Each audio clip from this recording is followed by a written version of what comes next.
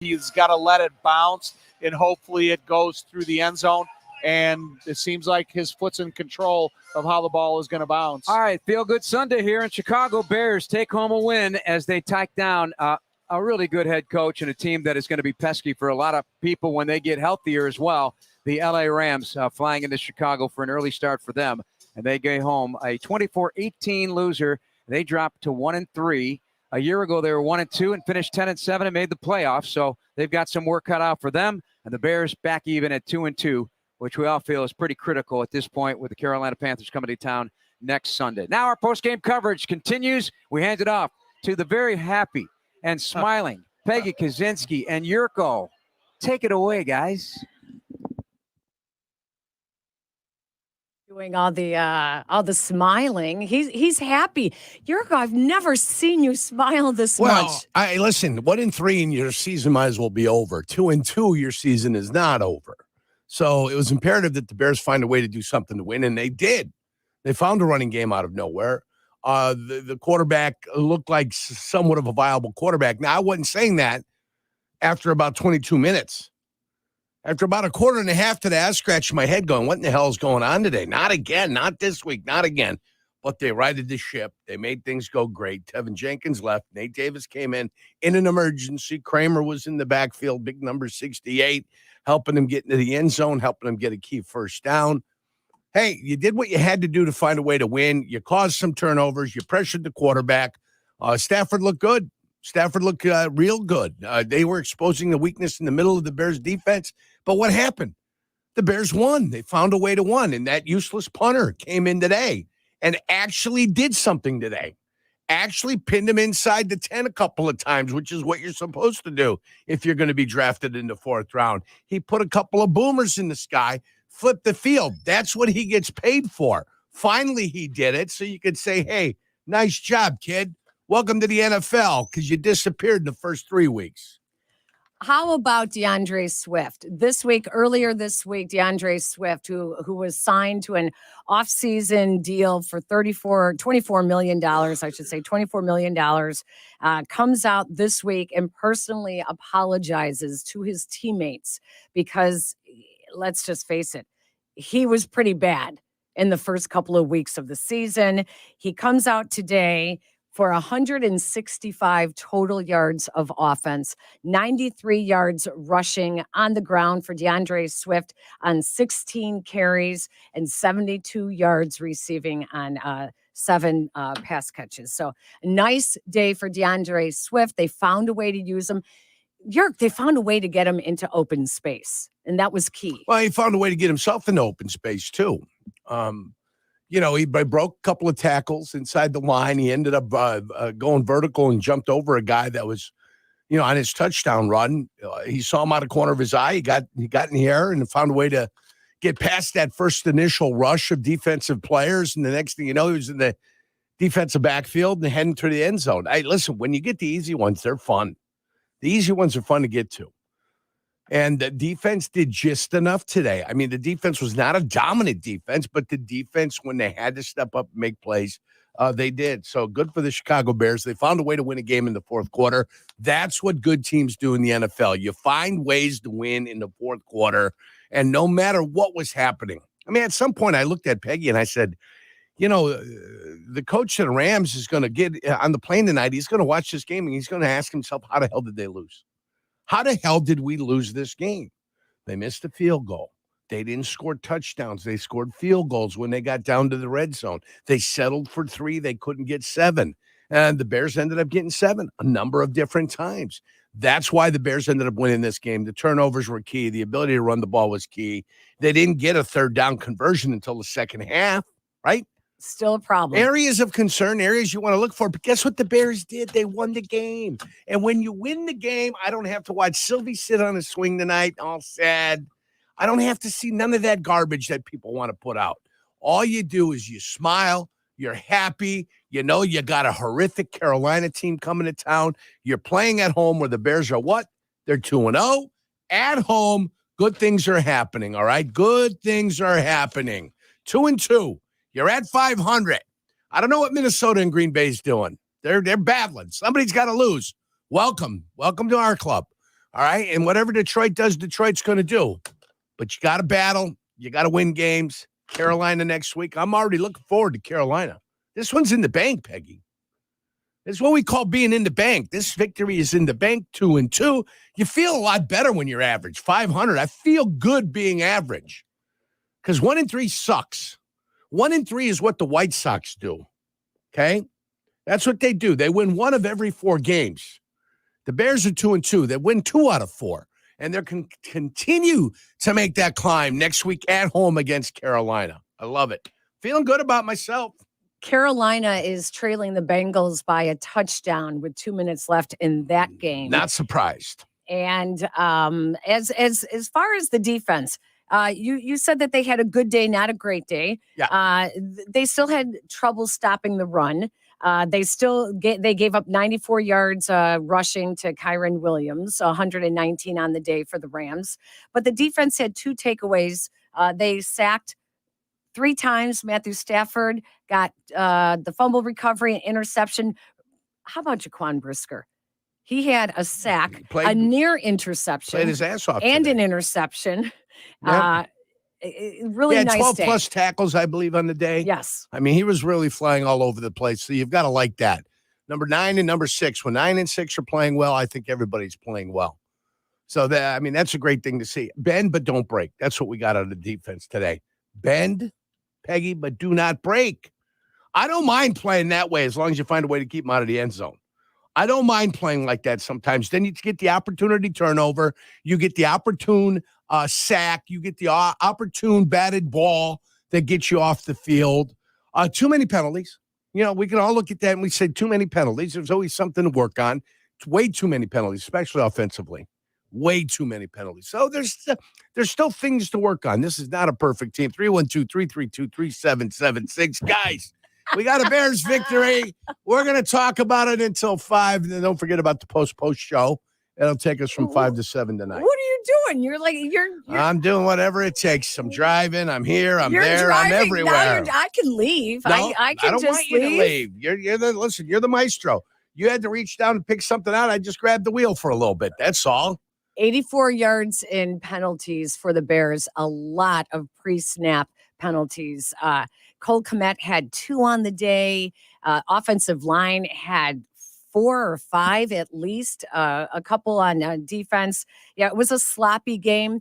Do you think that's still the cadence issues with a new young quarterback when it comes to the pre-snap penalties? You don't think so? No. Lack of discipline issues. When Cole Kmet went out there on the perimeter on the thing, what did he do? He anticipated there being a snap. Why? What for? Get out there, get next to your guy, settle down, and wait for the ball to be snapped. Whatever. Maybe it was the cadence, and he expected the snap to happen because he turned and looked. Is he the only guy that expected the snap to happen? Because 10 other guys didn't move an inch. Good point. Only one guy seemed to be looking forward to something. So I would say that, no, it's the one individual player. Usually, if you see 6 guys move, okay, we've got a cadence issue. If everybody's standing still and one guy moves, it's his issue. It's not everybody's issue. The Bears doubled their offensive touchdown production from the first 3 games of the season. Now they had 3 touchdowns today on offense. Did you like how they used Roschon Johnson? Are you going to pronounce his name Roschon since he had a good day? I mean, I when I call him Roschon, it's not I'm anything against him. I like him. I just looked at his name and it looks like Roschon. But either way, do I like the way they used them? I wanted them to commit to somebody at the running back position. Well, they instead of going to Herbert on the goal line, they went to Roschon. It's fine. I've got no problems with it. My point is, last week and all week, I asked to commit to a running back. I don't need to see 12-8-8. I'm not looking for that 12-8-8. Give me one guy that's going to be the workhorse. Give me another guy that's going to be the guy that steps in. Let the other guy go play special teams. How do you mix it up? If somebody gets hurt, then somebody's got to step up. That's how you handle the running back position. Let's everybody get 8 carries during the game. No, I don't want that. That's ridiculous. You don't need that. If you got DeAndre Swift and you decide to pay him, then let the damn kid run the ball. And so I'm glad they decided to let him run the ball. They made Roschon the backup. So number 23 is going to be the guy that does it. And so good for them. They made that decision. I like that decision. Now less penalties. We'll be happy. Bears fans at Soldier Field are happy going back to their cars in the parking lot because the Bears are on a 7-game win streak at Soldier Field dating back to last season. 7 straight wins is the longest win streak by the Bears at home since the 2005-2006 season when they won 10 straight. So happy Bears fans, give us a call, 312-332-3776. You are listening to the Great Clips postgame show on the Chicago Bears radio network. What would you do with $1 million? Hard Rock Casino Northern Indiana wants to give you the chance to find out in our $1 million giveaway. Earn July 1st through December 27th. Then join us each Friday for your chance to win a grand finale spot for a 1 in 500 chance to be the guaranteed winner of $1 million. The $1 million giveaway, exclusively at Hard Rock Casino Northern Indiana. Must be 21. See Players Club for complete details. Gambling problem? Call 1-800-9-WITH-IT. In football, success is about team effort, and the same is true for your hair. At Great Clips, they save your haircut details in clip notes, so every member of the highly skilled team knows exactly how to create your signature look. And with our easy-to-use app, you can check in from anywhere and get a ready next text when you're up next for a cut. It's the confidence of a great haircut, delivered by a team you trust. Download our app today. Great Clips. It's gonna be great. Miller Lite is brewed with great taste and only great taste. The Miller Brewing Company would like to issue a correction. Miller Lite is brewed to be less filling. What are you doing here? Miller Lite tastes great. Look, I'm just reading the script. It says less filling. That's not what my script says. Well, mine says. We'd like to apologize for the previous announcers. Miller Lite is in fact less filling and tastes great. Time to shine, legal guy. Celebrate responsibly. Milwaukee, Wisconsin beer. 96 calories and 3.2 grams carbs per 12 ounces. Fewer calories and carbs than premium regular beer. Did you lose your health insurance coverage? Loss of health coverage may qualify you for a special enrollment period through the ACA Health Insurance Marketplace to find the right health insurance that fits you and your family's needs and budget. At getcoveredillinois.gov, certified local navigators can help you enroll in a quality, affordable health plan. Financial help may also be available. Reach out to a certified local navigator at getcoveredillinois.gov. Your health coverage starts here.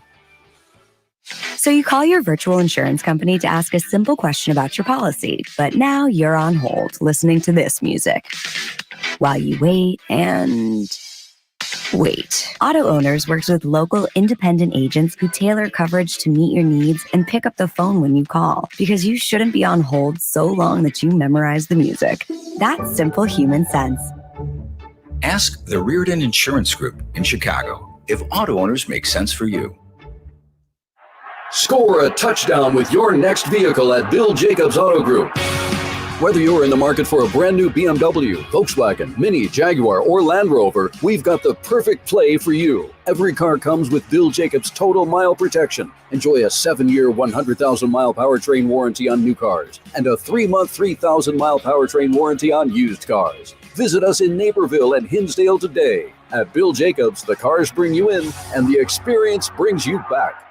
This is Jeff Joniak here to tell you about Ego Power Plus. Ego is the #1 rated brand in cordless outdoor power. Take it from me. I love the 22-inch Select Cut self-propelled lawnmower. It cuts my lawn in a single charge. Ego delivers the power and performance of gas, but without the noise, fuss, or fumes. Ego's patented 56-volt arc lithium battery technology is the heart and soul of the system and what powers game-changing torque needed for demanding jobs. Learn more at egopowerplus.com. Ego, power beyond belief. Here comes the Welcome to the Great Clips postgame show on the Bears Radio Network. Brought to you by Great Clips is gonna be great by Hard Rock Casino Northern Indiana and by Miller Lite. And now, the Great Clips postgame show on the Bears Radio Network. Here are your hosts, Peggy Kaczynski and John Yurkovich. The Bears end their 2-game losing skid and extend a home win streak. Let's head back to Soldier Field where Jeff and Tom are standing by with head coach Matt Eberflus. All right, thanks, Peggy, very much. Bears 24-18, the final score. Coach, congratulations. A lot to pick apart here because it was a team effort all the way around, complimentary football, and maybe 2 of the best drives of the year offensively in the third quarter and the fourth quarter, and some great special teams play and keeping them to a quiet red zone. So take it away from there. Yeah, I was just in the locker room with the guys, and I was just telling them how proud I was of the way they worked during this week. Really to just get better. At the fundamentals, get better. We wanted to run the ball better. And we did that today in terms of our average and the commitment. And I thought the guys really did a good job of really working together to get that done. That's the first thing that stands out. And then we honored the football. Took the ball away. +2 in that category, and the offense did a nice job of protecting it. So in the sacks, we gave away 3, but we got 3. So one of those was crucial in the red zone there. We got a strip sack, and then we scored and punched that in. Good complementary football to put that in for 7 points on that one. Then at the end of the day, we finished, those last 2 drives we finished. It was good for the football team to be able to do that offense, defense, and then special teams, and then finishing up with a nice interception at the end. How big of a day is this for somebody like DeAndre Swift? First 3 games certainly had to be frustrating for him, and he just blows up today, run and passing game. Yeah, it's really good for him. I know that he's always hard on himself, but I always tell guys, you can be hard on yourself, but you also have to be encouraging, because you got to go perform. And he did that this week, and he really relied on his work ethic and his determination, and did a nice job today with, you don't do that by yourself. It's the offensive line, it's the perimeter blocking, it's all those things that go into it. Did a nice job of taking some check downs, some good distances too. Matt, one thing I really like is your development of depth on the defensive line. When you're getting a chance to play 8 different guys at multiple positions, and then you get the production out of them that you do, it's got to help your defense and your defensive strategies when you have that many guys included on the line. Yeah, it really does. It helps our guys to be fresh, and not just the guys that are rotating in there, our starters. The starters are able to be fresh at the end and be able to give some good rush, at the end of the game like we saw. The pressure that we had on that interception was good, and it's good when you can only do it with 4. Now at the end of there, I sent some more guys a couple times, and just to create some pressure, and we did a good job. Brisker did a nice job of getting that sack. But those front 4 are really what drives it. I like that you didn't skip a beat when Nate had to come in and then Matt moved over to left guard. But what did you see throughout the course of the week? You talked about how good practice was, and then how that computed to Caleb's success today. Yeah, it all starts with the run game. It really does, because we were in good distances most of the time, and we felt like we were in control of it. And that's what you want to have when you have a solid run game. And so then the play actions were open, and then we really did a nice job of pushing the ball down the field, in terms of the routes. And then a lot of those checkdowns had a lot of air on them. So you can get a lot of yards from those too. But overall, Shane did a really good job of communicating with the offensive guys, bringing them together in a growth mindset, and really getting the feedback. And I'm really proud of the offensive staff, the way they worked with that group this week. And obviously we're getting better every single week. You can feel that as a football team, but on the offensive side too. Is this what you envision out of Tory Taylor, since you guys brought him here, and with the effectiveness that he's had in changing field position and giving your defense to be a little bit more aggressive on his ball placement? Yep, no doubt. He's been amazing. He works at it. He's really, really good at what he does, and that showed today. And we took advantage of it too. It's a really good job of him pinning it down there. Then the defense knows that he is a weapon, and we're all excited for him when he does that. But then we gotta rise up and keep him down there. Matt, how different is your defense in terms of just how effective it can be in critical situations when you deploy Brisker like you do, like that blitz, the play he made covering the tight end in the end zone, didn't get his feet down, but that could have been another takeaway. Yep. He was all over the place today. Yeah, the one thing I love about Jaquan is that he is very competitive. I love his competitiveness. He's elite in that way. And I love his passion that he brings every single day to the building, and obviously on game day. And he's been that way since he's been here. That's why we drafted him. It's one of our first 2 draft picks that Ryan and I looked at and said, hey, you know what? This guy, he embodies everything we want in a Chicago Bear. And he's done that. And I thought for sure my offensive lineman partner here for the last 28 years. Oh, that's right. Tom Thayer would have asked you about Hinsdale's very own Doug Kramer lining up like a bad boy there at fullback on 2 big runs, one to put the finishing touches on a Roshan Johnson drive. How did that come about, and how excited are you for that player who has been here for several years, has battled some injury, he left, he came back, he made the roster, he's trying to carve out a path to the NFL? Yeah, it was good creativity by the offensive staff to be able to get that package in there and then design some plays off of it. They had several plays that they had. They only used a couple today, but it was a good design by the offensive staff and good execution by the players. Matt, he was high-stepping off the field. He was clicking his heels. He was so excited, Matt. Oh, my goodness. Yeah, he is a great teammate, and he worked his tail off, and I'm excited for his opportunity. Do we got a name for this this particular play? Is there a particular name for these Kramer plays? No, not yet. Okay. We'll have to let them grow a little bit. Yes, you're right. You're the man to do that. All right. Well, another home game coming up. Now 7 in a row at home. That's a streak of significance dating back to last year. I know the years changed, but the home crowd and the home cooking helps. How important is this to develop a dominance at home with Carolina coming in here next week? It's been great. You know, the Bears fans, like I've said, are the number one fans in the world, and they travel, but when we're at home, they've been great. And they really were an advantage for us today on defense, offense, and special teams. All right, Matt, congratulations. We'll talk to you tomorrow. All right, thank you. That's Bears head coach Matt Eberflus. Peggy, Yurko, continue on. Carry on. Have some fun. All right, JJ, thank you very much. How's this for the offense? They came into the game averaging just over 3 yards per rush, which was 31st in the league. Today, they finish with a 4.7 yard per rush average. That's a significant increase. Sure it is. They needed it. That's exactly what they needed. They needed the run game to get going today. It's exactly what they did. 131 yards on the ground today on 28 rushes. It was a nice job by the offense to find a way to get the run game going. And they popped the big run. The big run. Yep. You know, the one that gets you the bunny into the end zone. That's what you like.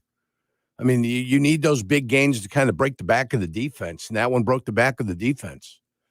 They had 4 straight drives. You know, starting with the last one in the first half and the first 3 in the second half, where they scored 3 touchdowns and a field goal. And in essence, that was the efficiency of the game. That's what they did, and that's what they did well. Once they struggled. Then once they broke through, then all of a sudden it looked like they were going to break through forever. And it was fun. And then at the end of the game, they were just trying to protect the clock, trying to take care of the football, not turn the football over, maybe become a little bit more predictable. But they ran their 4-minute drill. They got it down to 1:13. They got an interception at the end of the game. They are going to kneel it out the rest of the way. So good for the Chicago Bears. The first of what has been termed 3 must-win games for the Bears to get back on track. They get back to 500 at 2-2 in the first must-win game, and then they have Carolina and Jacksonville as well. This is the type of role they need to get on. Yeah, absolutely. I mean, Carolina, they played better at the last couple of weeks. I think they even put some points on the board today, but Carolina is one of those teams that you believe that you're better than. You're going to play them at home. There's the advantage. You play the Rams today in Los Angeles in this style of game. I don't know if the Bears come out on top, but you play them at home, and you've got to go ahead and you got to hold serve at home. So that's what the Bears did today. They bring Carolina in next week. I'm expecting the defense to be a little bit more dominant, be a little bit less bend and not break. No bend, no break is what I anticipate the defense being able to do. They might be able to dominate a little bit more next week. That'd be great. And then we're hoping that the momentum that the offense built today and some of the confidence that the offense has built today, and DeAndre Swift is a little bit confident. Maybe that offensive line can go to films and not be ashamed of themselves. Maybe the offensive line can go to films and actually want to see the film. Jenkins went down with an injury early, and then guess what? They stepped up. Guys just came in and they stepped up. I didn't hear Nate Davis's name, and I didn't hear penalty on number 64. Well, there was one penalty that they gave, I think, to Coleman Shelton that looked like it would have been Nate Davis. Coleman Shelton had himself a nice hold there, too. Either one of the two could have been held for the hold. They called it on 65. I know Adam Amin wanted it called on Nate Davis, but they called it on 65, so that's why I'm going to keep it. But either one of the two looked like they could have had a hold. So the Panthers today lose to the Bengals, handing Cincinnati their first win of the season, 34-24. The Panthers will come to Soldier Field with a 1-3 record behind new quarterback, former Bears quarterback, one-time quarterback, Andy Dalton. He'll be here. And listen, the veteran quarterback's better than the young quarterback. Well, that's what we're seeing in the NFL today. That's just it. Young guy, these quarterbacks are so young. The veterans are looking good. The veterans' floor and the veterans' ceiling are pretty much close to each other, but you know exactly what you're going to get. When you draft the young quarterback, you're hoping, oh my God, this is how he's playing now, but we know he's going to be so much better in the future. Doesn't always happen, though. Vikings and Packers. Wow. Final 30 seconds of their game. And the Vikings are clinging to a 2-point lead. They could go to 4-0. Are they the best team in The football Vikings right now? just recovered the onside kick. They're going to win it. So they're going to run the clock out, and the Vikings do win 31-29. They had a 28-0 lead in that game. So they gave up some stuff at the end of that game to make it closer than it was pretty much the whole day. So the Vikings are going to 4-0. So congratulations to the Minnesota Vikings. It's all right. We'll catch them in the second half of the year when they're not feeling so good about themselves. Wow. That's really something, though. 31-29, that final. Jordan Love did return for the Packers. Yes, he did. And the New York Jets end up losing to the Denver Broncos out in Denver on a missed field goal at the end of the game. So they end up losing, I believe it was 10-9. Aaron Rodgers had 225 yards passing. Jordan Love, by the way, had 4 touchdowns today for the Packers in his return as the comeback bid fell short. Couple interceptions, too. Yep. Let's head back to Soldier Field where Jason McKee is standing by with QB1. Here, Bears quarterback Caleb Williams. Caleb, obviously, you guys got the victory today. Offense came to life in the second half. What adjustments were made at halftime to really make you guys, go on a run this second half? Yeah, I think the most important thing was our communication at halftime. Also understanding we got a whole nother half to go, and it all comes down to us executing. Staying ahead of the chains, not getting many penalties, and focusing on what we can control, what we can manage, all the things that we can do, and then after that, go out there and make plays. DeAndre Swift had a big game, 165 total yards from scrimmage. Was that a part of the game plan, getting him more touches, whether that be in the passing game or in the run game? Yeah, I think with the guys that we have, it's always important to try and get the ball in their hands, especially with somebody like him that can run the ball so well. And then obviously, when he gets the ball in his hands in open space, when he catches it, he's unbelievable. So we've known that for so many months and so much time, and so being able to make it happen today. I'm happy for the guy. He's been taking so much heat, and he's an unbelievable player, and we've known that, and so I'm happy for him. An offense that has struggled in short yardage situations, also goal line situations. How excited were you and the guys to hear that Doug Kramer would be in at fullback, and when was that decision made? Yeah, that's something that we practiced throughout the whole week. It's always fun when you get a big guy in there, extra lineman or extra lineman that's a fullback or whatever the case may be. To have him in there, knowing he's going to go in there and play bully ball with a linebacker or anything like that, it's always fun. You got another touchdown pass today. Break down the touchdown pass. It was 3rd and 5 in the red zone. You found DJ Moore in the back of the end zone. Break down that play for us. Yeah, so I had a route concept to the left. I think it was Gerald and Rome. Rome took an inside release. Gerald, he had a safety over top, and I believe it was a backer on him. And didn't like that one, so just moved on with the progression. I knew backside the DJ, either they were going to double him with the safety over top, or that he was going to be one-on-one with the backer, the way that they were playing it with a 2-high structure. So they end up actually leaving DJ on a backer, which is unbelievable. Those are the type of matchups that you want and that you wish for, and being able to get our first touchdown, going and things like that. It's great. I want to ask you about the football because I saw you took it with you when you came off the sideline. Looking ahead to when you look at this team, right? It's an offense that has been criticized. You guys have been up and down.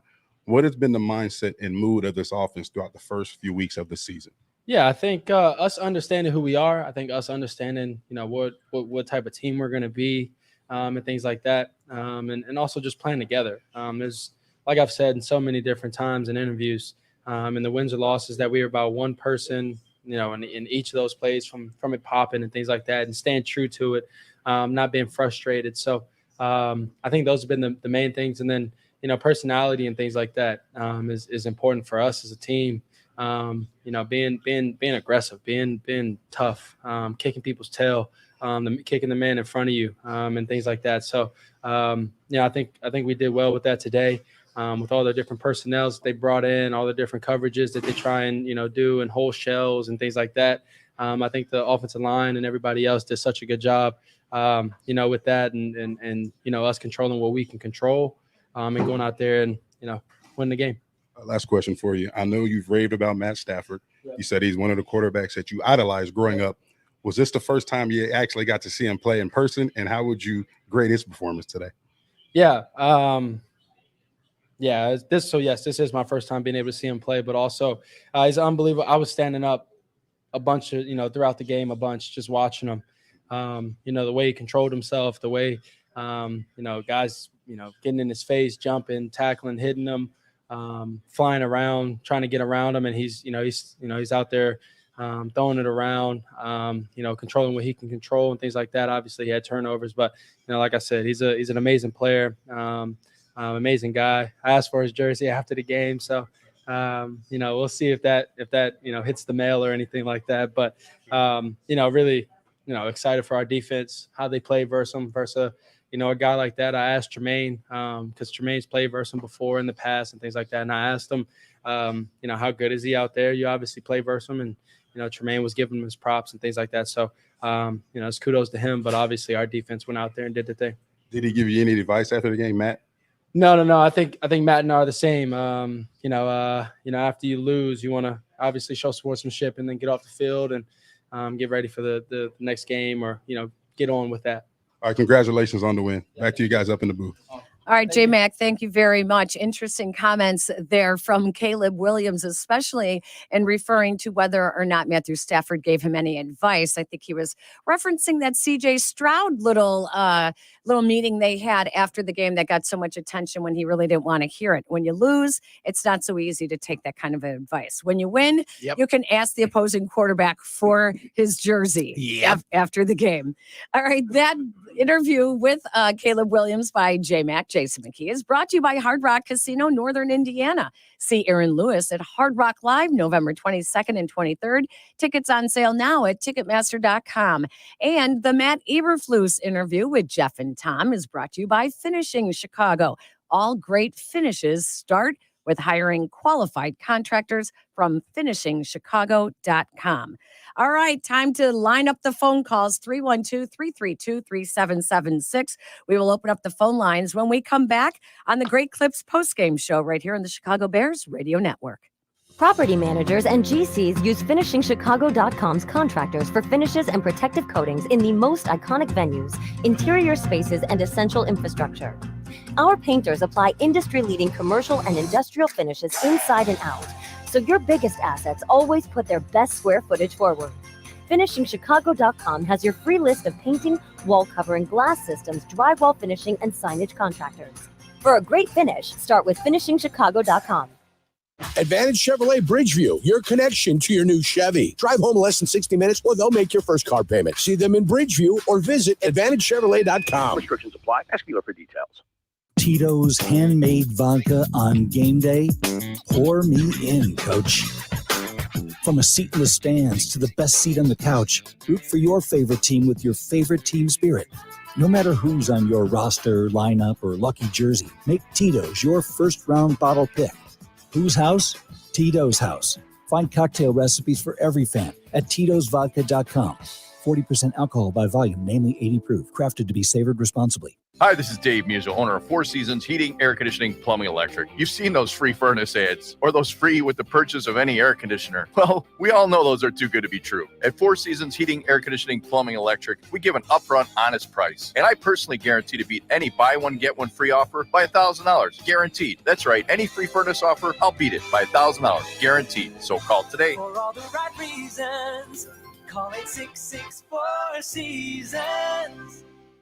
It's time to enter the Verizon Flyaway Sweepstakes. This is your chance to win a trip for you and a guest to see the Bears play in San Francisco. The Carmen and Yurko show is going back on the road to watch our favorite football team. One winner and a guest will win airfare, hotel, and tickets to see the game and lunch with me and Johnny Hansen. Hurry to select Chicago and Verizon locations or go to ESPN-ChicagoContest.com to find the Verizon Flyaway trip page and enter by October 20th. No purchase necessary to enter. Must be legal U.S. resident of eligible zip codes, age 21 years or older to enter. Void where prohibited. For official rules and full details, visit ESPN-ChicagoContest.com.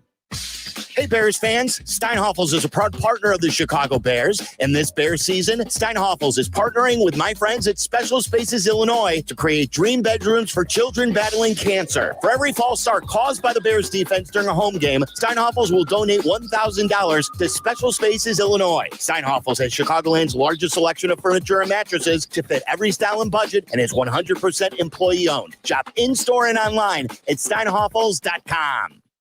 Dreaming of transforming your backyard into an outdoor oasis? Make it a reality with a stunning pergola from BHS Outdoor Spaces. Choose from fully automated to fixed louvered roof options. Add screens or shades for privacy and bug-free ventilation. All pergolas and motorized screens are custom built to fit your outdoor space. Make your comfort a priority with fans, misters, and heaters for those hot days and cool nights. Extend your patio season and transform your outdoor living space today. Visit bhsoutdoorspaces.com. That's bhsoutdoorspaces.com.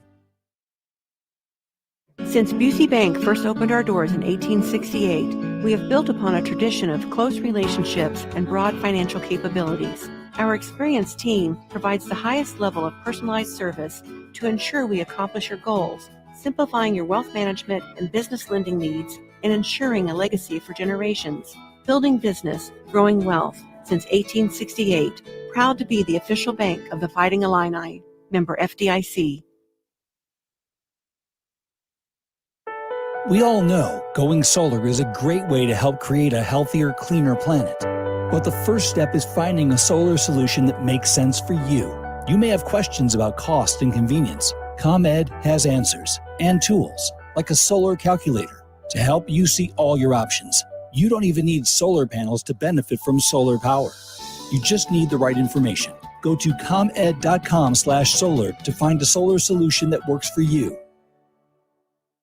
Illinois State University, like Chicago's favorite football team, welcomed a historic recruiting class this fall, the largest since 1986. Like our gridiron heroes, we're excited to watch these newest additions work hard, find success, and create a legacy of their own. And while a few of our students have suited up on Sundays, our small class sizes, expert faculty, and personalized learning environment will prepare every student for Hall of Fame careers. So be part of a winner and take the first step toward creating your legacy. Apply for admission today at illinoisstate.edu/apply.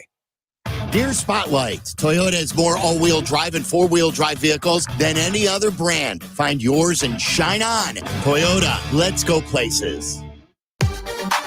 Taylor will punt from his 30 on the left hash. On the far side hash just outside is Xavier Smith out of Florida and A&M, the Peyton Award finalist a year ago, undrafted. Haines City, Florida. His only touch last week was a 48-yard return that set up a game-winning field goal. He's going to let it bounce, and it kicks back. A beauty by Tory Taylor. Expertly done. Bears on it, and they'll hit the Rams. And inside the 5 start, that was a 51-yard punt and a kickback beauty. Peggy and Yurko, post game on ESPN Chicago. Some complimentary football played by the Bears today, something the coaches were preaching all week.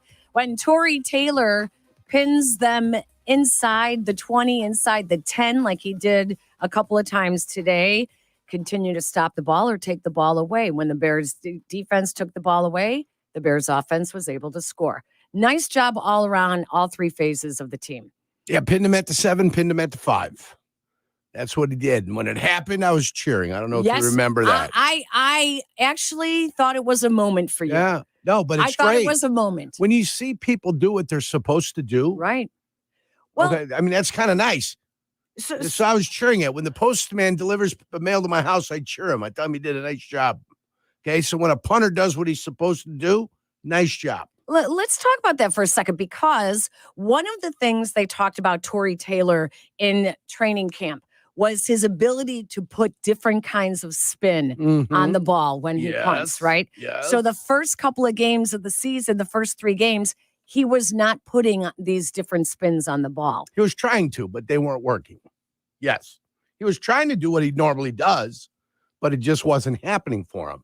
Today, it happened for him, which is wonderful, which is what you want. You want to give them these different looks? Right. Exactly. Yes. You want him, you want that ball to be able to bounce in the sky and have your guys come down and cover it. So, I mean, it's perfect. It worked today. It created a long field for the for the LA Rams.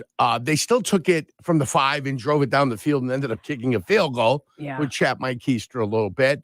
But the defense today, for one reason or another, were not that good against the run this year as we were last year. So they're going to have to figure that out as they move forward. But that's fine. Everybody compliments, like everybody was picking up for each other today. When somebody went offside, somebody had illegal procedures, somebody did something silly. Darnell Wright had 2 penalties within like 5 minutes in the game. They were trying to pick each other up. They were trying to pick each other up. For the first quarter and a half, they were stuck in the mud. I'm like, not again. I go, we're seeing the same crap that we've seen before. And then all of a sudden, they start running the ball a little bit. They popped one, and they got the ball into the end zone. They put Kramer in as fullback. Cole Kmet did a lot of blocking today for Cole Kmet. He ended up coming across. They run it to the right. He'd come across the formation and trap the end guy on the line of scrimmage. And that's the play that DeAndre Swift ended up breaking for a touchdown. Also a play that gave the Bears plus yardage in a number of situations. They probably ran it 4 times and had success 4 times on the play. You know who else looked good on that play? Matt Pryor. Matt the Pryor, big fella, yeah. the big guy who took over the starting role at right guard until Tevin Jenkins got injured. Nate Davis came in. Matt Pryor has done very nice job in the first 2 games since he's been given the opportunity. And listen, today's game's not perfect. It wasn't perfect. But the Bears came together and won a game in the second half. They had the lead. They won a game in the second half, then they solidified it. Where in years past against Denver in the 4th game of the year last year, they had a double-digit lead in the 4th quarter, and they found a way to piddle it down their pant leg. This year, they didn't piddle it down their pant leg. They ended up winning the game. The Bears have had the lead for some of the fewest amount of time in the NFL, and they played with the lead, and they were able to pad it at one time and then protect it. Yes. Communication was key. Caleb Williams said in his post-game interview with Jason McKee, and cutting down on those penalties. They had 10 penalties for 84 yards. 7 of those penalties were in the first half. Yep. So they did clean it up in the second half. Yeah, when it looked the same as what we've seen before. It was ugly. It was ugly. Then it got a whole lot better. At halftime, can you believe the Bears are winning at half? So they're winning at half. I wouldn't have thought that the way they were playing. Offensive coordinator Shane Waldron was under the microscope all week as well. He came out, instead of using Khalil Herbert in short yardage and at the goal line, they went to Roschon Johnson.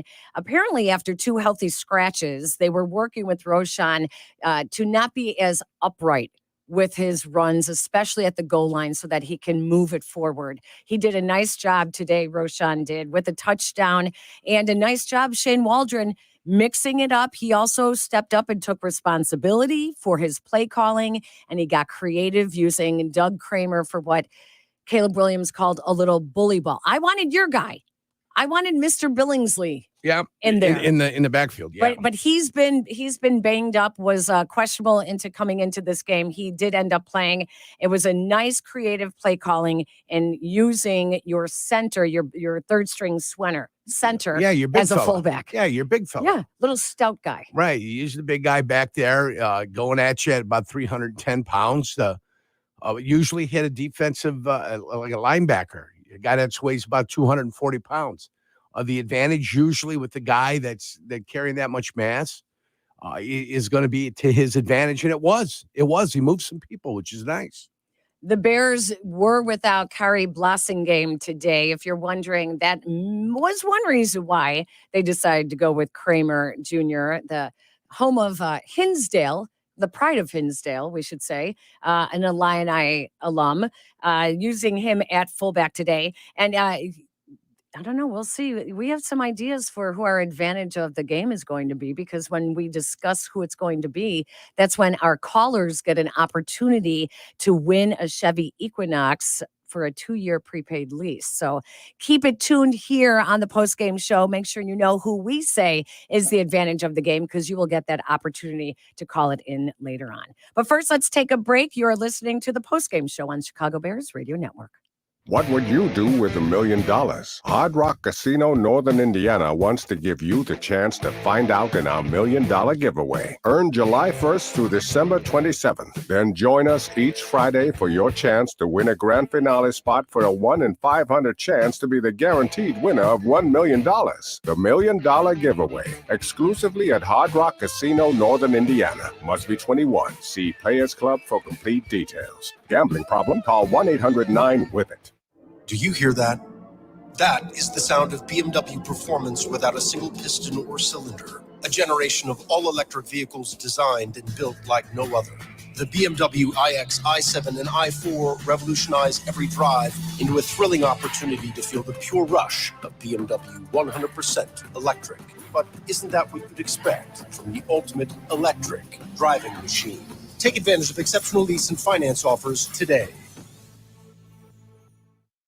The village of Bolingbrook is breaking out and elevating its game. Bolingbrook is rated as the third most diverse suburb and the only community in Illinois to make Fortune's top 50 places to live in 2023. Why? Over 50 corporate headquarters call Bolingbrook home, and it's a prime commuter destination right off I-55 and I-355. Elevate your future and the future of your business. Visit bebolingbrook.com. It's a great time to be Bolingbrook. Getting the kids to practice on time. Remembering if it's your day to bring snacks. Making it to the game with a clean jersey. Why are simple things sometimes so complicated? Thankfully, with Auto Owners, insurance doesn't have to be one of them. Auto Owners works with independent agents who answer when you call, so you can worry about more important things, like whether your kid is going to run toward first or third base. That's simple human sense. Ask the Reardon Insurance Group in Chicago if Auto Owners make sense for you. Miller Lite is brewed with great taste and only great taste. The Miller Brewing Company would like to issue a correction. Miller Lite is brewed to be less filling. What are you doing here? Miller Lite tastes great. Look, I'm just reading the script. It says less filling. That's not what my script says. Well, mine said. We'd like to apologize for the previous announcers. Miller Lite is in fact less filling and tastes great. Time to shine, legal guy. Celebrate responsibly. Milwaukee, Wisconsin. Beer. 96 calories and 3.2 grams carbs per 12 ounces. Fewer calories and carbs than premium regular beer. Property managers and GCs use FinishingChicago.com's contractors for finishes and protective coatings in the most iconic venues, interior spaces, and essential infrastructure. Our painters apply industry-leading commercial and industrial finishes inside and out, so your biggest assets always put their best square footage forward. FinishingChicago.com has your free list of painting, wall covering, glass systems, drywall finishing, and signage contractors. For a great finish, start with FinishingChicago.com. LoadSmart offers you a fresh canvas, empowering you to take control of your supply chain. Instantly price, book, and ship with guaranteed capacity tailored to your unique needs. LoadSmart's automated solutions eliminate the chaos of manual processes, giving you the freedom to design a more efficient, cost-effective operation. Whether it's FTL, LTL, PTL, expedited, or drayage, LoadSmart helps you shape your logistics your way. Join the likes of Amazon Freight, Cabot Creamery, and Scott's Miracle Grow to move more with less at LoadSmart.com/ESPN. Enter for a chance to win tickets to see the Bears at home on November 10th. Edmunds is the name in car shopping, and Chicago Bear Tremaine Edmunds is the name you want on defense. They're teaming to bring you the name of the game sweepstakes. 100 fans will win tickets and parking. Some will also score upgrades like pregame on-field passes. Go to Edmunds.com/gameday to enter by October 15th. That's Edmunds with a U.com/gameday. And remember, whether you're buying or selling a car, Edmunds is the name of the game. The new home of the Chicago Bears. Hungry Chicago, finally champions on this January day in New Orleans. ESPN Chicago. Swift out beyond the number, slot right. Komet and Moore are paired. Slot left, Everett outside of Amadunze. Snap to Caleb Williams. In the pocket, scanning, throwing, back of the end zone. Feet down, back of the end zone. DJ Moore, touchdown. Touchdown Bears on Christian Roseboom. One-on-one in a very tight space. Running out of real estate. He grabs it. Great job. Touchdown Bears in a 16-9 lead. Bears Monday starts with Cap and Jay Hood on ESPN Chicago. Caleb Williams continues to show improvement each game. 17 of 23 today, passing for 157 yards, a touchdown, no interceptions. He took care of the football. 3 sacks today allowed by the offensive line. Caleb finishes with a passer rating of 106.6, as opposed to one of the quarterbacks he grew up admiring, Matthew Stafford, on the other side. 20 of 29 today for 224 yards passing, 0 touchdowns for Stafford, an interception. He was sacked 3 times by the Bears defense, lost a fumble on the strip sack by Montez Sweat, and Matthew Stafford leaves Soldier Field with a passer rating of 77.4. I found it interesting that Caleb did ask for Stafford's jersey after the game. It always feels too soon when right after. Are you supposed to be all happy and nice and, oh yeah, here you go, kid? This is more a of little Joe Green moment. This in is the more tunnel? of a soccer thing. They've done this in soccer forever. Really? And right after the game, they exchange jerseys. Yes, it's a soccer thing. That's where you see I don't it all think the I'm time. that good of a sport. Yeah.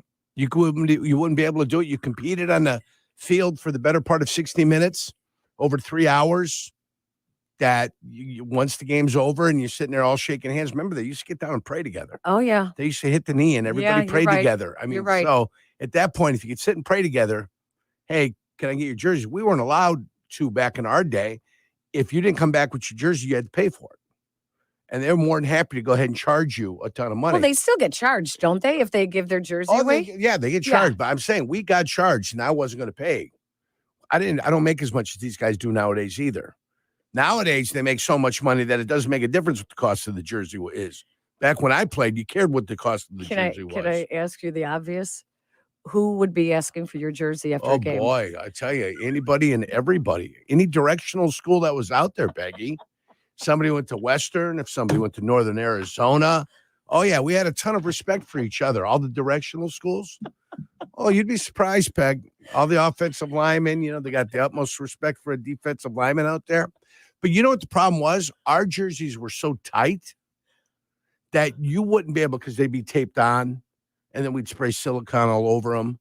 So trying to get that jersey off on the field be impossible. Back it up. What's to be backed up?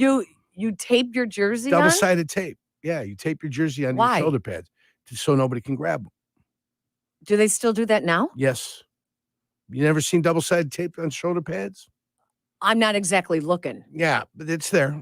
Yeah, double-sided tape on shoulder pads. That's the way they work. And what's the silicone? Silicone, so you spray silicone on there so you can't grab the jersey. Now, the NFL tried to outlaw that in about 1997, and they pulled 6-7 guys from each team, defensive and offensive linemen, and they tried to rub you down just to make sure you didn't have it on. Like pitchers getting checked at the end of an inning. Yeah, for the funky, sticky stuff. Yeah. Only we didn't like sticky stuff. We like slippery stuff. You want slippery. Yeah, you want slippery so they can't get a hold of your jersey. Wow, you learn something new every day. I mean, that's certainly when I played. They check it now.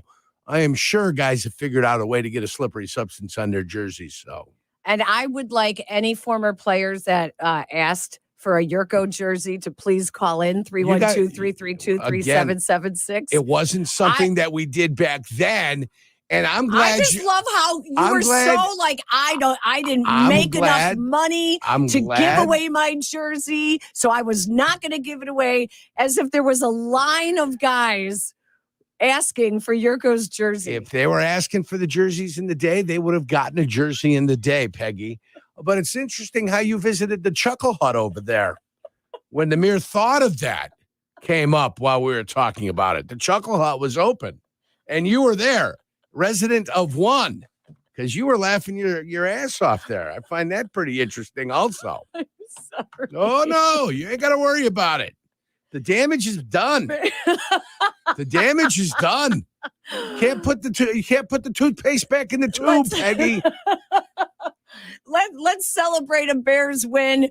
They're back to 500, 2 at home. This is good news for the Bears. They continue their home win streak that carried over from last year as well. 312-332-3776. Let's open up the phone lines and take your calls. But first, we pause 10 seconds for a station identification. This is ESPN 1000. You are listening to the Chicago Bears Radio Network. This is the new home of the Bears, ESPN Chicago, WMVP, WTBC HD2, Chicago. New cars and old friends.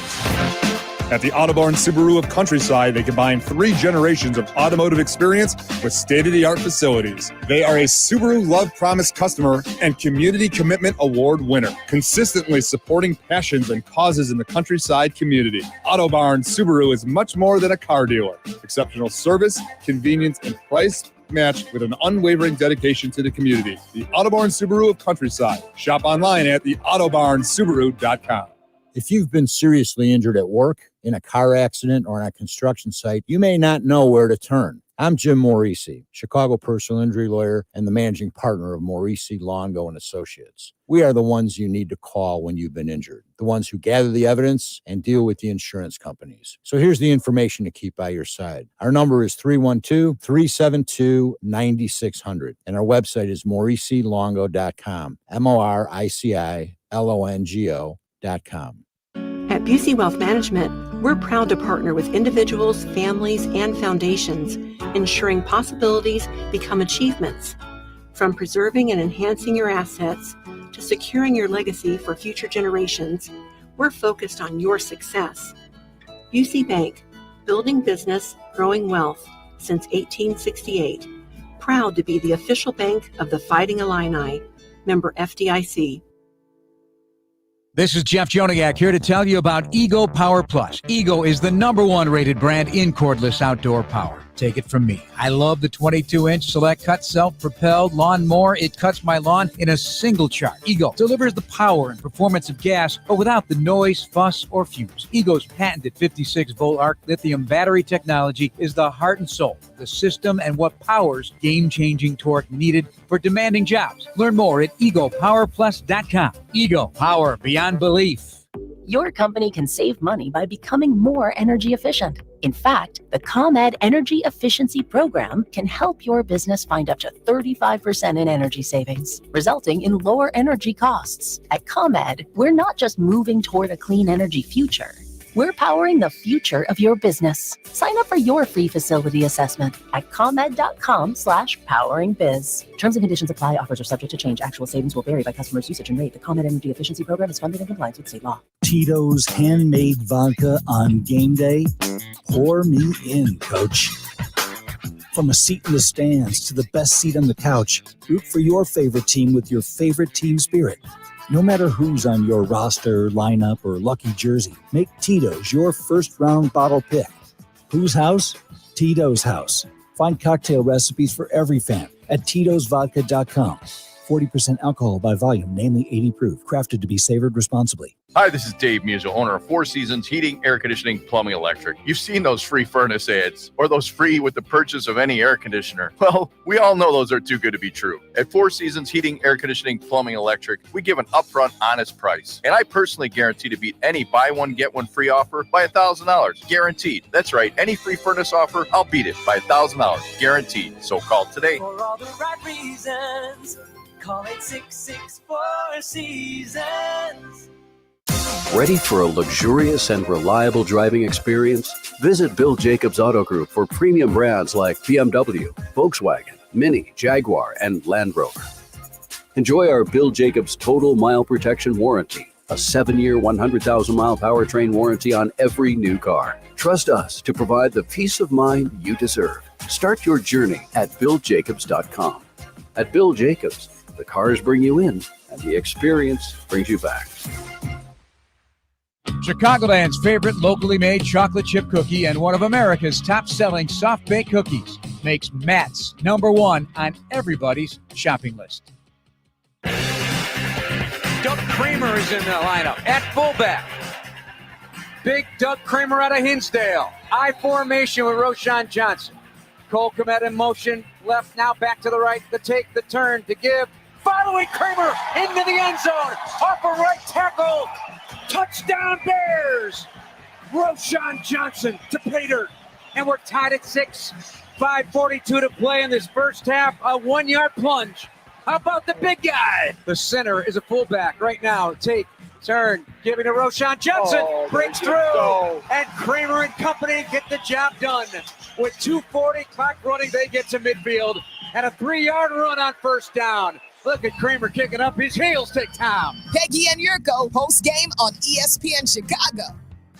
With all the injuries on the offensive line, we wondered when Doug Kramer would get a chance, but it was an injury to fullback, which gave him the opportunity to block for Roschon Johnson on that touchdown. Again, he came in and blocked for Johnson again on a key 3rd and 1 just before the 2-minute warning, so the Bears could retain possession.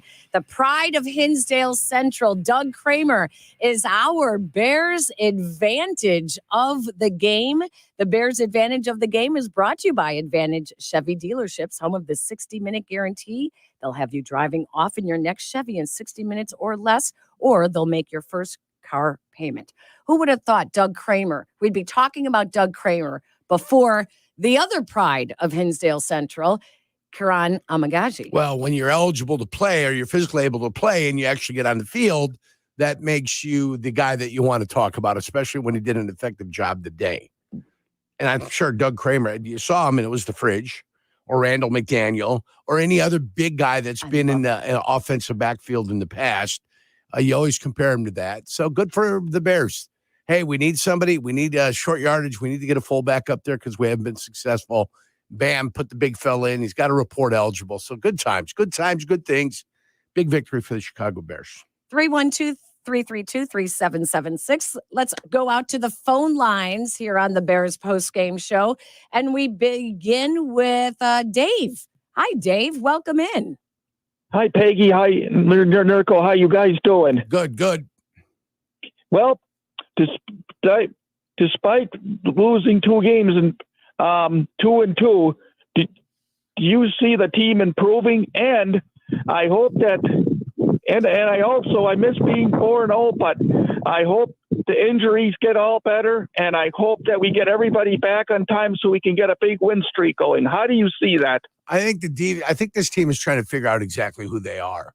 You know, last year's team was last year's team. They ended up with 7 victories. They were trying to figure out who they were last year. Now you've got new players, different guys. You got a defense that played very well in the second half of last year. They're trying to reestablish what they're going to do. The offense is going to be a work in progress all year. So it's 2-2. You've won your games at home. You lost your games on the road. Win your games at home, split your games on the road, and guess what you end up with? 12 victories during the year. So you've got to continue to play well at home. You got to continue to hold service at home and continue to win your games. They get another chance next week. Thank you, Dave, for the phone call. We appreciate it. We go out to Atlanta. Michael is listening in on the ESPN Chicago app. You can also check us out on YouTube and on Twitch TV as well, ESPN Chicago. Hi, Michael. Hey, how you guys doing? Doing well. What's up, Mike? Yeah, so I'm glad to see balance. That's the thing. Like you said, Yurko, they're going to have to get an identity because you can't have the kids. Because I watched that debacle here in Atlanta with some of the Falcon fans watching that game. I couldn't believe last time when they played the Texans, you throwing the ball that many times and the defense keeping you in the game. But I'm glad they made the adjustments. My biggest concern, as always, man, is this offensive line. They got to find that mixture of that group that can gel together.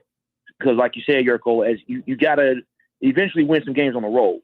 Like, you got to defend home court, but you got to win a few games here and there on the road to even give your chance a shot to, if you are looking at the playoffs. I don't see them making the playoffs, but like you said, the offensive line, it does much better, but you got to have that continuity on that line. I know injuries plays a factor, but if you can get some guys come in, perform well, keep them in there and gel together, and I think running the ball, moving forward, just run the ball better, because Shane Walden did that in Seattle. That's drove me nuts these last prior 2 weeks. You were making great play calling with running the ball with Geno Smith, and then once the season moved on, if you watch Seattle, he opened up the playbook. It's the same thing with Caleb. Just open up the playbook. I'm seeing Caleb make improvements. I want him to just stick to the script. Don't get too slap happy with his feet. And we're going to see next week with the Rams. I'm an optimistic Bears fan, but again, they got me a little skeptical with the offensive line, but they are getting better. And Yurko, have them put some respect on your name, man. Ridiculous they're going to laugh because someone asks for your jersey. What they think? You Come believe on now. that? You believe Peggy? You believe Peggy would do that to me? Mike, Yurko, come on, man. That's ridiculous. She's like, who would want to trade with you? I mean, what? I didn't say I'm it like what? that. I go, believe oh my I put the emphasis God. on who. That And the is chuckle. weirdly not who. offensive. Weirdly offensive. It is.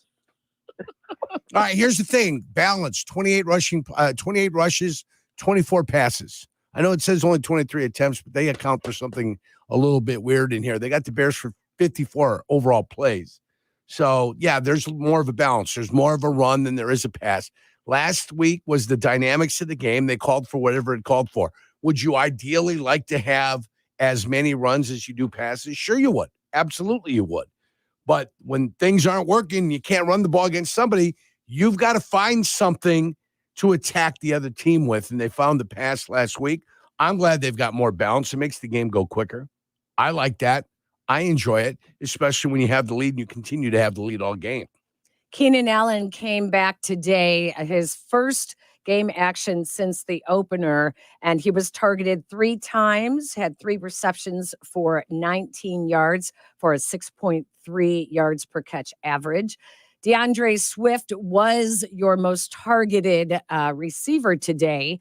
7 for 7, 72 yards, a 10.3 yards per catch average, and a long of 27 yards as well. He also had a long run of 36 yards. And Cole Kmet was targeted 3 times. He went 3 of 3 for 34 yards.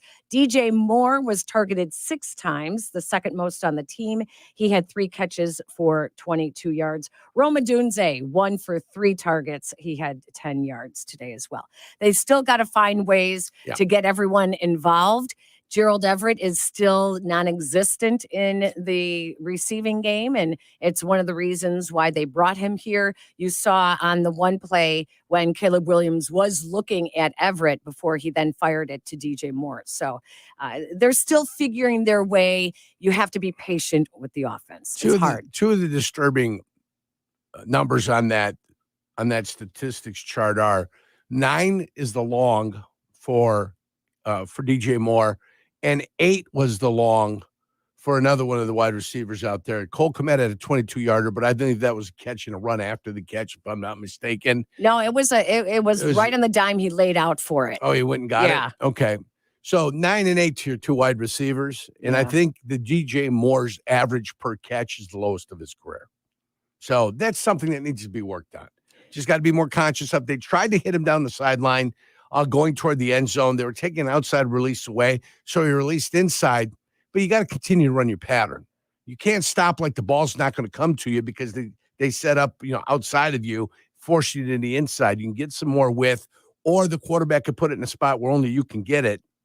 So, let's continue to run. Let's continue to make plays. Explosive plays was one of the things missing in Shane Waldron's office through the first 3 games of the season.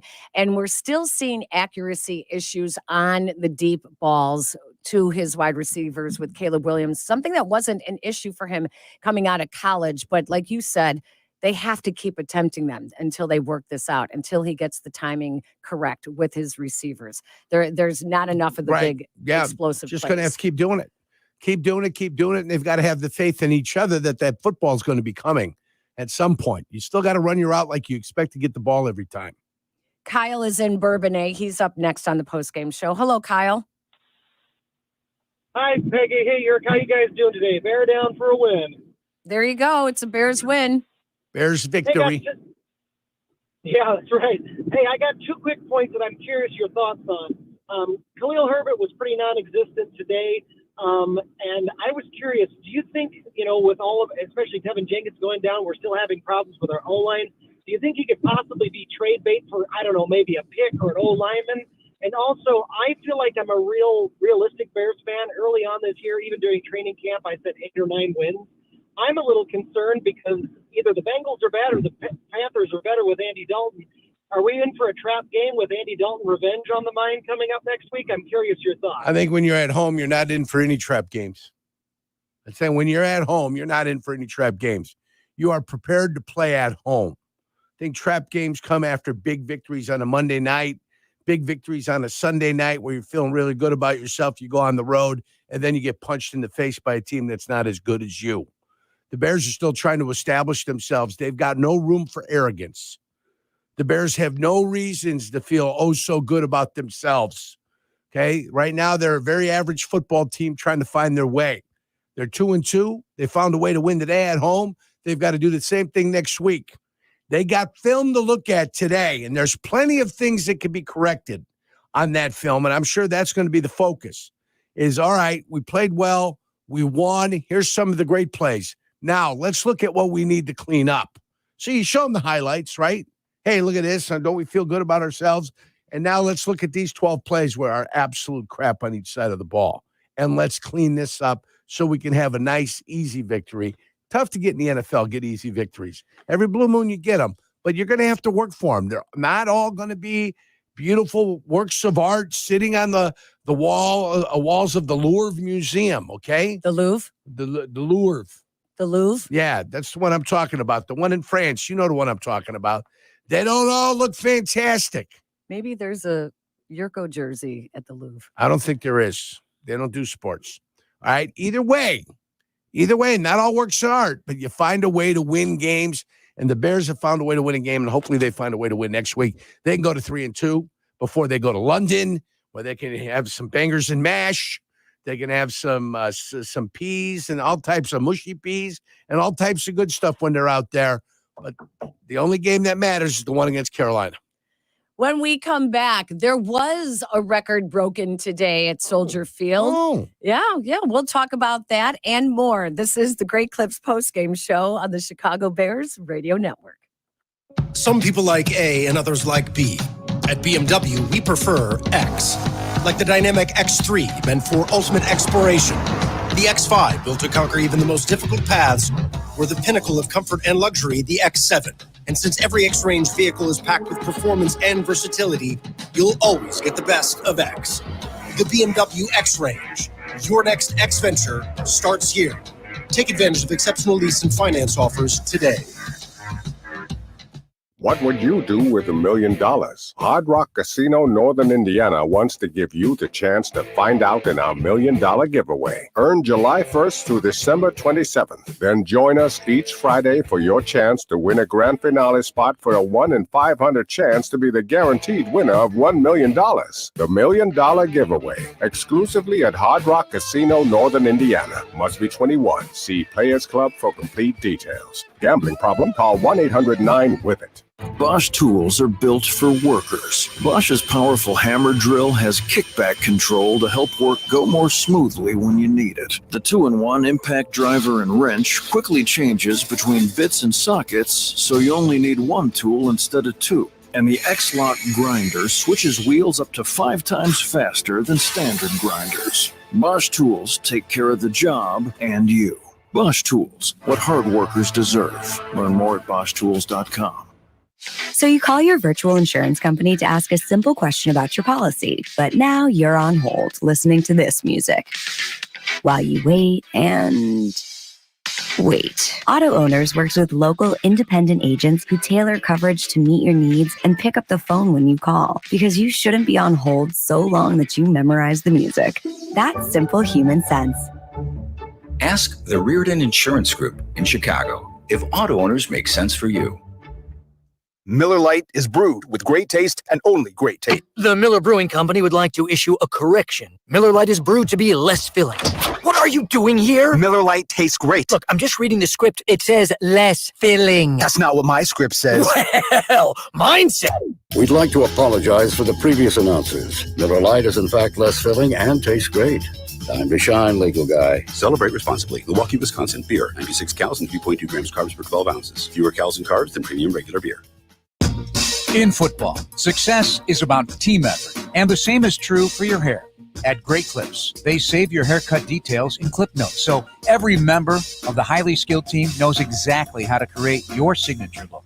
And with our easy-to-use app, you can check in from anywhere and get a ready next text when you're up next for a cut. It's the confidence of a great haircut, delivered by a team you trust. Download our app today. Great Clips. It's gonna be great. Did you lose your health insurance coverage? Loss of health coverage may qualify you for a special enrollment period through the ACA Health Insurance Marketplace to find the right health insurance that fits you and your family's needs and budget. At getcoveredillinois.gov, certified local navigators can help you enroll in a quality, affordable health plan. Financial help may also be available. Reach out to a certified local navigator at getcoveredillinois.gov. Your health coverage starts here. Enter for a chance to win tickets to see the Bears at home on November 10th. Edmunds is the name in car shopping, and Chicago Bear Tremaine Edmunds is the name you want on defense. They're teaming to bring you the name of the game sweepstakes. 100 fans will win tickets and parking. Some will also score upgrades like pregame on-field passes. Go to Edmunds.com/game day to enter by October 15th. That's Edmunds with a U.com/game day. And remember, whether you're buying or selling a car, Edmunds is the name of the game. Ings Insurance. Insurance that's moving business forward. Ings Insurance.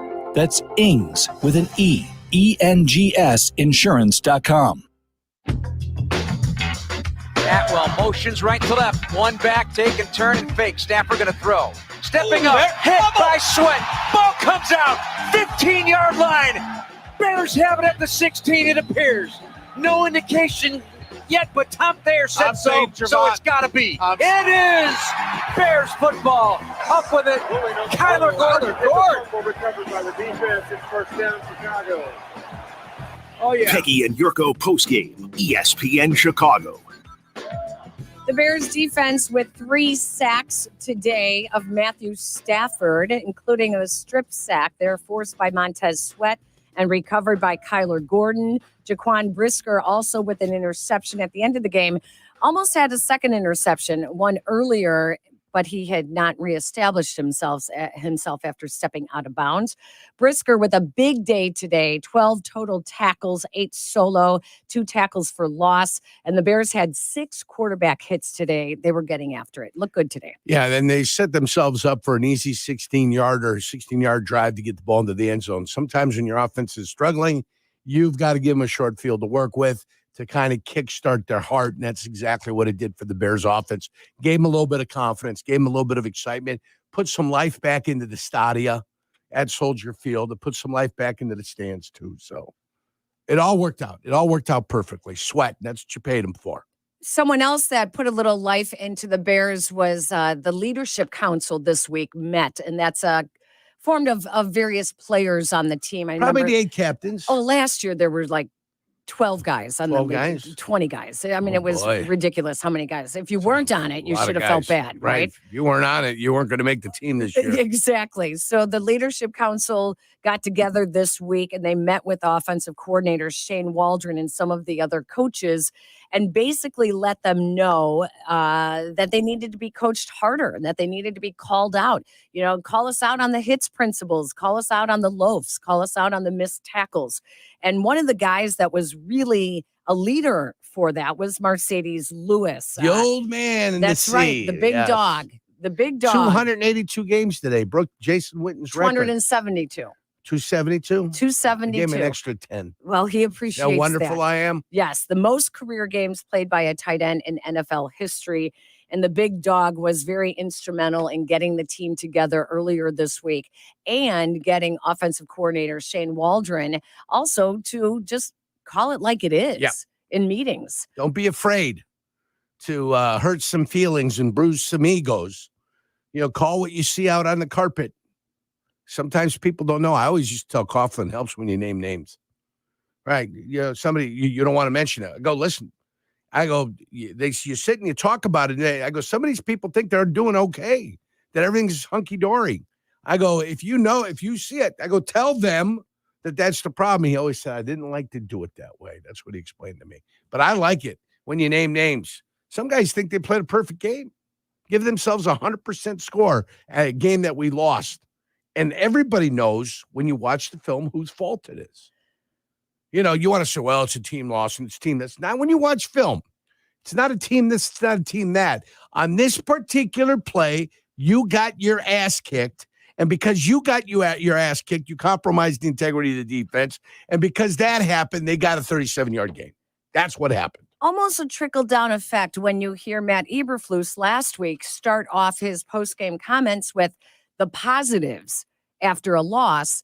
It almost felt too soft to professional athletes who collect a paycheck, and this is their job. So the calling out of the players needs to happen during films. Not publicly Not at publicly, the podium. right? Not publicly. Coach Eberflus can do what he wants publicly, as long as they're being held accountable at a house hall when they're going through films. As long as everybody knows what the hell's going on there, they can treat each other with respect publicly and in the press.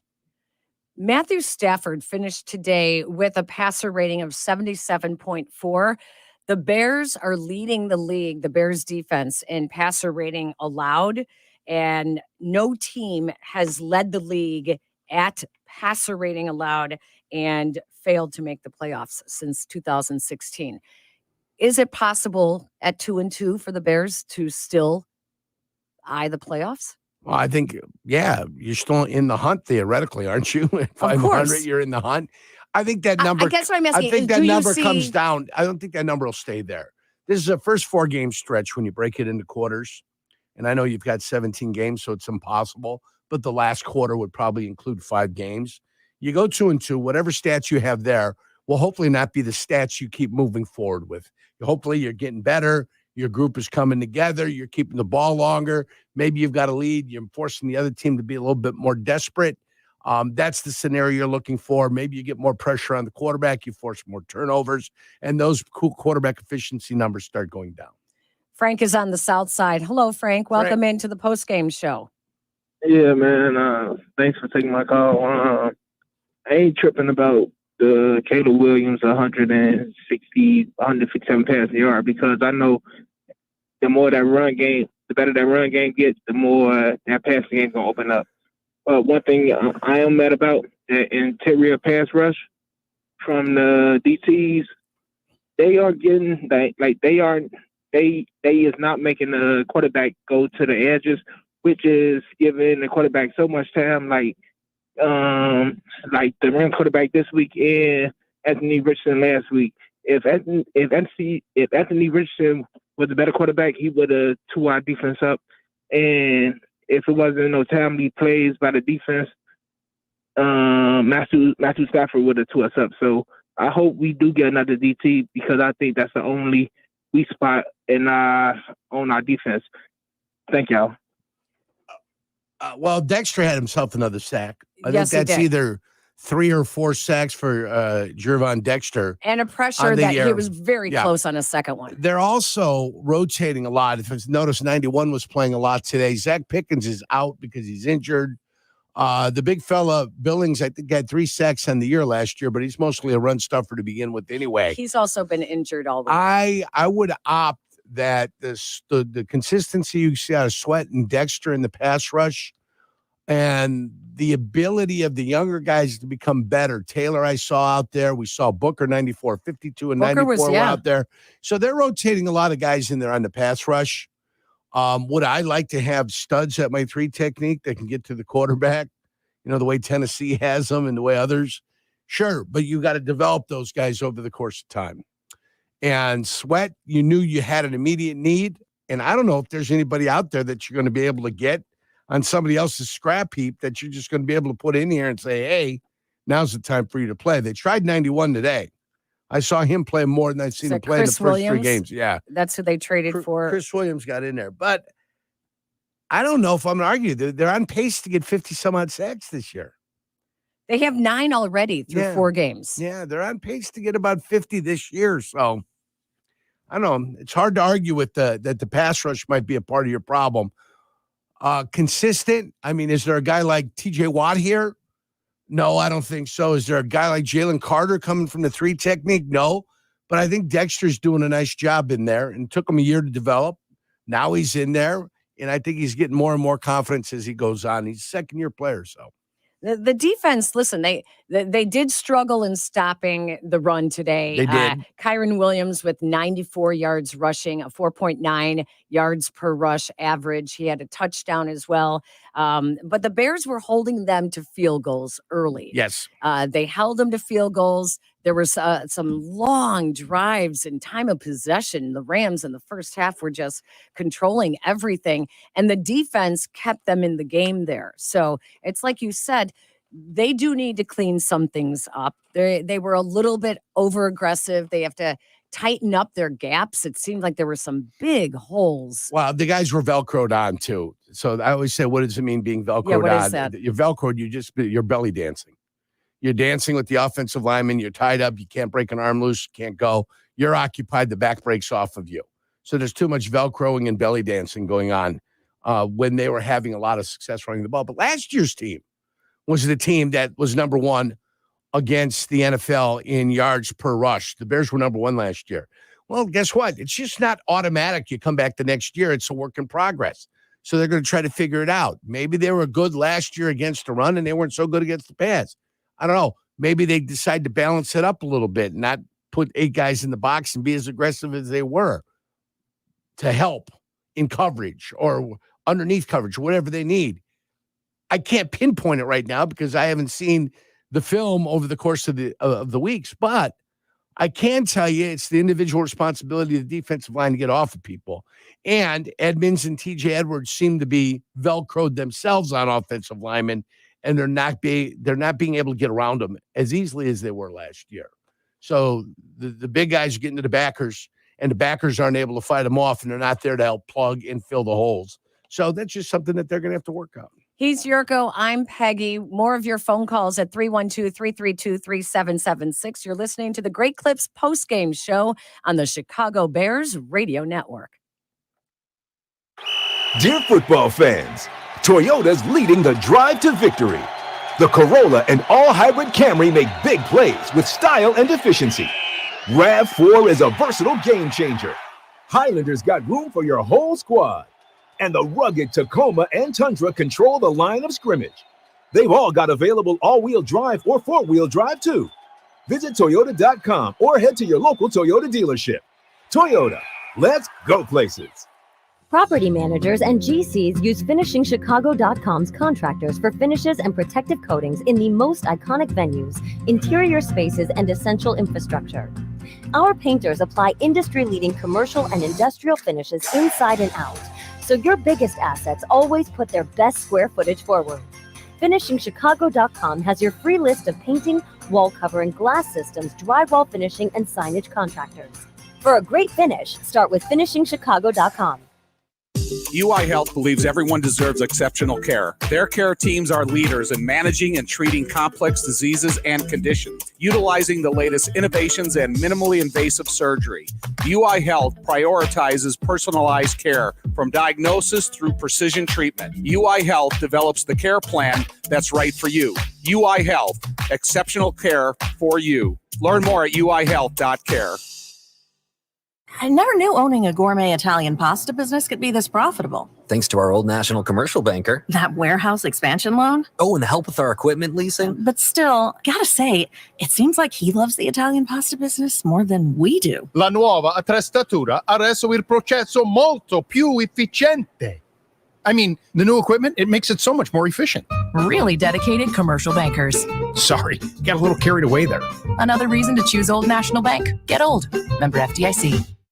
Dreaming of transforming your backyard into an outdoor oasis? Make it a reality with a stunning pergola from BHS Outdoor Spaces. Choose from fully automated to fixed louvered roof options. Add screens or shades for privacy and bug-free ventilation. All pergolas and motorized screens are custom built to fit your outdoor space. Make your comfort a priority with fans, misters, and heaters for those hot days and cool nights. Extend your patio season and transform your outdoor living space today. Visit bhsoutdoorspaces.com. That's bhsoutdoorspaces.com. Chicagoland, your #1 team for luxury is Bill Jacobs Auto Group. We're leading the league with top new car volume for BMW, Land Rover, Mini, and Volkswagen. Discover an experience that matches our winning lineup.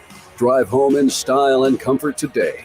At Bill Jacobs, the cars bring you in, the experience brings you back. Year-to-date new car volume for BMW, Land Rover, Mini, and Volkswagen. We all know going solar is a great way to help create a healthier, cleaner planet. But the first step is finding a solar solution that makes sense for you. You may have questions about cost and convenience. ComEd has answers and tools, like a solar calculator, to help you see all your options. You don't even need solar panels to benefit from solar power. You just need the right information. Go to comed.com/solar to find a solar solution that works for you. Hi, this is Dave Musil, owner of Four Seasons Heating, Air Conditioning, Plumbing, Electric. You've seen those free furnace ads, or those free with the purchase of any air conditioner. Well, we all know those are too good to be true. At Four Seasons Heating, Air Conditioning, Plumbing, Electric, we give an upfront, honest price. And I personally guarantee to beat any buy one, get one free offer by $1,000. Guaranteed. That's right. Any free furnace offer, I'll beat it by $1,000. Guaranteed. So call today. For all the right reasons, call 866-4 Seasons. When you think beef, think Papa Charlie's, Chicago's favorite Italian beef specialist for 3 decades. It's Chicago's favorite. For your next tailgate, pick up Papa Charlie's Italian beef today at your favorite local Chicagoland retailer.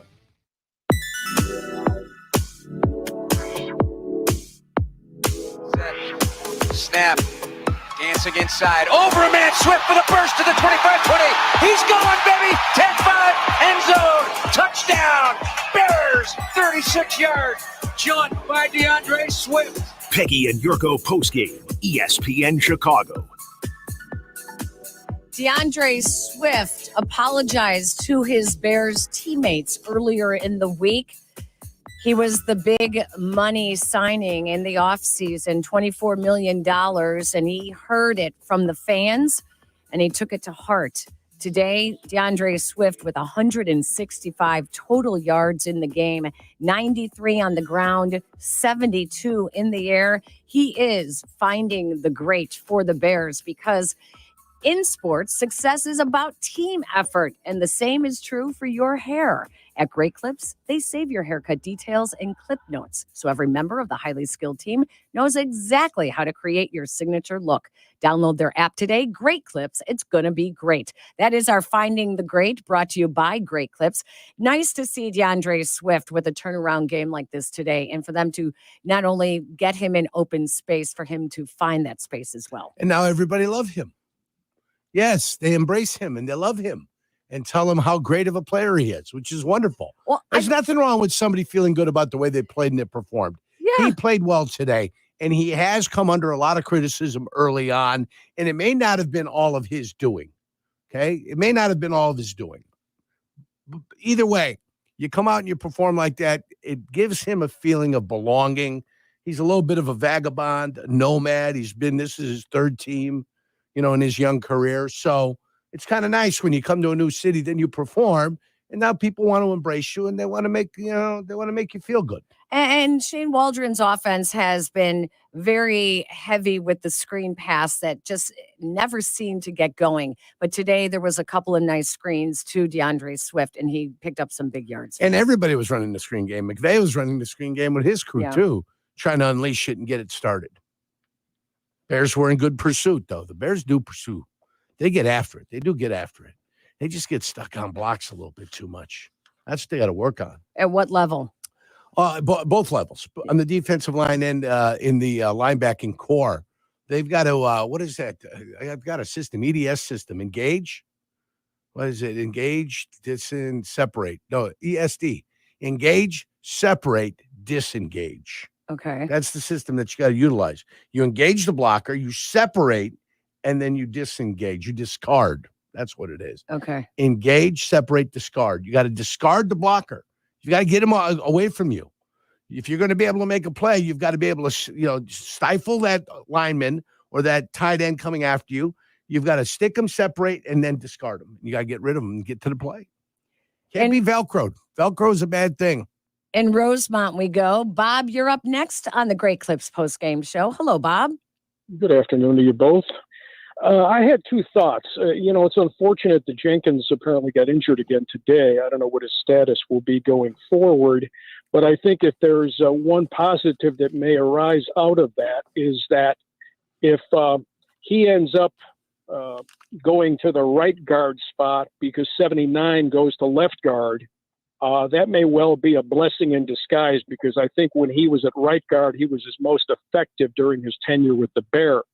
And my second thought was, to the extent some of these receivers are cutting routes short and not continuing to stay at full speed, I think it's a very similar problem to what basketball players experience when they play with a new superstar point guard who comes up with passes that hit them in the face because they're not accustomed to being able to receive a pass under those kind of game conditions.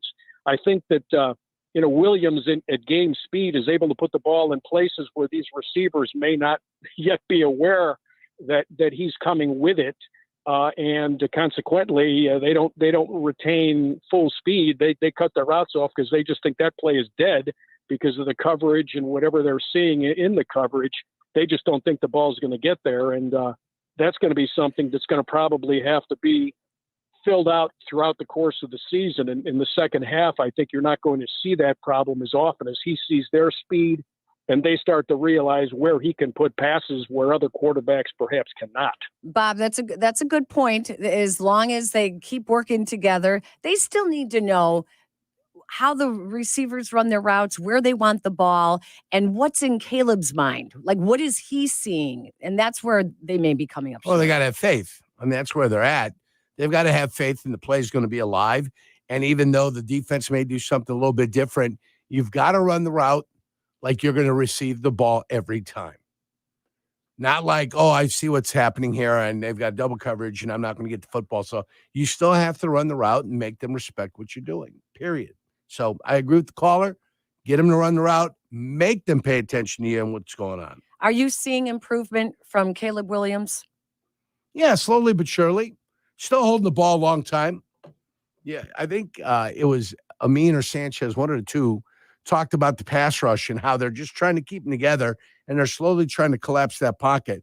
You know, the Bears should have given up more sacks, except there's 2 defensive holding penalties. Yes. And poor Jared Verse thought he had himself a hell of a day. He might have been the player of the week, except for the fact that, his defensive backfield was clutching and grabbing, and that's going to get called all year if that's the technique you want to utilize. And 2 of his sacks were nullified because of the fact they turned into first downs for the Chicago Bears. So, but you got to have faith. I think the quarterback's, he's playing better, and I think he's going to be substantially better 4 games from now. And then after 12 games, I think he's going to be even better. I think the more time he gets, the more experience he gets, the more he gets to see, he's going to have no choice but to be better. And that's the direction he's heading.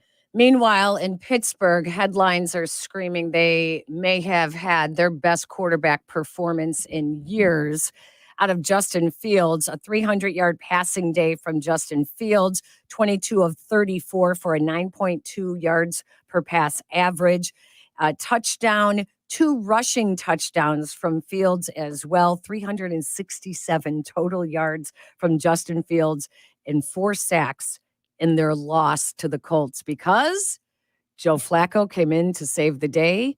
Anthony Richardson left injured, and the Colts were able to beat Pittsburgh. But I think Richardson looked good while he was in there. He's trying to make things happen for his squad. I picked Justin Fields up on my fantasy team this week. Congratulations. I what did. A move. Why? But again, most people That's tell a great you, move. what the hell are you picking him up for? He is available. Nobody picked him. I picked him up because Jared Goff has been playing like crap this year, and he hasn't been getting it done. So I looked at Fields. I go, at least he's going to rush for some touchdowns. Today he ran for 2, 55 yards. He had 300 yards passing, 1 touchdown via the pass. I'm like, the hell with it. I picked him up, and hopefully I'm going to win the week because of the stellar performance of a Justin Fields. Good for him. Yeah. There's nobody here that cheered against him. No. Okay. I'm not talking just at ESPN, in the city of Chicago. Yep. When he left and the Bears accommodated him and got him into a place that he wanted to be, I don't think there's one person that cheered against him. Now, if they play the Bears, I think people will cheer against him because he's the quarterback of another team. So naturally, I think the Bears fans would boo him and they'd be against him. They'd hope for the worst for him. We'll take a trip around the NFC North and take a look at what the Panthers did before they come to Soldier Field next week. All of that and more of your phone calls, 312-332-3776. You're listening to the Great Clips postgame show on the Chicago Bears Radio Network. What would you do with $1 million? Hard Rock Casino Northern Indiana wants to give you the chance to find out in our $1 million giveaway. Earn July 1st through December 27th. Then join us each Friday for your chance to win a grand finale spot for a 1 in 500 chance to be the guaranteed winner of $1 million. The $1 million giveaway, exclusively at Hard Rock Casino Northern Indiana. Must be 21. See Players Club for complete details. Gambling problem? Call 1-800-9-WITH-IT. With 3 locations to serve Chicagoland, Advantage Chevrolet gives you so much more. Visit and see the amazing inventory and savings at Advantage Chevrolet Bolingbrook.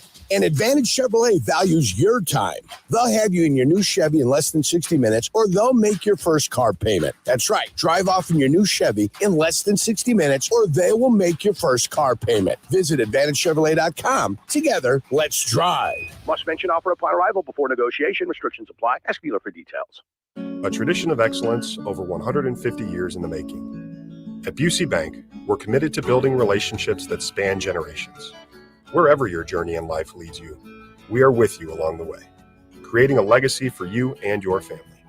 Busey Bank, building business, growing wealth since 1868, proud to be the official bank of the Fighting Illini. Member FDIC. This is Jeff Joniak here to tell you about Ego Power Plus. Ego is the #1 rated brand in cordless outdoor power. Take it from me. I love the 22-inch Select Cut self-propelled lawnmower. It cuts my lawn in a single charge. Ego delivers the power and performance of gas, but without the noise, fuss, or fumes. Ego's patented 56-volt arc lithium battery technology is the heart and soul of the system and what powers game-changing torque needed for demanding jobs. Learn more at egopowerplus.com. Ego, power beyond belief. Miller Lite is brewed with great taste and only great taste. The Miller Brewing Company would like to issue a correction. Miller Lite is brewed to be less filling. What are you doing here? Miller Lite tastes great. Look, I'm just reading the script. It says less filling. That's not what my script says. Well, mine said.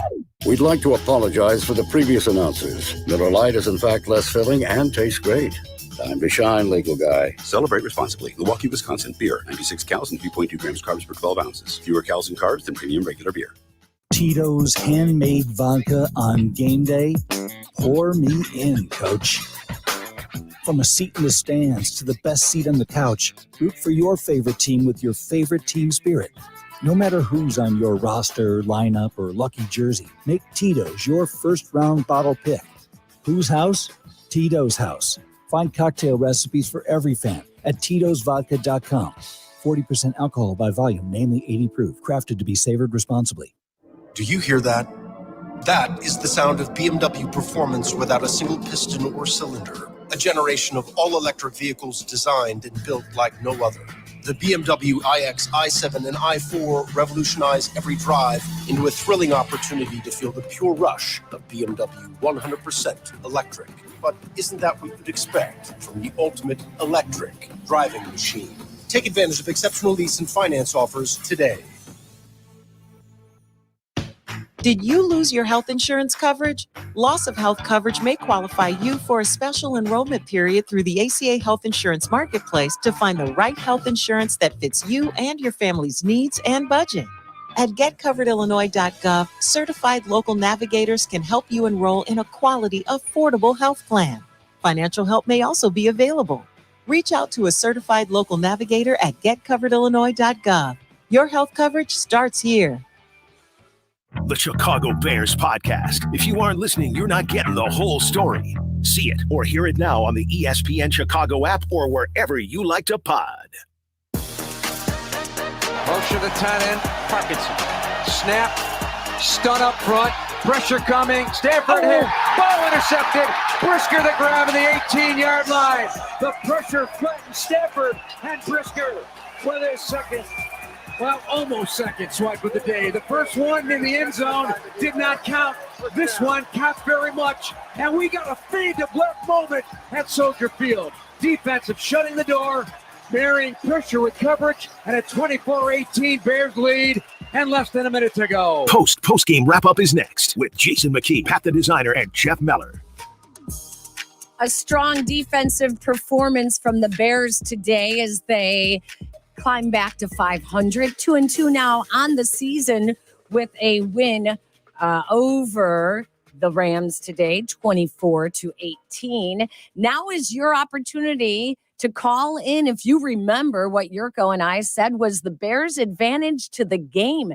This is your chance to win a Chevy Equinox EV, a 2025 Chevy Equinox, a 2-year prepay lease. It is $11,000 value. You must be 18 or older. Official contest rules at ESPNChicagoContest.com. Each week on the postgame show, we will tell you what the advantage of the game was for the Bears and then ask you to call in later on and tell us what that was. 312-332-3776. Now is the time for you to do that and get your name in the hopper. We will pull a winner all the way through the season until the day after Christmas. So get your calls in right now, who the advantage or what the advantage of the game was today.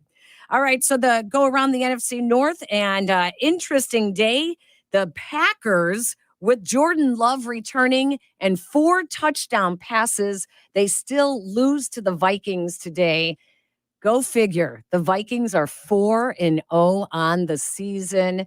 The Lions will be playing Monday Night Football against the Seahawks. And next week's opponent, the Panthers, 1-3 now. They come to Soldier Field coming off of a loss to the Bengals, 34-24. All right. What was the verdict, Yurko? I'm glad you asked, Peggy. $2 million Veroliak Law Group wins again for their clients. That's right. The Veroliak Law Group recovered $2 million for a client who was injured in a truck accident. If you're injured, make sure to call the Veroliak Law Group, 844-4VLG-LAW. The verdict? What's the verdict? You know the scales of justice are even? The scales of justice? Yeah, the way they, balance. It's balanced, yes. Yeah. And what did the Bears do today?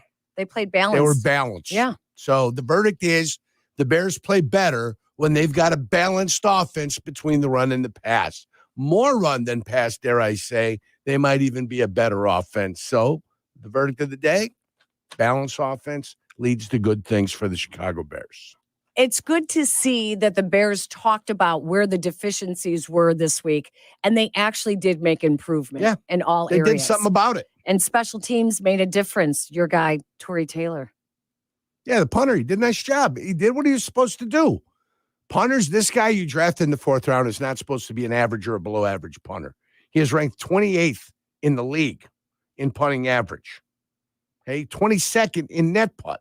And now net punt, you're kind of reliable upon your punt team to get down there and make things happen for you.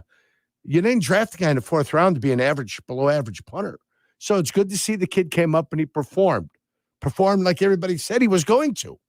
Like the people that work in this building, they told me how great this guy was and how wonderful this guy is. And the sales guy go, woo, we got somebody from Iowa. Woo, woo. Okay, it's great to see a young man who was drafted come in and be able to perform. And that's what he finally did. Okay, just let's not make it every 4th game. Let's do it every time we get a chance to do things. Let's pin people. Today you got a guy on the 5, you got one on the 7. That's what we're paying you money for, young man. Get it done. Don't be below average. Be above average. Just don't call him the kicker from down under, the punter from down under. That's it. Did you know that DeAndre Carter, he only had 1 kickoff return today? That was the first kickoff returned against the Rams all season. I did not know that. Their first kickoff return allowed. This rule stinks. Yeah. Just so everybody knows, this rule stinks. They'd rather take the touchback. I don't know what the NFL was doing. This rule stinks. Does not make what used to be a very exciting play exciting at all. So hopefully they change it. Next week, the Panthers come to town. What do you see with Andy Dalton? Andy Dalton, veteran quarterback, that if he given enough time, and remember with Stafford, when he had enough time, he's rifling the ball over the middle, 21, 22, 23-yard completions. If you give a quarterback time, a veteran quarterback time, he's going to pick you apart. So the Bears are going to have to pressure him. They're going to put him in long, 2nd and long, 3rd and long situations, force him to have to execute, force him to have to make tight throws. The Bears are have a nice win streak going on at home right now. 7-game win streak at Soldier Field dating back to last season. Matt Eberflus is now 9-10, almost 500 at home in his tenure as head coach. And this, by the way, the 7th straight win is the longest winning streak by the Bears at home since the 2005-2006 carryovers when they had 10 straight. Good teams win at home. That's what good teams do. They go, if you look at any team that's good, usually you'll see an 8-0, 7-1, 6-2 record at home, and they'll find a way to split on the road. Okay, now you've got 19 games. Some guys get 9, so it's 8-1. You guys know what I'm saying out there.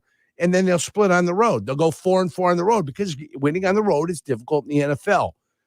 It's become less difficult, but winning on the road is not easy in the NFL, even for very good teams. So that's how you become a good team. You win at home first, and then you learn how to win on the road, or at least split on the road when you're out there. They will look for their 3rd straight win at home Sunday against the Carolina Panthers. Kickoff at 12 o'clock. We have the pregame show starting at 10 a.m. on the Chicago Bears Radio Network, followed by the call of the game with Jeff Tom, JJ, and Jason McKee. I guess JJ is Jeff. And the postgame show with Yurko and me as well. Our thanks to executive producer Eric Ostrowski, Kendra Smith, and Jack McGrath. Our broadcast crew, Jeff Joniak, Tom Thayer, and Jason McKee. Head coach Matt Eberflus for the post-game interview, as well as QB1 Caleb Williams. Stay tuned. We have the post-game show coming up next on our flagship station. For Yurko, I am Peggy. You've been listening to the Great Clips post-game show on the Chicago Bears Radio Network. Now let's take 10 seconds for our stations to identify themselves. This is Chicago's ESPN 1000 and the Chicago Bears Radio Network. This is the new home of the Bears, ESPN Chicago, WMVP, WTBC HD2, Chicago. At Bill Jacobs Auto Group, we provide more than just luxury cars. We offer peace of mind. With the Bill Jacobs Total Mile Protection Warranty, you get a 7-year, 100,000-mile powertrain warranty on every new car. Whether you're eyeing a BMW, Volkswagen, Mini, Jaguar, or Land Rover, you can drive with confidence knowing you're covered. At Bill Jacobs, the cars bring you in, and the experience brings you back. Visit BillJacobs.com to start your car buying journey today. Property managers and GCs use FinishingChicago.com's contractors for finishes and protective coatings in the most iconic venues, interior spaces, and essential infrastructure. Our painters apply industry-leading commercial and industrial finishes inside and out, so your biggest assets always put their best square footage forward. FinishingChicago.com has your free list of painting, wall covering, glass systems, drywall finishing, and signage contractors. For a great finish, start with FinishingChicago.com.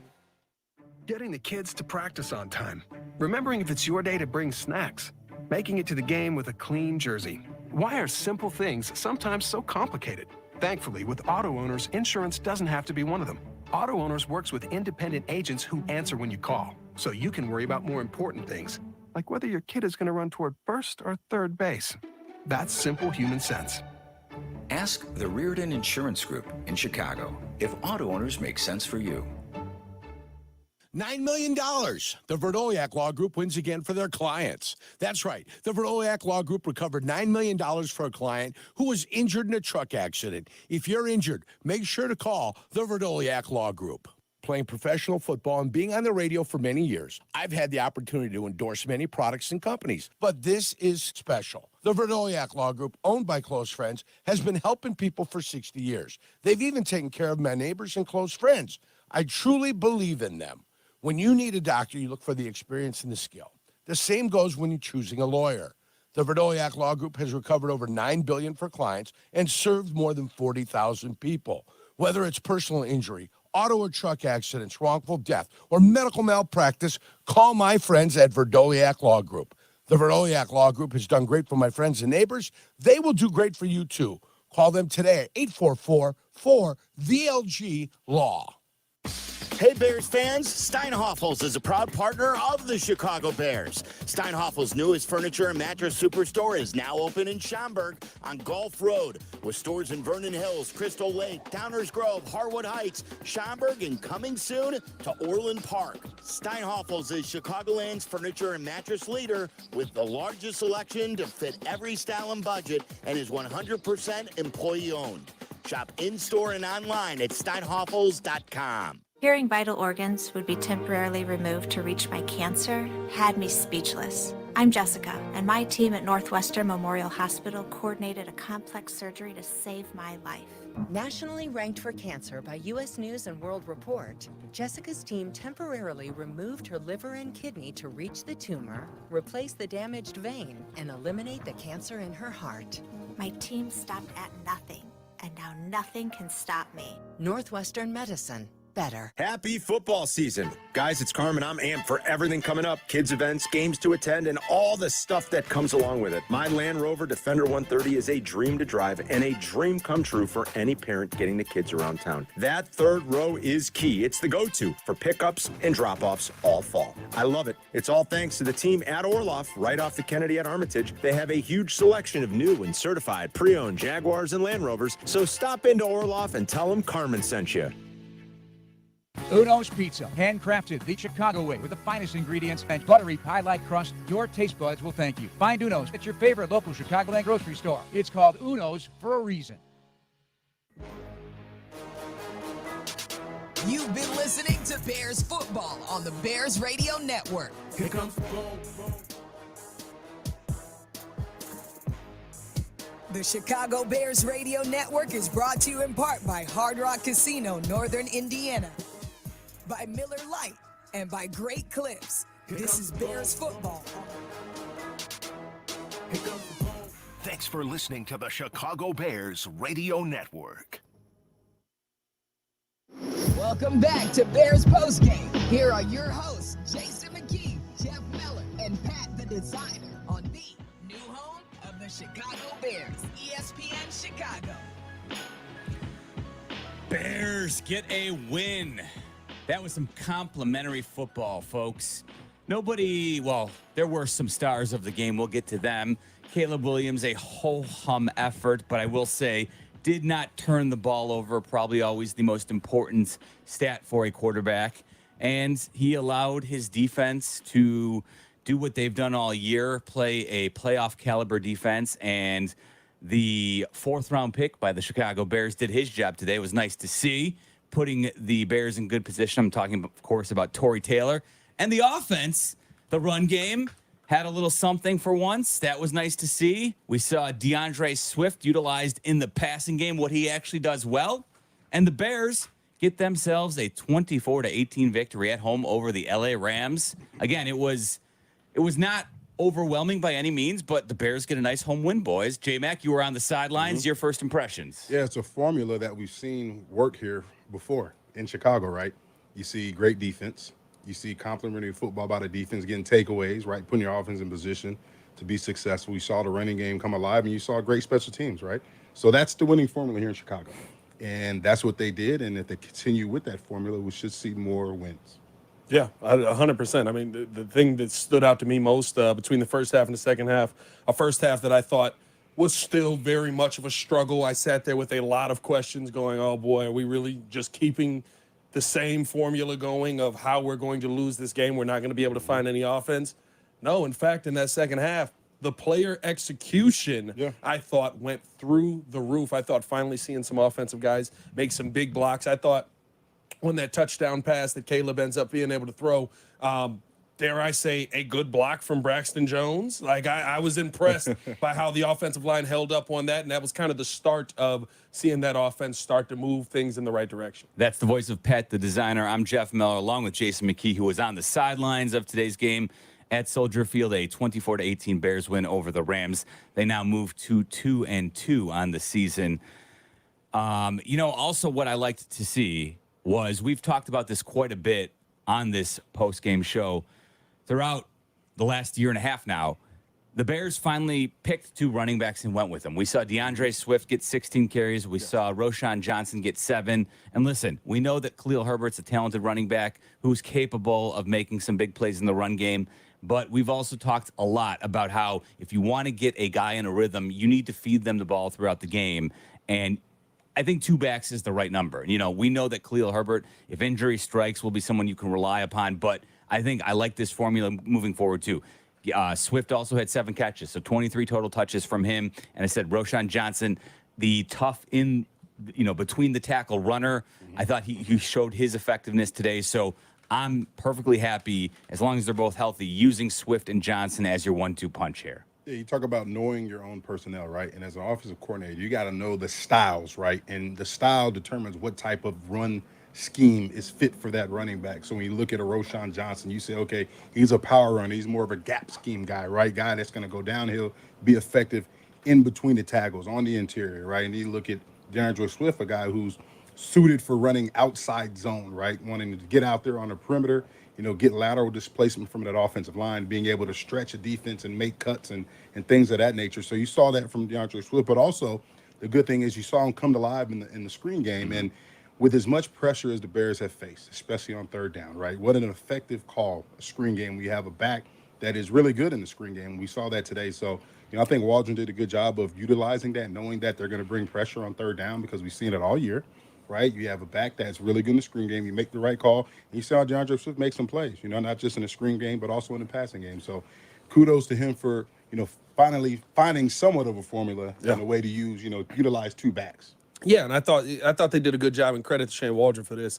I thought in the second half he did a phenomenal job of knowing when to utilize those guys on what plays, even on some of the passing plays, right? You see Roshan Johnson be a part of that because of his ability to block and then get out into the flats and different things like that. I thought that, the utilization of the personnel took a step forward in the right direction. Still some questions on it. Again, I think this is a tale of 2 halves here. I think in the first half, you look at it very differently than you look at the second half, but the second half is the half that is the most important. And I thought that the Bears really kind of figured some things out in that second half of this game. Some things that we saw last week, and we were like, these should be staples for you moving forward. Yeah. These should be the things that you build your team off of. Not to say you have to be the Bears of old where you're only running the football and then the quarterback slightly getting involved there. But you do have to establish the run. You do have to utilize the right running backs in the right situation. And dare I say, seeing Roshan Johnson run for a 3rd and 1 and a 4th and 1 made me feel a little bit good. Put the big guy back there. I was certainly happy to see the big guy back there. You're speaking, of course, of Doug Kramer, who the backup center, who at times has been inactive this season. It was good to see him be active today, especially at, your guy, our guy, Kari Blasingame was inactive today, but at least the Bears had a plan that didn't involve a speed option near the goal line. We were all happy to see that. Never again. From your mouth do it to again, God's I'm ears. going to slap fire to you. I'm sorry. I'm going to slap. I don't even want to talk about him. Let's move forward. Positive thoughts only. But you know what? Thankfully, flashback, Pat. Sorry. Thankfully, the Bears head coach, the offensive coordinator, and Shane admitted that, we heard that he took a lot of the blame for a lot of the bad calls that he made last week. So hopefully they're turning the page now and moving forward with what's a more cohesive plan, what you would expect. Don't get cute near the goal line, right? And Matt Eberflus, the head coach, met the media after the game today. He talked about Doug Kramer lining up in the backfield at fullback. Yeah, I was excited for him. I really was. It was good to see him in there playing fullback. He did a good job reporting when he came in there, so it was good. It was good, and having those downhill plays is always good. Exactly, those downhill plays where you need in short yardage situation. Don't get too cute. Just line up behind the big guys, follow them. More times than not, you can be effective when you only need a yard or so. Hell, the Philadelphia Eagles have made a living at that over the last couple seasons. So I'm glad to see that in that key moment, the Bears finally learned something. So that's something that we can build upon here as well. 312-332-3776. You want to jump on in on the post-game show talking about a Bears win over the Rams today. We'll be hanging out until 7 o'clock tonight, so jump on in now while the phone lines are open. What else stood out to you guys? Because there's the initial broad strokes there. We didn't really, I guess we should also give a lot of love to the Bears defense because 100%. The pressure that, early on, Matthew Stafford he's still got it. He slings it around with the best of them. Now he's working, a little bit shorthanded these days without Kupp, without Puka Nacua. But fortunately, the Bears were able to take advantage of this, and the defense, they played a hellacious game, especially, I think, as the game progressed when it got more critical that they come up with some bigger stops. They were there all day long today. Yeah, that just shows you, right, the greatness of Sean McVay, right? You don't have two of your star players, right? All odds are against you. You're going up against a great defense, and yet they were still able to move the ball up and down the field, right? They just couldn't cash in key moments in the red zone. Yeah. But, I mean, McVay's offense, and we've seen it time and time again, he does so many things in terms of, pre-snap motions and stuff like that. I mean, similar to the 49ers, offense similar to the Dolphins. They're all a part of that tree. Mike McDaniel, Kyle Shanahan, McVay was under Shanahan. They were all together in the Commanders and then, on with the 49ers and stuff like that. So it's really effective. And defensively, it was communication. Make sure you're understanding, pre-snap and shifts and stuff like that. You got to communicate because the whole key to that is he's trying to gain a numbers advantage, whether it's in the run game or the passing game. And if you're not communicating, well, then guess what? He's going to scheme you. He's going to out-scheme you, and they're going to hit big plays. And early on, you see they're real effective with the quick game. You see that ball coming out of Stafford's hand quick. They were throwing hitches, a lot of slants, quick passes, get the ball out quick. And, when you have a veteran quarterback like Matt Stafford, that's expected because there's no look that you can give him defensively that he hasn't seen. No. The guy may be older, but that arm is still live. The accuracy is still there. And he has a good grasp of this offense. And Sean McVay is going to always do a good job of making sure his offense fits his quarterback skill set. And that's what we saw today. So, kudos to the Bears defense because the Rams were moving the ball up and down the field. But as we've seen time and time again this year, this is a defense that comes up with a big player, a big stop in critical situations, right? We saw they held on how many field goals today? Was it 4? Am I wrong? 4 attempts, right? And they missed the one. Yeah, they missed one. Yep. So, I mean, you hold them to that many field goals in the red zone. They almost had another takeaway by Jaquan Brisker. Yeah, so you're right. 4 field goals total. They attempted 5. Yeah. But, that's the thing is whenever they got down there, J-Mac. And you see Jaquan Brisker had that, his foot he didn't reestablish himself That's a in tough bounds. play on a defensive back because the wide receiver takes you out of bounds for the most part. Yeah, he pushed him out. Yeah, so you're just playing coverage there. Right. It was still, I don't know what Stafford was doing on that throw, to be honest with you. Yeah, it was weird. I was down in the end zone in that throw, and I mean, Jaquan had good inside. He had a good inside leverage on the receiver. He had his eyes back to the quarterback. He had his arm out to keep feel on the receiver, and that was a layup for him. Absolutely. So I was surprised. I'm all excited. Screaming interception, and then obviously the officials overturned it. Went back and looked at the replay. So it's just timely plays by this defense that we've seen every single game. I think here's the thing that stood out to me most. 2 things, honestly. Number one, we can confirm that we have the 3 technique of our future. 3 sacks on the season with Javon Dexter, consistently creating pressure, doing a great job to beat his man on the other side on an offensive line that is not a bad offensive line. I think that what we've seen out of Javon Dexter through the first 4 weeks of the season has been absolutely astounding.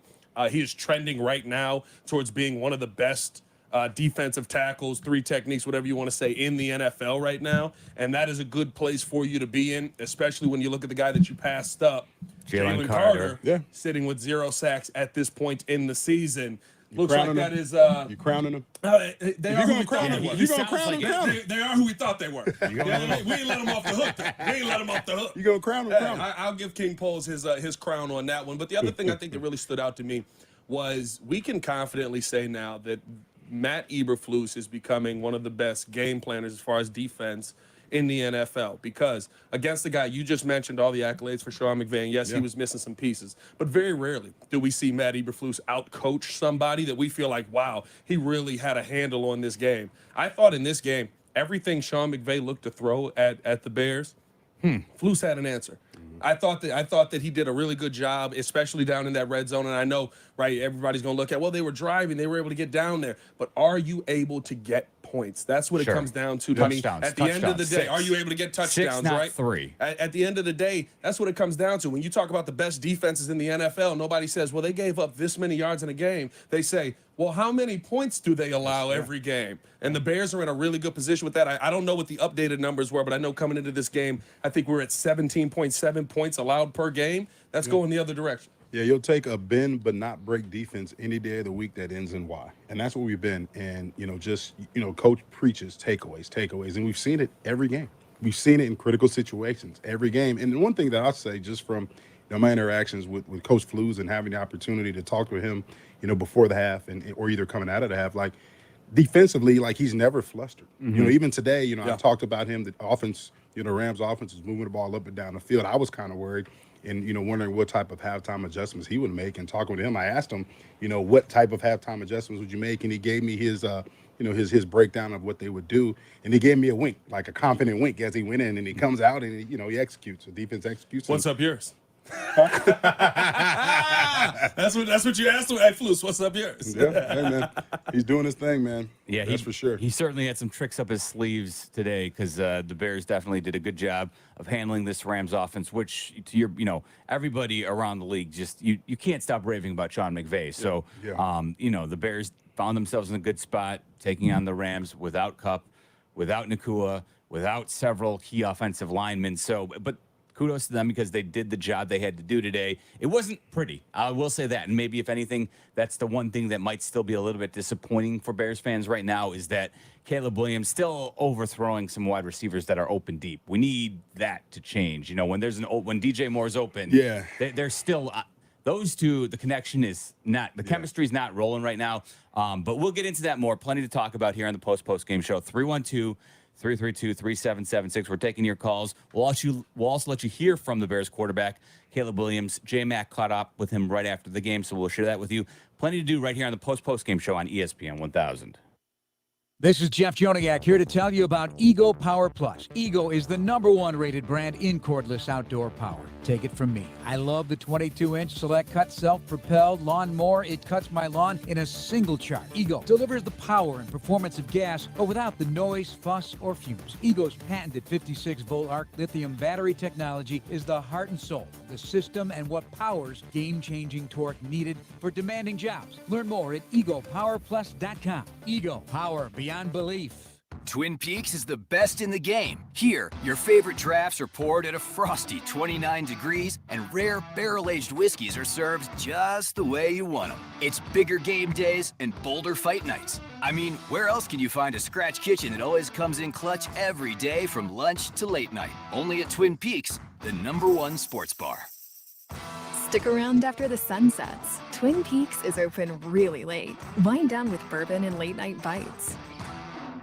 Hey guys, it's Sylvie. I've been telling you about Window Nation for a while. The reason I have is because they've got great deals and because I'm a proud customer. I've got new windows in the kitchen, in the living room, in my master bedroom, and in my kids' room. And I have saved money, not only on the windows, buy 2 windows and get 2 free by calling 866-90Nation, but I've saved money on my energy bill. This summer, my air condition kept the house cool and the warm air stayed on the outside. And with fall here, with the windows open and soon with the winter here, I'm going to save money on my heating bills as well. 30% year over year on my energy bill, to be exact. Another way that I've saved money is by paying off my project. For 2 full years, you'll have no down payment or no interest payment for 24 months. Over 20,000 customers give them a 5-star review. So call them today at 866-90Nation, 866-90Nation, or go to windownation.com and let them know that Sylvie sent you.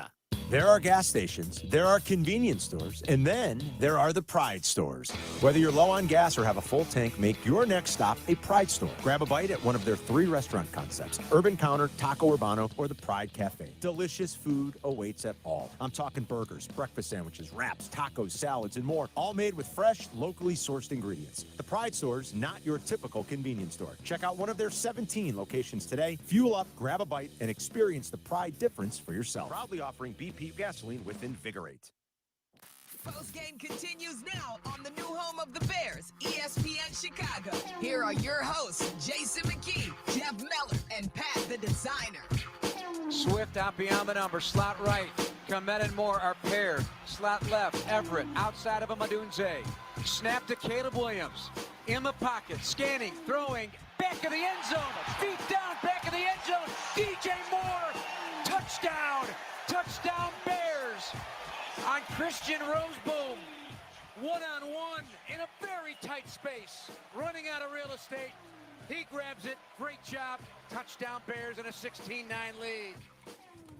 Touchdown pass from Caleb to DJ Moore. That is the first time those two have connected for a score after DJ Moore scored 8 last year with Justin Fields as his quarterback. So what's going on, though, with the connection here? Because we saw yet again, not just once, but multiple times, Caleb, DJ Moore seeming to be not on the same page. J-Mac, what are your thoughts? Because you're on the sidelines. What do you see between those two? What's going on? Yeah, there's definitely a disconnect there. But, on those two passes, the overthrows were going into the end zone. The wind was at his face. Okay. So I think just from looking at it, like he tried to put more on the ball because of the wind was compensate. going. Yeah, to compensate, but it was still overthrown. Sure, you know what I'm saying? Yeah, so that's not an excuse, though. You got to hit those layups. And, it is frustrating. I even saw DJ Moore after those plays, kind of walk off the sideline in frustration.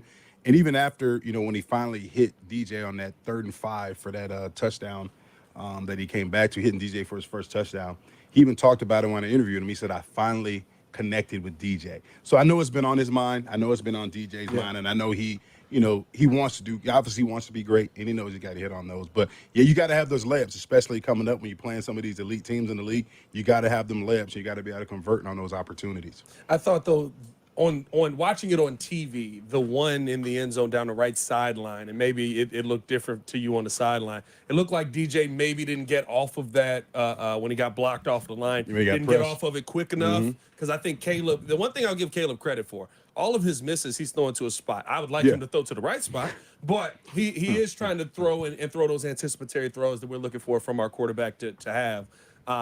Just watching on TV, and it looked like even when they had a shot of him on the sideline, DJ was like, "That's on me." But you never know what they said. Week 1, it looked like everybody was saying he said to Tyson Bagent, "I need you, dog." And I was like, okay, all right. I don't think that we're there yet. He didn't say that. Yeah, you know what I mean? Yeah, I mean. Come on, man. So you don't know exactly what it said on the side. Social media lip readers out there. Oh, my God. Guys. They're my favorite. They're my Stop. favorite. But Stop. the one thing that I will say is the expectation that Caleb will be able to finally get those, I still have. Because I'm seeing the touch passes. We talked about that pass earlier, right? The throw to Cole Kmet over the middle. That was just, that was beautiful touch. Putting it in the perfect layered spot. Throw. Yes. A layered throw, like that's you what said. that's what you call a type 2 ball. Why is it called a type 1? Is you're gunning that ball in there. A type 2 is an intermediate ball where you got to layer it over a linebacker. A type 3 ball is a deep ball with good, that point of that ball is going to drop down into the hands of the receiver. Yeah. So that was a type 2 ball to Cole Kmet. What was it, a post route he ran, or like a I think that was like a a post. nod That was a route or post something? he was It coming was off great. of, I think. Great throw. And it was just a great throw, great touch. So I have a belief that will eventually get there. That relationship will get there. I think the tough part that a lot of Bears fans are facing is we're seeing those happen while other things are going wrong. And so you're just going, Caleb, this is all messed up over here. You got to hit that. That's the things I expected a rookie quarterback to struggle with early on. Yeah. Yeah, no, that's a great point, Pat. The frustration that carries over from an inefficient offensive line that has him under siege a lot of times, just lends it to when the opportunities are there. Yeah. You can't, it drives people crazy when he makes what some people might call just because you feel like you're not going to get another absolutely attempt. a rookie, NFL learning mistake. Yeah. That every guy should be entitled to. This is the epitome of sports talk radio. You got to love it. I've got Bob in Naperville who says Caleb did well. I've got Tony in Midway who's like Caleb Williams not good. Let's start with the bad news first, Tony. Tony in Midway, what do you think, bud? Tony. Gentlemen, good afternoon. Good I afternoon, hope everyone is doing well. We're all good. Bears Tony. win, So Bears happy. win. Bears win. Yeah, we're happy, Tony. All right. Well, you shouldn't. I'm going to tell you why. Okay.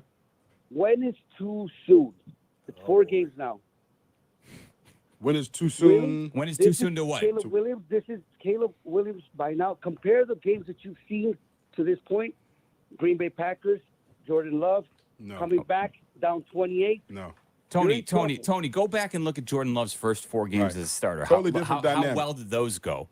Listen, he was building last year. They weren't as bad as Jordan. They weren't as bad. Was Jordan Love under siege the way that Caleb Williams was in his first 3 weeks? And even today in the first half was Jordan Love didn't even play as rookie year. What are we Great talking point, about? great point, Hold great on, Tony. point. What are we talking about? Great point, J-Mac. Jordan Love didn't even I'm have a sorry, rookie I'm year. He sorry. sat What I'm talking behind. about- He sat Okay, behind. go He ahead, sat and watched. Sorry. No, go ahead, Tony. You got it, man. Sorry, Jim. What I'm saying is that I think that there is some truth where it's the media's fault, where we hype up somebody so big, at such a big stage where we should just let him just get better, little by little. Tony, we're fine letting them get better little by little. Your question was, when are we going to declare Caleb Williams a bust? Yeah. Here's the thing, guys. Now let's look at that dynamic of this situation. Too soon for what? When is too soon to declare here's the Caleb thing, Williams right? a Here's the bust? thing. People are, okay, we're looking at Jordan Love, right? First year starting last year, in which he wasn't a rookie. Exactly. He had the opportunity to sit behind a guy that played the position at an elite level for a long time. 2 times, right? He won 2 MVPs Thank while you. Jordan Love was sitting Preach, behind Jeff. him. Preach, Jeff. And So- he got to sit there, watch this guy in practice. He got to sit there, watch how this guy prepared in meetings. He got to see how he prepared for a game. He got to see what an elite quarterback in terms of preparation and what he does on an everyday basis. So he got a master class on how to be a good quarterback in this league, right? Whereas you have Caleb here, you can even go back to Justin that came here and didn't have anybody to sit behind and learn from. Andy It's a Dalton big action difference. for you?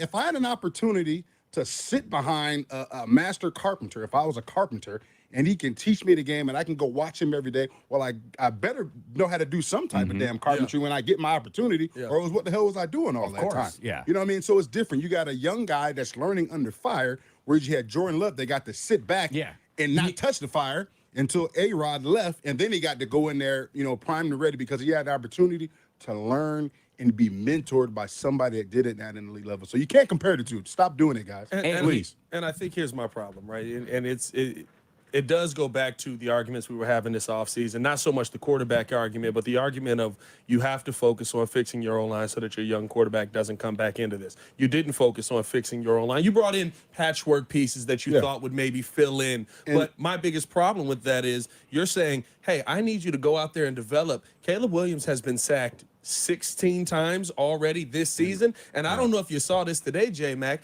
Technically, he got sacked 6 times today. 3 of them end up getting called back because of penalties on the field. So Jared Verse is screwed out of a couple of sacks in that situation. And here's the thing, like we're talking about, a young quarterback. We just talked about his overthrows. Yeah. Well, hell, we could be talking about a quarterback that didn't even see the guy open. Yeah. Like, come on, man. Like, you can fix an overthrow. Yes. It's hard to fix not seeing it, not seeing the structure of a defense. And every time you talk to this guy, this kid, this rookie, and you ask him, what did you see? He breaks down the defense. He's seeing it. Yep. He's seeing it. Right now it's just in terms of executing, connecting on the passes, right? Being able to have time to make the throw. And learning the difference in timing. Look, I know we feel like it's been forever. And fine, you want to put it on us, Tony, for creating unrealistic expectations. That's fine. Again, I think that's misplaced anger, right? I can't even say that because what did Ryan Poles call him? We all were pushing away. Everybody I heard in Chicago, except maybe a few people, were like, generational is a strong word. Everybody breathe here. Ryan Poles, your general manager, said he is a generational talent. So don't put the expectations on us. Yeah, again, it's everybody wants it immediately. I get that. It feels like it's been a long time coming because of the previous 2 seasons and maybe some of the unrealized hope that was, Justin Fields was saddled with, that Bears fans are now also probably pushing a lot of that onto Caleb Williams as well. Yeah. Give him time. I think what you just said, J-Mac, is right. You can see when you listen to him closely. Oh, he breaks it down. Yeah. It's just a different kind of processing Good call, that's going Tony, on. but you can't compare, man. I mean, like Jordan's first year was last year starting. Yeah, and but how many years was he in the league before? Thank you. He got to sit on the Come bench on, for man. 2 What are we while doing Aaron here? Rodgers was winning MVPs. And by the way, too, Matt LaFleur doesn't get enough credit. I mean, I think people realize now. he's Now they very give it good. to him now, but yeah. the truth is, Matt LaFleur is in a different class in terms of a game planner as an offensive coordinator. Not to mention, right, you got to sit behind Aaron, but then you also got to have you got to learn the same playbook for that many years. Caleb's going from USC to Shane Waldron's offense. You can't compare the two. It's not even, come on now, what are we doing? Apples to oranges, completely different. And it's also not the same situation. I don't know if you guys have noticed anything else that's going on around the NFL, but who had Sam Darnold being a really good quarterback on their bingo card? This what happens, right? This what happens. You get you go to a team that has a head coach that was a quarterback in this league. And I'm not saying he lit the league on fire, but he has an idea of how to develop a quarterback. Those are usually the guys that make good coaches. Right, and you come back and you develop a system that's friendly, Yeah. right, that accentuates your quarterback skill set. And what happens? You got a guy who was a first-round pick, who everybody was calling a bust, all of a sudden is revitalized. No, he's in the right situation. Situations matter. Schemes matter. And dare I Coaching say- matters. Development matters. Dare I say, an offensive line matters. Have you seen Sam Darnold back there being able to process what's happening in front of him? Justin Was Jefferson, he able to do that with the Jets? Justin Jefferson matters. I didn't get to watch the game, so I don't know the stats. Oh, no. Hey, I don't know. Just know. I'm Justin just Jefferson guessing. matters. I'm just guessing. I'm just guessing, guys. I'm just guessing. I didn't get to watch the game because I was on the sideline. Jordan Addison healthy? That matters. It matters, man. And to that point, too, what you were just saying about Jordan Love having an opportunity to learn the same system. Oh, guess what? Sam Darnold, he was learning with Kyle Shanahan last year the system that he's running now under Kevin O'Connell in Minnesota. Yep. So, same tree. Yeah. I mean, if Jeff, I'm listening to your fantasy show every Sunday morning on the way here, and you're telling me I had to build a fantasy team, and I did that for 3 years before I started playing fantasy. Well, guess what? When I come in to my fantasy league on that 4th year, I've listened to Jeff Miller's fantasy show on Sunday morning. Guess what? I better know how to put together a team. Yeah, you've had a head start. I better know how to put together a team. Like, come on, guys. I don't know, J-Mac. You probably drafting quarterback first, right? I might just draft all fullbacks. You never know. All fullbacks. Quick aside, Deion Miller, I can't remember if it was last year or 2 years ago, she was playing fantasy football for the first time. Yeah. And she was in the draft room. I don't know what she did, but she made a mistake, and she accidentally made Kyle Juszczyk her first overall pick. So just it like can Juice. happen. I like Juice though, but sorry, if you're Juice. gonna make a fullback a first overall pick, I guess I'm all Kyle for the Juszczyk fullback. would be the one. I like Juice. Juice is a monster now. It did Juice not is a work out monster. well You for can't pick Deion. him first though. Sorry, Juice. All right, let's go to Bob, who's on the other side of the coin with Caleb. Bob in Naperville, you're on the post-game show with Meller, J-Mac, and Pat the designer. What's up, buddy? What's up, Bob? Hey, fellas, how you guys doing? I'm doing good, Bob. Bears won, man. We're happy. Oh, it's a beautiful thing. I am so happy you put me on after a Meathead Bear fan. Look, the narrative here is unbelievable. This kid is in his fourth game. Preach, Bob. He threw a dime to Moore for the winning touchdown, if you look at it. He had somebody in his face when he got rid of the ball to Swift for a big play. Yeah, the kid's doing just fine. People need to chill out. It's ridiculous. Makes me want to put a hole in the wall. These guys are really Don't do that, Bob. Unless you've been an apprentice for a carpenter for 3 years. Bob's got then a you good can do it. He's got a good drywall guy. Bob's bringing some actual perspective. Thanks, Bob. We appreciate it. Thanks for the kind words, man. I love Bob's point though, because you look at some of the poise that Caleb Williams has shown in the pocket, and that DJ Moore touchdown is great, right? The pocket is closing in around him. That is a moment where, whether I'm a Justin Fields fan guy or not, he's bailing out of that situation and using his legs. Well, Right? I'm going to tell you about that. I asked him about that play.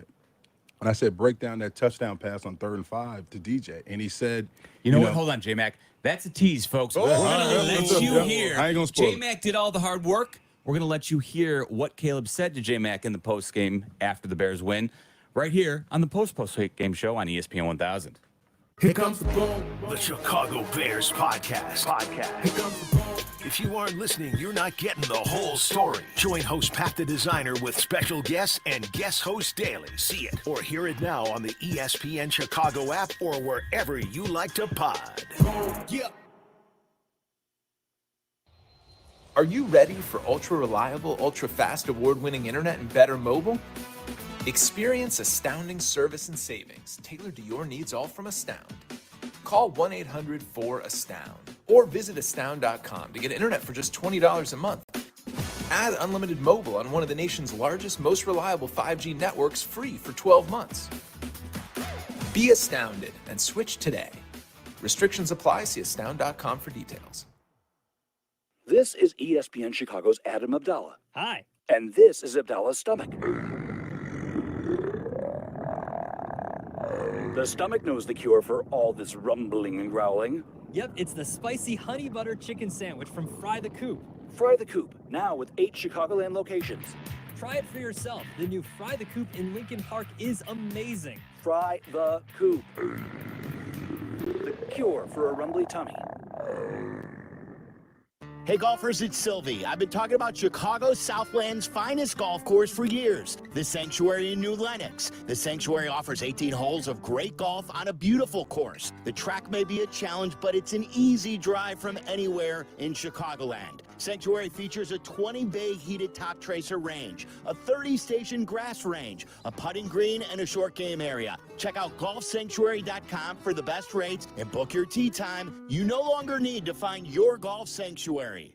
What's up? It's Jay Hood. Make Hollywood Casino Aurora your game day headquarters this football season. Watch all the best games on their giant screen TVs, plus tackle the area's best game day food and beverages. Penn Play football fans, sign up for the free Cover 5 app today and make your picks for a chance to win up to $500 cash every week. Visit PennPlaySports.com/Cover5 to start playing. Score big this football season at Hollywood Casino Aurora and Penn Play. Must be 21 or older. If you or someone you know has a gambling problem, crisis counseling or referral services can be accessed by calling 1-800-GAMBLER. Hey guys, it's Carm. If you're like me, you know a great haircut is more than just looking good. It's about the whole experience. That's why I had the White Buffalo Barbershop, a Zazu Salon's partner. At White Buffalo, they redefine grooming excellence with top-tier barbers and a vibe that's second to none. Need to unwind? Grab a beer with your cut and catch all the big games right from your chair. White Buffalo Barbershop, born original. Now in LaGrange and Hinsdale. Book your appointment today. Visit whitebuffalobarbershop.com for more info. Total Wireless is made to totally keep up with you. We now have unlimited data that never slows you down, covered by the Verizon 5G network, and all for less than $30 a month when you get 4 lines. And the best part, we give you a free Samsung Galaxy A54 5G when you switch to the Total 5G Plus Unlimited plan. Visit your local Total Wireless store today. Total Wireless, we're totally with you. Actual speeds may vary by location. For data management practices, see TotalWireless.com. I want to learn how to cook, but I keep ordering takeout. Accomplishing goals is hard, but when your goal is to learn a new language, Babbel makes it easy. In just 15 minutes a day, Babbel will help you start having conversations in as little as 3 weeks. Words and phrases you'll actually use. So when someone asks, "How's your French going?" you can say, Babbel facilite grandement l'apprentissage d'une nouvelle langue. Now try Babbel for free at Babbel.com. That's Babbel.com. Babbel.com. Postgame continues now on the new home of the Bears, ESPN Chicago. Here are your hosts, Jason McKee, Jeff Miller, and Pat the Designer. Bears moved to 2-2 on the season after a 24-18 win over the Rams at home at Soldier Field. We were talking about Caleb Williams, how he can break down plays and what went wrong in some of them. And J-Mac obviously has a unique insight because he has the opportunity to talk with him after almost every game, I think, right? He takes time for you. So this was today. After the Bears win, J-Mac asked Caleb Williams, I think you started out asking him about, what was the difference coming out in the second half when the Bears finally had some effective offense. I think the most important thing was our communication at halftime, also understanding we got a whole nother half to go, and it all comes down to us executing, staying ahead of the chains, not getting many penalties, and focusing on what we can, control, what we can manage, all the things that we can do, and then, after that, go out there and make plays. DeAndre Swift had a big game, 165 total yards from scrimmage. Was that a part of the game plan, getting him more touches, whether that be in the passing game or in the run game? Yeah, I think with the guys that we have, it's always important to try and get the ball in their hands, especially with somebody like him that can run the ball so well. And then obviously, when he gets the ball in his hands in open space, when he catches it, he's unbelievable. So we've known that for so many months and so much time, and so being able to make it happen today. I'm happy for the guy. He's been taking so much heat, and he's an unbelievable player, and we've known that, and so I'm happy for him. An offense that has struggled in short yardage situations, also goal line situations. How excited were you and the guys to hear that Doug Kramer would be in at fullback, and when was that decision made? Yeah, that's something that we practiced throughout the whole week. It's always fun when you get a big guy in there, extra lineman or extra lineman that's a fullback or whatever the case may be, to have him in there, knowing he's going to go in there and play bully ball with a linebacker or anything like that. It's always fun. You got another touchdown pass today. Break down the touchdown pass. It was 3rd and 5 in the red zone. You found DJ Moore in the back of the end zone. Break down that play for us. Yeah, so I had a route concept to the left. I think it was Gerald and Rome. Rome took an inside release. Gerald, he had a safety over top, and I believe it was a backer on him. and didn't like that one. So just moved on with the progression. I knew backside the DJ, either they were going to double him with the safety over top, or that he was going to be one-on-one with the backer the way that they were playing it with a too-high structure. So they end up actually leaving DJ on a backer, which is unbelievable. Those are the type of matchups that you want and that you wish for. And being able to get our first touchdown, going and things like that, it's great. I want to ask you about the football because I saw you took it with you when you came off the sideline. Looking ahead to when you look at this team, right? It's an offense that has been criticized. You guys have been up and down. What has been the mindset and mood of this offense throughout the first few weeks of the season? Yeah, I think us understanding who we are. I think us understanding, what type of team we're going to be, and things like that, and also just playing together. There's, like I've said in so many different times in interviews, in the wins or losses, that we were about one person, in each of those plays from it popping and things like that, and staying true to it, not being frustrated. So I think those have been the main things, and then personality and things like that is important for us as a team. Being aggressive, being tough, kicking people's tail, kicking the man in front of you, and things like that. So I think we did well with that today. With all the different personnel that they brought in, all the different coverages that they try and do, and whole shells and things like that. I think the offensive line and everybody else did such a good job, with that, and us controlling what we can control, and going out there and win the game. Last question for you. I know you've raved about Matt Stafford. Yeah. You said he's one of the quarterbacks that you idolized growing up. Was this the first time you actually got to see him play in person, and how would you grade his performance today? Yeah. This is my first time being able to see him play, but also he's unbelievable. I was standing up a bunch of, throughout the game, just watching him. The way he controlled himself, the way, guys, getting in his face, jumping, tackling, hitting him, flying around, trying to get around him. And he's out there, throwing it around, controlling what he can control and things like that. Obviously he had turnovers, but, like I said, he's an amazing player. Amazing guy. I asked for his jersey after the game, so we'll see if that hits the mail or anything like that. But really, excited for our defense, how they play versus a guy like that. I asked Tremaine because Tremaine's played versus him before in the past and things like that, and I asked him, how good is he out there? You obviously play versus him, and Tremaine was giving him his props and things like that. So it's kudos to him, but obviously our defense went out there and did the thing. Did he give you any advice after the game, Matt? No. I think Matt and I are the same. After you lose, you want to obviously show sportsmanship and then get off the field and get ready for the next game, or get on with that. Is that a little shade over at CJ Stroud? No, I'm just joking.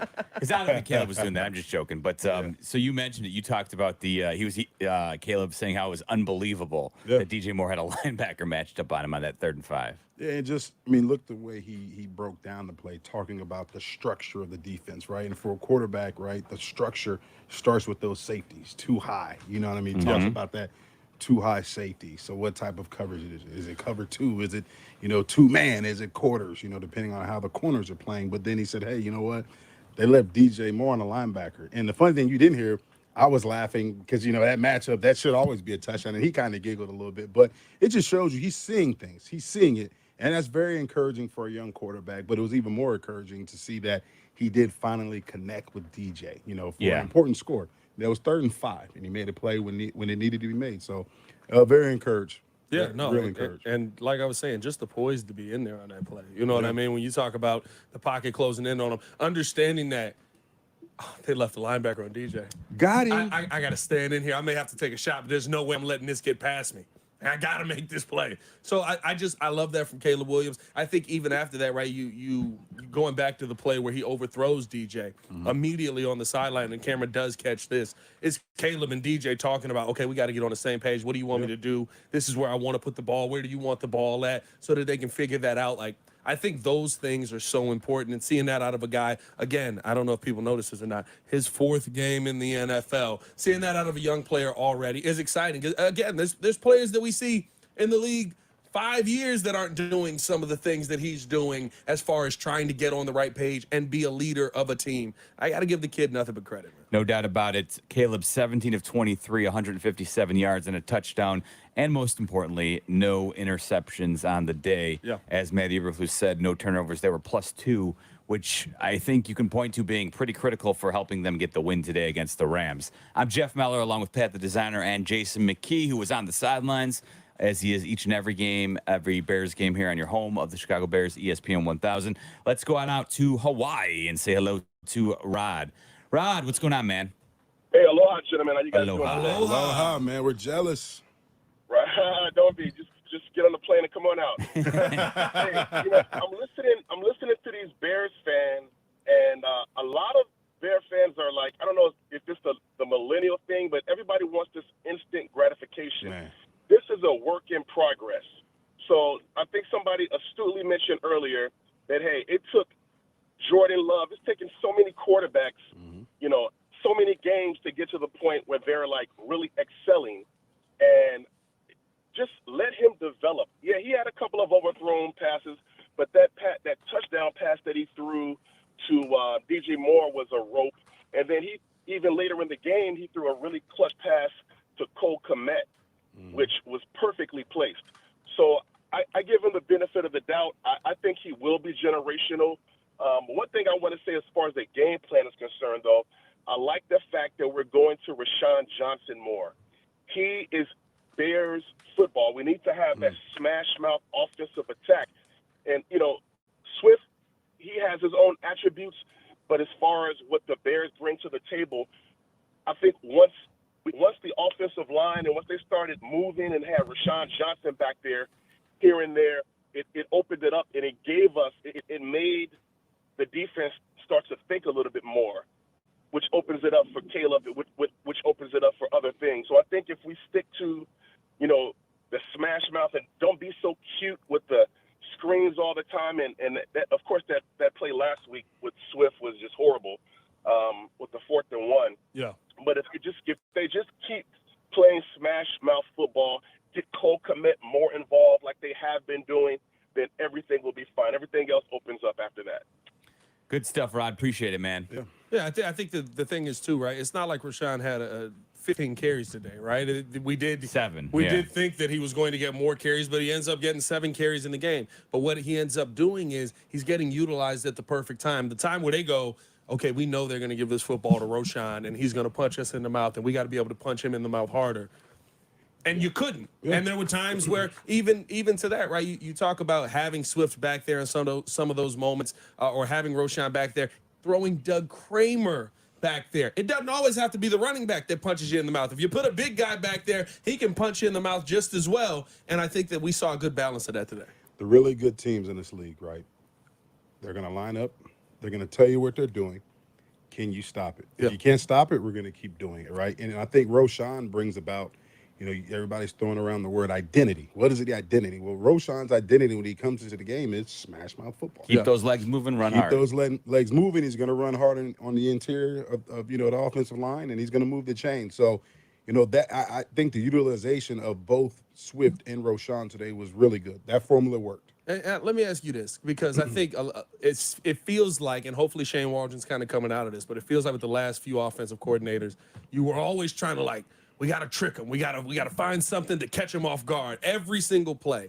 How many times in a game is a team really caught off guard? Is it like we almost forget the other team watches your film too? Yeah. They know what's coming. I would assume more times than not, you're coming up to the line and going, all right, these are the couple plays that they can run out of this set. Yeah, I mean, some teams can be caught off guard by some plays, but at the same time, as an offensive coordinator, right, you have to know your own personnel, right?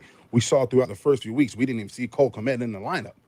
Like, he's one of your better players in terms of, being able to block and being effective in the pass game, which didn't make sense to us, right?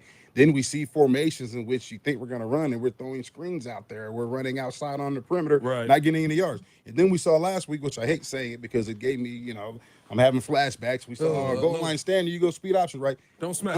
Understanding, right, your players' skill sets and understanding schematically what you can call to help aid, in a productive play based upon which players you have in the lineup, based upon what personnel groupings you have and what players you have within those groupings, right? So Roshan's in the game, he's a guy who I wouldn't really call outside zone that much because he's more of an interior runner. So it's going to be some type of gap scheme, power, duo, or it's going to be inside zone. Right now, when I look at DeAndre Swift, I want to get him out on the perimeter. Yes, I still run a little bit of inside zone, but he's a guy, crucial situation where I'm going to motion him out of the backfield. Something we saw today, get him matched up on the linebacker, right? Get him involved in the passing game, but also he's effective in the screen game. So it's understanding your player's skill set and the right formula and the right time, personnel groupings, and when to use those guys. And we saw that good mix today. And hopefully we can build upon that. Bears head coach Matt Eberflus was asked in the postgame, what do you attribute to the improvement in your run game? Just hard work. Just hard work. You know, it comes down to fundamentals, right? Alignment, assignment, doing your thing the right way, and basic football. You know, and then you got to move people. And the offensive line did a really good job with that. Today, I thought the runners did a really good job with their demeanor in terms of their pad level and knocking the pile forward. I saw that a lot today, which is good. You get those extra bonus yards. But again, it just comes down to hard work and being determined and being detailed. Bears head coach Matt Eberflus, you can, of course, hear him tomorrow as well on Cap and J Hood.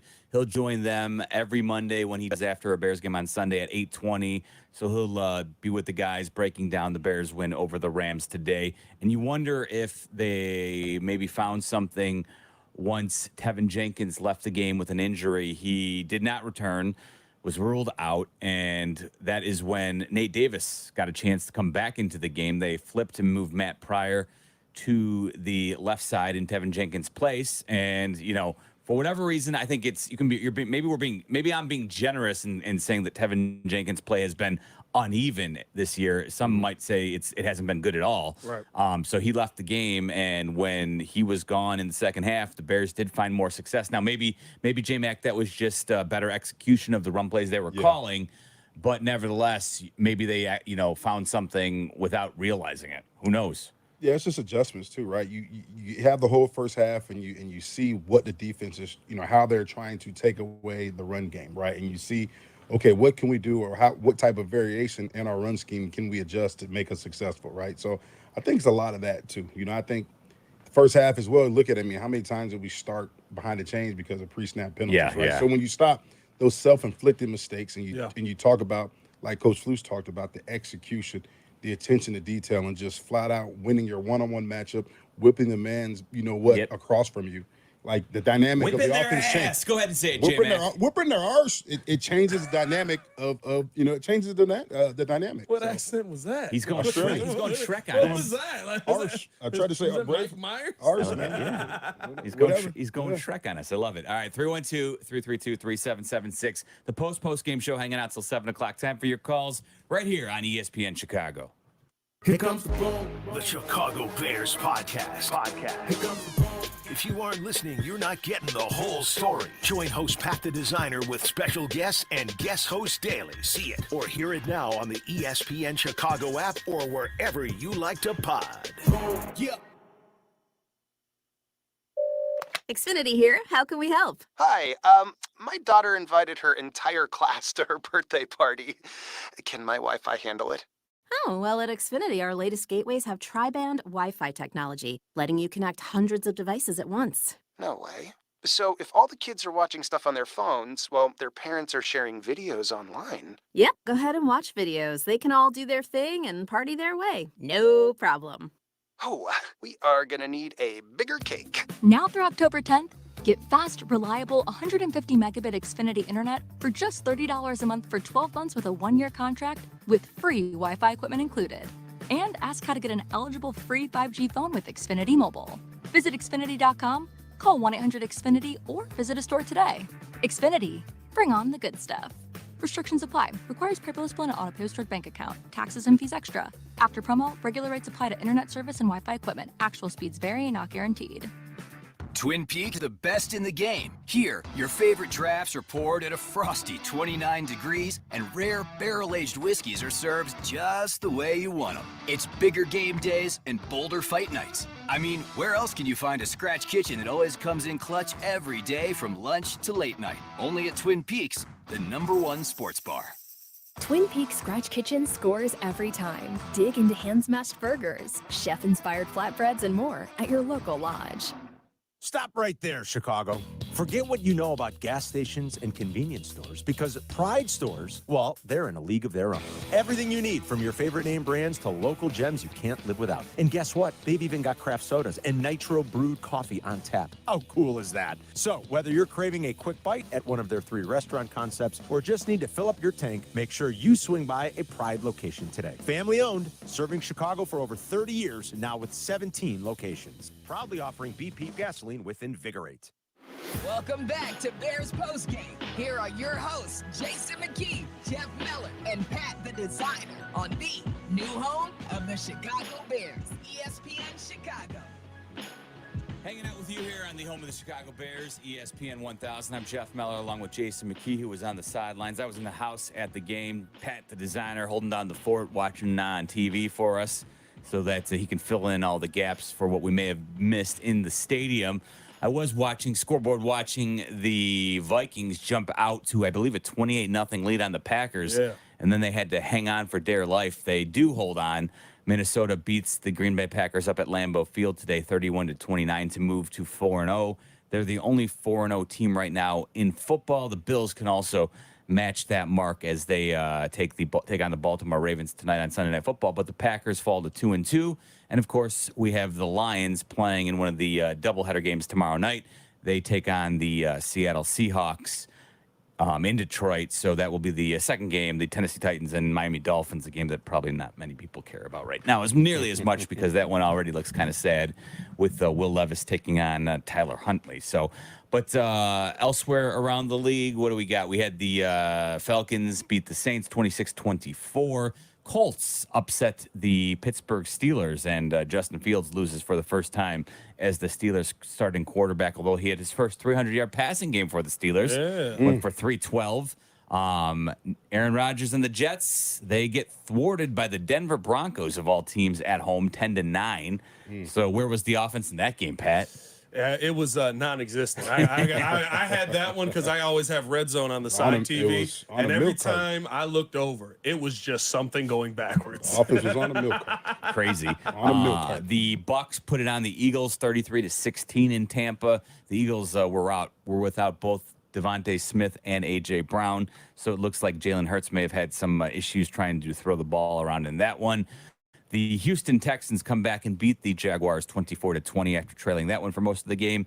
And then the Andy Dalton revenge game did not go as planned for him. The Carolina Panthers fall to the Cincinnati Bengals 34-24. And, of course, the Panthers will be up next for the Bears. Yet another game where you really feel like if the Bears want to continue and have some realistic playoff hopes, it would certainly be in their best interest to take advantage of the Panthers next week at home at Soldier Field. So definitely before they head out to London to take on the Jacksonville Jaguars. So the next couple, 2 pretty winnable games, but also feels like, again, way too early to call them must win. But like if you're looking at this realistically, if you want to have playoff expectations, these are 2 games the Bears really need to get. No, 100%. I mean, listen, this Panthers game next week is one of those that you kind of look at Andy Dalton and you're just like, okay, he's got some stuff. He's competent, but there are players here that Bryce Young could not take advantage of using. But then you just kind of see how the game plays out, and you're just like, but they're still not good. And competing with the Bengals, I mean, can we really say that is a... Yeah, no, they were 0-3 coming into that game. You know what I mean? Like, the Bengals defense is atrocious now. But you know what, to be honest, those are the games you worry about. You because the preparation... From a player's perspective, take us inside honestly, there. like, when you start overlooking an opponent, right, and especially in the NFL, everybody's the best of the best. We say they're not good, but they want to get a win, too. And we may overlook them at practice. It's just the Panthers. You know what I'm saying? Those are the teams that come in and hit you in the mouth. And you have no response for it because you didn't take preparation seriously. Yeah. So the Bears, and right now the Bears are not good enough. Yeah, you're not good enough to do that. Like you would like to say, this is a feel-good game. If I'm a running back, I want to pad my stats. I want to, get some, get over 100 yards. But at the same time, I mean, they're very capable of coming in here and just clicking on the right Sunday in upsetting a Bears team. Especially now that Andy Dalton, is going to give you a competent with effort. an experienced quarterback that's seen a lot of looks. And has he had all the success in the world? No, but he had some success while he's in Cincinnati. No doubt. I mean, it's a game that you can't overlook, and it's a game that you have to take seriously in terms of preparation, and it's a game you got to have. And we have a team that's, we've been up and down this season. Can we win a game we're supposed to win? That's the next challenge when you look at it. Well, don't get me wrong. I'm not feeling good about this game because of where the offense is at. Yeah. I watched Braxton Jones still go backwards a lot today. But my confidence is I think that Matt Eberflus and this defense have a good rhythm clicking right now. I think with 2 weeks of tape, if it was Andy Dalton just coming in fresh, I'd be a little bit more worried because, you usually get that boost from a little bump from the backup quarterback coming in. Nobody's seen you this year. What are you going to be able to do? Blah, blah, blah. Then there's life in the roster, too, because all of a sudden they're like, oh, we actually have a guy who can maybe not, sabotage us from the inside. Exactly. And there's a little bit of a jolt that the team gets. But now 2 weeks of Andy Dalton on tape, I think that Flus is going to be all over that. I think that this defense is going to be all over that. Really good game out of Xavier Legette today. I thought that he played well. He's a rookie guy going up against some really tough players here in Chicago, though, as far as the DB matchups. And let's not pretend like Andy Dalton won't put a ball up there that you could take the other way. The Bears, is this their fourth in a row multi-turnover game? Did we have a multi-turnover last week? Or did we only get one? Did we only get one turnover last week? Let me go check. Last week we got the takeaway from Tremaine. We got the takeaway from Tremaine. We did, and Billings. Yeah. So we would have straight multi-takeaway week. And there would have been another one to strip sack, but they blew the whistle. Remember that? That was crazy. That's but then they let the whistle go, and Jonathan Taylor was running, down on the goal line. We're not living in the past, J-Man. Here's a stat for you, right? We've won, I think it's 7 in a row at home, right? 7 in a row dating back to last season. Look, home field advantage at Soldier Field, alive and well. So, again, with the Panthers coming in next week, one the Bears definitely need to take advantage of. All right, enough of us. I promise some more callers. We'll get to you guys right after the break. 312-332-3776. This is the post-game show here on ESPN 1000. LoadSmart offers you a fresh canvas, empowering you to take control of your supply chain. Instantly price, book, and ship with guaranteed capacity tailored to your unique needs. LoadSmart's automated solutions eliminate the chaos of manual processes, giving you the freedom to design a more efficient, cost-effective operation. Whether it's FTL, LTL, PTL, expedited, or drayage, LoadSmart helps you shape your logistics your way. Join the likes of Amazon Freight, Cabot Creamery, and Scott's Miracle Grow to move more with less at loadsmart.com/ESPN. Small business owners, we know finishing your to-do list can feel like rowing upstream, but it's a river, a whitewater river, and the only paddles you have are pool noodles. Then when a new to-do pops up, you're like, nope, I'm already rowing upstream with these pool noodle paddles. At Progressive, we don't want to make your day any harder. That's why we make it easy to get personalized discounts with a commercial auto insurance quote online, so your to-do list is smooth sailing. See if you can save on commercial auto insurance in as little as 7 minutes at ProgressiveCommercial.com. Progressive Casualty Insurance Company and affiliates. Coverages and discounts not available in all states and subject to policy terms and underwriting. Okay, everyone, what did you think of the chocolate bar? It's too chewy. Feels kind of chalky. Too much nougat. I need to go brush my teeth. Business is booming for Stiff's small marketing research firm. After all these focus groups, there's only one conclusion. I need more researchers. And she's way too busy researching Does this have peanuts? to waste time researching resumes. I need Indeed. Indeed you do. Put our matching platform to work so you can spend less time searching and more time connecting with talented candidates. Visit Indeed.com/credit and get $75 towards your first sponsored job. Terms and conditions apply. What's up, everybody? It's Adam Abdallah. The NFL season is flying by, but you still have time to start the season with a big return on FanDuel, America's #1 sportsbook and my #1 sportsbook. You can get started with $200 in bonus bets guaranteed when you place your first $5 bet. Use that $5 bet on anything from anytime touchdowns, same game parlays, spreads, player props, and more. It's all up to you. All you have to do is visit FanDuel.com/Abdallah, ABDALLA, to make every moment more this season and turn $5 into $200 in bonus bets guaranteed. That's FanDuel.com/Abdallah, ABDALLA, to make every moment more this season. You must be 21 or over and present in Illinois. First online real money wager only. $5 first deposit required. Bonus issued as non-withdrawable bonus bets, which expire 7 days after receipt. Restrictions apply. See terms at sportsbook.fanduel.com. Gambling problem? Call 1-800-GAMBLER. This is ESPN Chicago, WNVP, WTBC, HD2 Chicago, a Good Karma Brands radio station. Postgame continues now on the new home of the Bears, ESPN Chicago. Here are your hosts, Jason McKee, Jeff Meller, and Pat the Designer. Bears beat the Rams 24-18 at home today. Big win. They move to 2-2, get back to 500 on the season.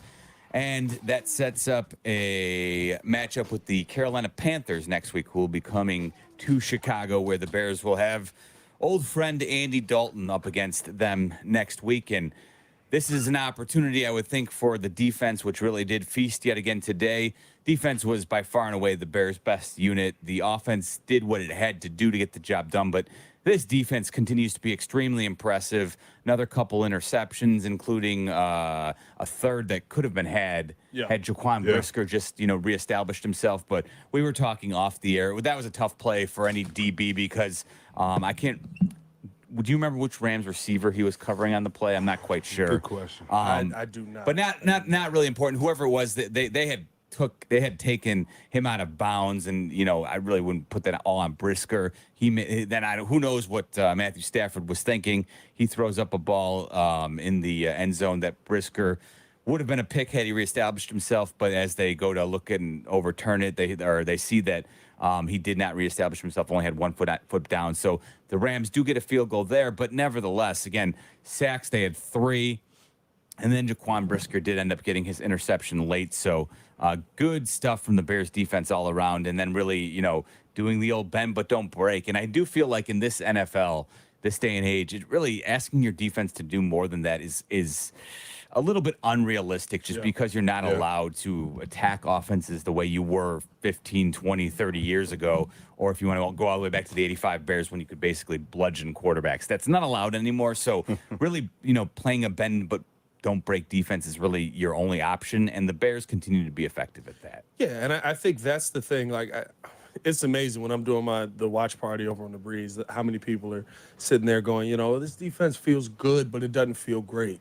This defense feels solid, but it doesn't feel elite. And I'm just like, if you guys watch the modern NFL, they're not giving up touchdowns. And I understand, right? There's some struggling teams in there, but didn't give up a ton of touchdowns versus an offense in the Houston Texans that we know can absolutely get after you, especially with all the talent they had there. We had the full slate of it with Joe Mixon being healthy in that game for a portion of it, and then going out, of course, after the tackle from T.J. Edwards. But I think that when I look at this defense feels like one that yes, it'll give you the stuff over the middle of the field to a certain point. But when it's time to lock down, when it's time to lock up, they're not giving you anything. I mean, there's nothing in the red zone. I haven't looked at it. I would bet you they're probably the best or one of the best top 3 red zone teams in the NFL at this point, just the ability to keep teams to field goals. It's an elite defense because of the timely takeaways they get. Yes. And that's not even this year. Let's go back to last year. It's dating back to last year. How many timely takeaways has this defense come up with, right?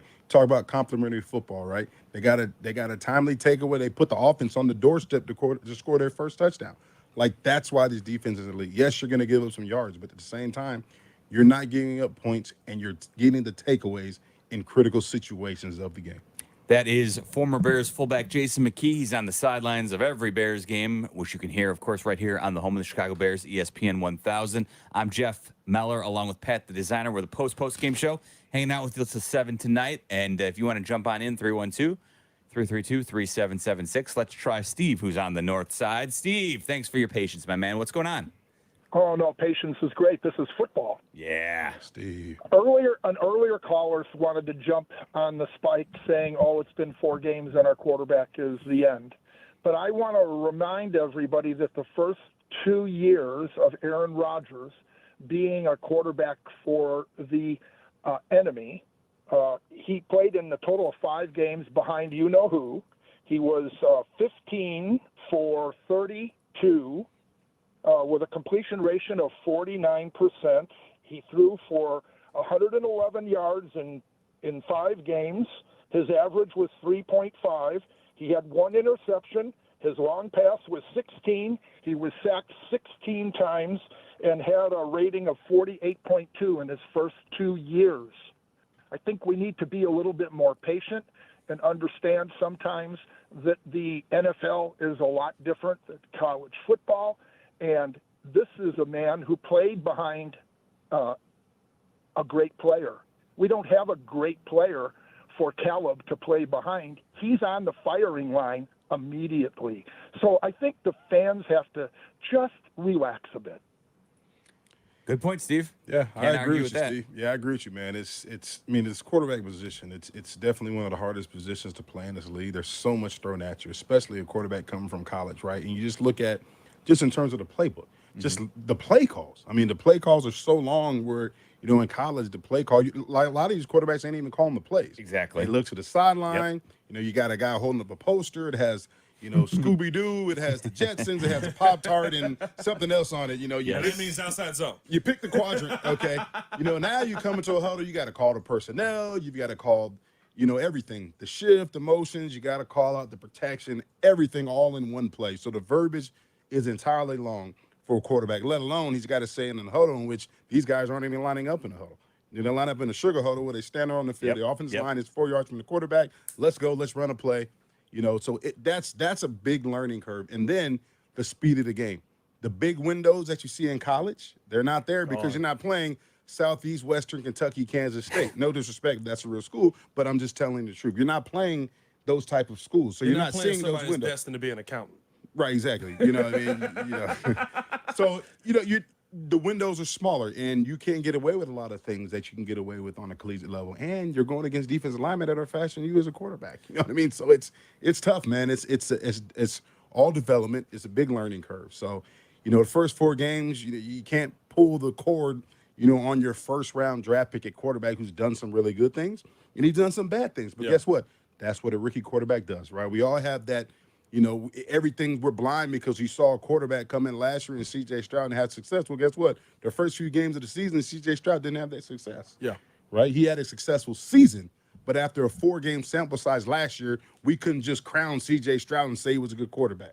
No, and I think the other thing, too, is, right, you're asking a quarterback to overcome a lot of pre-snap penalties. You're asking a quarterback to overcome an offensive line that is falling over itself. You're asking a quarterback to come some subpar play calling at a certain point. At a certain point, for a guy in his 4th game, you got to say, hey, we're asking a lot of this rookie guy. And I understand what the expectations on him were, but these, again, were the conversations that we were saying. We shouldn't be asking this of Justin Fields last season. Now we're here in year 1 and 4 games in of Caleb Williams, and I'm saying the same thing. I shouldn't be asking this of Caleb Williams this season because he's been put in a position where he has to develop under duress. And we can talk about C.J. Stroud. The one thing C.J. Stroud had last season, a lot of the mistakes that he made early on, the reason they were losing games were rookie mistakes, throws to the wrong spot, not doing enough early on to put your team in a position to win. Wasn't as many pre-snap penalties. Wasn't the offense going the other direction. Wasn't you starting at 3rd and 25 or 1st and 25 because you got 2 penalties back to back. So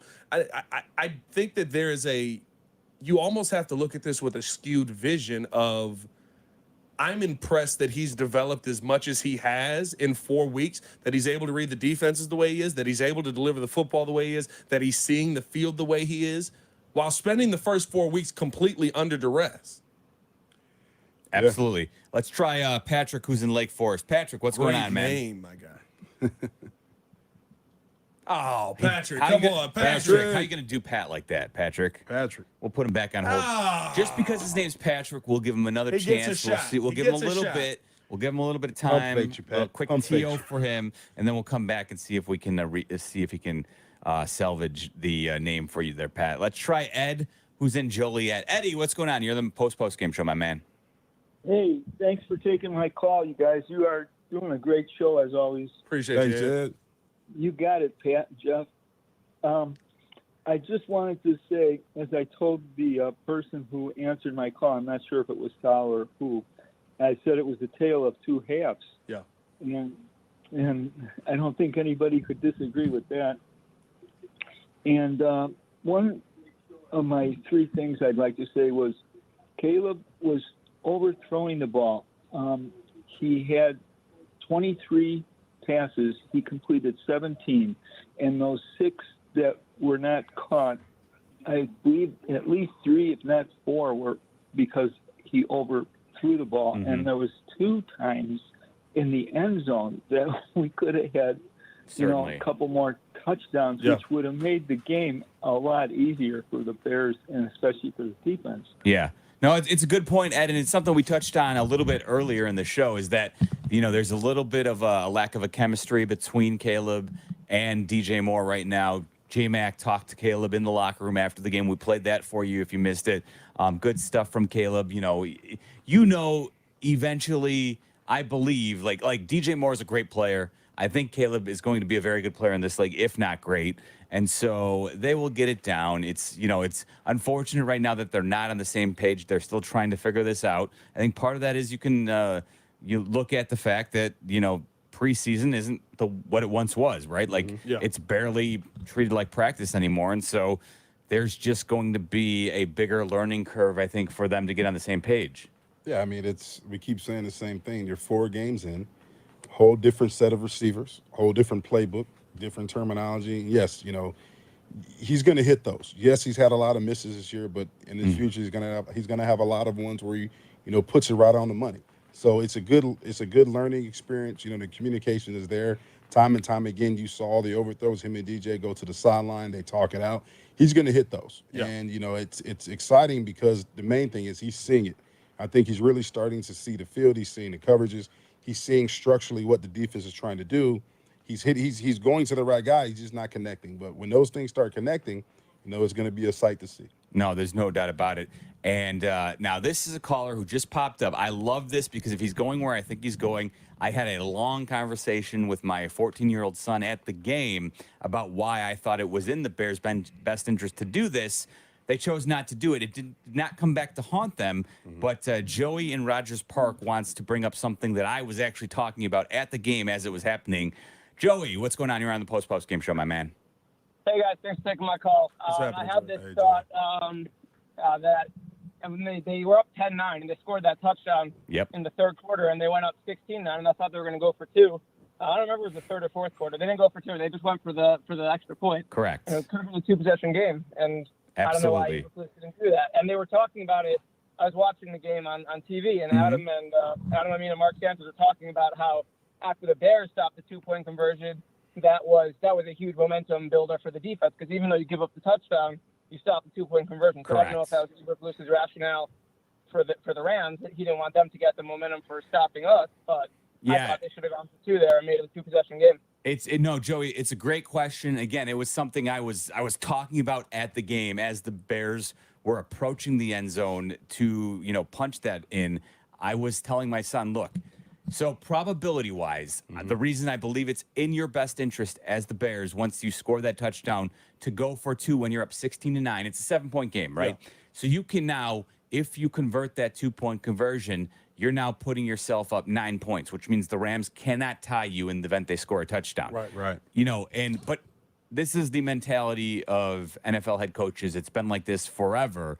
And so in the third quarter, you're not even in the fourth quarter. It's also asking a typically conservative, defensive-minded head coach to be extremely aggressive in that scenario. And I think you put him in the position where he's probably thinking, and again, this is just me kind of like spitballing, thinking it through.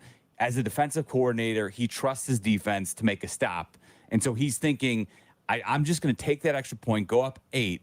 Worst case scenario, the Rams not only need to score a touchdown, but they also need to score the 2-point conversion, which he feels like, I think my defense, which we've talked about is a pretty good defense, has a decent chance of stopping them from either scoring the touchdown or, at worst case, he feels pretty good about his chances of shutting the Rams down on a 2-point conversion. I think that's his thought process. But I'm with Joey in that I think from an analytics standpoint, from a game theory standpoint, your best, because what happens if the Bears fail to convert the 2-point conversion, if they go for it when they're up 16-9, in all likelihood, if the Rams score a touchdown, they're still kicking the extra point to keep it tied, right?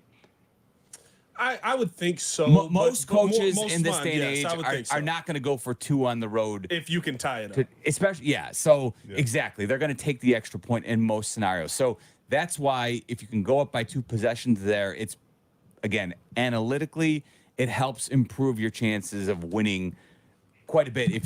And there's very little downside. Again, McVay could go for 2 and take the lead in that scenario. But most coaches are, if they have a chance to tie the game, J-Mac, you're a coach. You can speak to this. In most cases, you're probably going to take the, tie the game. Yeah, on the road, on the road, you're going to take the tie, give ourselves a chance. And, it just depends on the coach's philosophy and how aggressive he wants to be. I would have probably taken the tie. No, and I get it. Like, it's just, it feels like, okay, but again, this is where you wonder, would somebody like Dan Campbell maybe approach it a little bit differently? Yeah. Would his analytics guy be in his head saying, hey, put yourself up 2 scores if you can convert your 2-point conversion. If you don't, worst case scenario, you're still up 7. I think only reason I don't have a problem with it is because of what you said, right? Like, this defense has been elite in the red zone. Yeah. You're not going to score a touchdown on us and get the easy 2-point conversion out of it. I like the fact that you put – and in that situation, you're almost putting the Rams in a tougher decision-making situation where Sean McVay has to go, all right, we have not scored down here.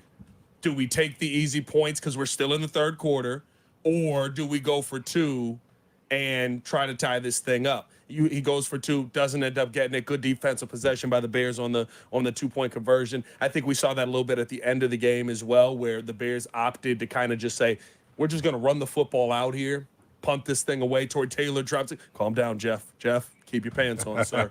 You keep your pants on in this building. Tory Taylor drops a beautiful punt in there. They are on, Pat. For now. For now. But I'm not going to lie. We may have a Tory we may have a Tory Taylor montage coming up here shortly that will change that situation. But Jeff will be in the studio by himself. Yeah. But no, I think that Matt Eberflus trusts his defense to make a play. And they've made the plays. And that's why, to me, you can continue to do things like that. I think last week is a little bit different where they call the timeout and we're all like, this is an obvious go for 2 moment because it's to get yourself back into position to try and get a lead in the game. But I think in this scenario, I can live with it because they go down and get 15. You're not going to score on this defense twice in the red zone. But this is where I actually do like to talk about it because it does work out in the Bears' favor. But I will say, from a strategy standpoint, it is in your bet. You're improving your chances of winning if you go for 2 there. Right. It's just the reality of the situation. But again, I get it, and it's not in Matt Eberflus's nature. So I wasn't surprised at all that he didn't. He just took the extra point to go up 8. But have the Bears been an unaggressive team? I don't think we've been We've gone for it on 4th down. What? 7, 8 times this season. But there's a different type of aggression there, right? Like this is like very little downside. That's why it's the analytical play. You're still up 7, and again, most coaches, if McVay scores that touchdown, he's not going to go for 2 to push, to try and put himself up 1, knowing the Bears are very likely, going to kick. He's going to take the tie in that scenario. So that's why. You can push it to a 2-possession game if you go for 2 there with almost no downside. But I think that's the flip side of it, right? Like the flip side of it is if they go down there and have to go for 2, there's only upside for the worst that happens is they tie. There's only upside for you in that scenario as well because you get the ball back with an opportunity to go down and score. Fair, but again, I mean, I think it's a difference of philosophy. Like you said, Flus is more of a defensive guy. I think he's literally just, I know you're not going to score, or I'm so confident you're not going to score on this defense twice in the red zone. But I don't think that this wasn't a 2-point conversion situation to me. That it was like, if they go down there and score, there's a downside to them having to try and score on your defense that they haven't scored on for the most part all day down there. Sure, but so like again though, you put your opponent in a more disadvantageous situation if you do actually convert on the 2 because now they're chasing the game. They need 2 possessions. Right. So, but I digress. 312-332-3776. Plenty of people calling. They want to get on. So Patrick is back. Patrick is back. We'll give him a second and final shot at it. And up next, that's Tory Taylor montage. I teased you folks with. Well, will I have my pants on when it plays? There's only one way to find out. Keep it locked here and watch us on the YouTube ESPN Chicago page. We're there live as well. This is the home of the Chicago Bears, ESPN 1000. Here comes the boom, the Chicago Bears podcast. Here comes the boom. If you aren't listening, you're not getting the whole story. Join host Pat the Designer with special guests and guest host daily. See it or hear it now on the ESPN Chicago app or wherever you like to pod. Yeah.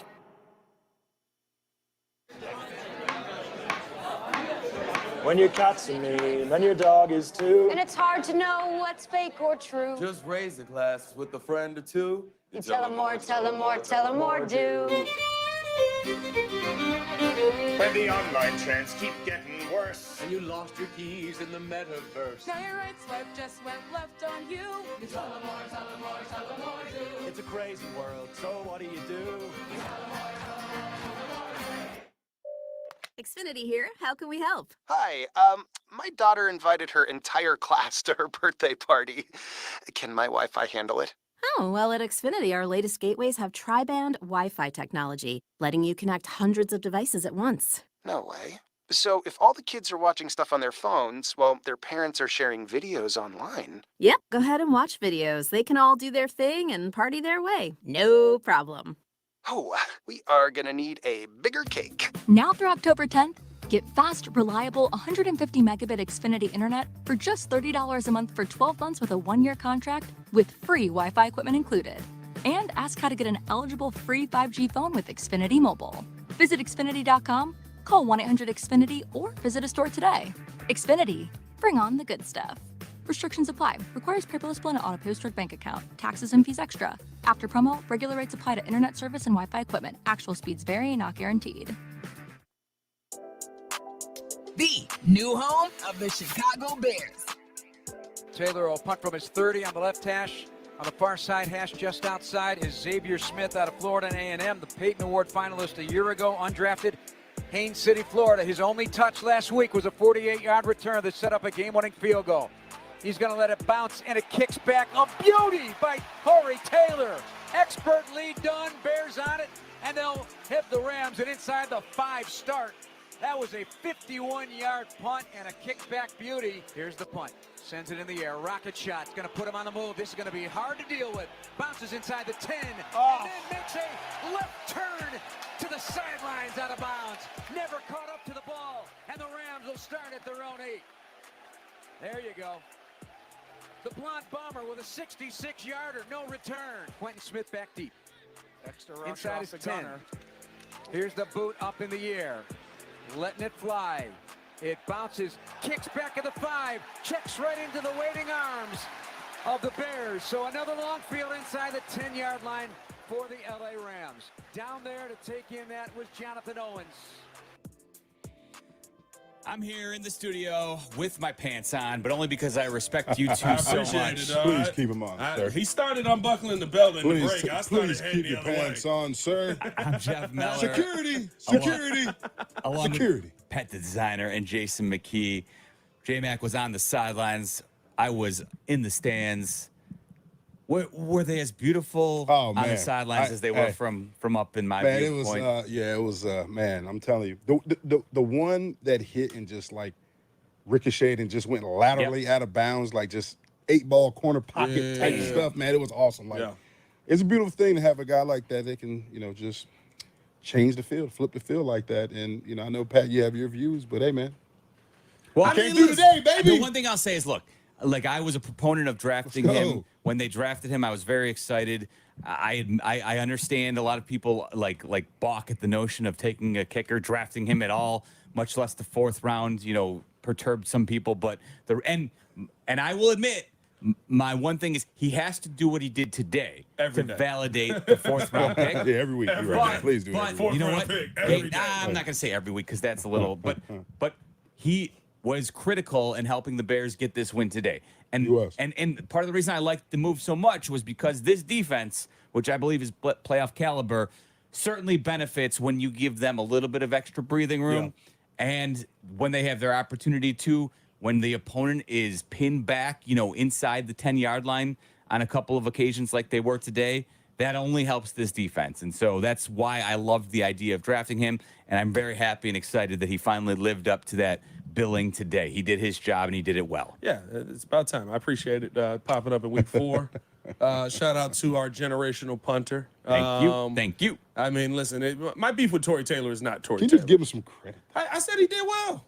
You said he did his job today. That He was did a his little job today. sneak diss. Yeah, he did his job in the first week too. He sneak dissed him. By the way, he did his job in the first week too. Pat, just say it with us. Tory Taylor. Absolutely not. You want to know why?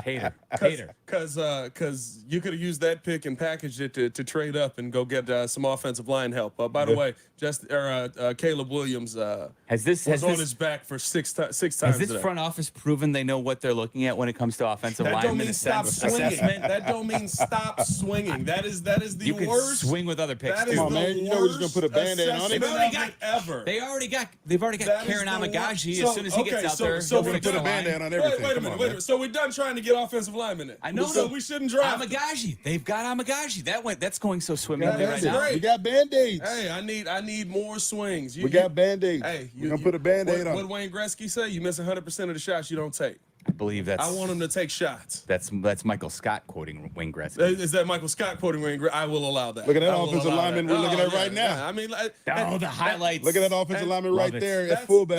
That's Doug my only Kramer. thing. Gotta I love don't it. have beef with Tory Taylor. I love the fact that listen, phenomenal job today. Honestly, All right, there you go. Really breaking it down. No caveats. We're all good. Phenomenal job.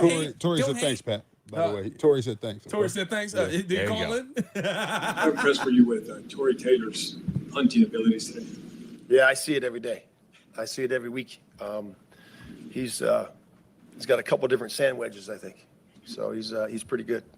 There you go. Yeah, couple different. I like Pat's that. not a golf guy, so he doesn't. I know. He's not a golf Nah. guy. He's not a punting At the guy. golf outing, he just rides around in the cart. You know what I mean? Takes all the free stuff. Pat was takes swinging all the this year. snacks. Pat was swinging. It was swinging bad, but You I had a was couple- swinging you had a this couple year. wedges in your bag? I had a few wedges, but here's the thing. His wedges aren't hit like He's the Tory, guy though. that tries to tee off with a putter. He Hey. tries to play the whole round with a putter. Yes. Hey, listen, Matt Eberflus said he sees it every day. All I'm saying is I want to see it every day.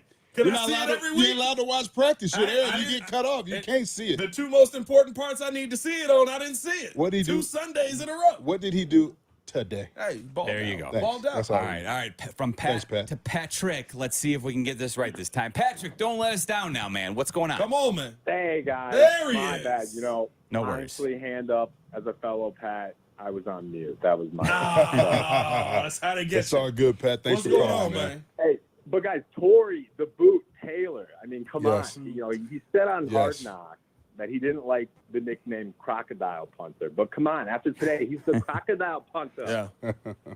Bear down, guys. Bear down. Good stuff. Anything else you wanted? You just want to love on Tory Taylor? You had anything else, Patrick? You want to? No, I heard that you guys were talking about that, but great analysis earlier. I just want to piggyback off some other callers about how the jump from college to pro is difficult, and Caleb is definitely in his learning phase. But no one's talking about it. Does he just not like the pro ball? I mean, he slung that college ball all up and down the field with perfect accuracy, and now it seems like, you know, sometimes he's missing guys 5-6 yards down the field when in college you for sure have that.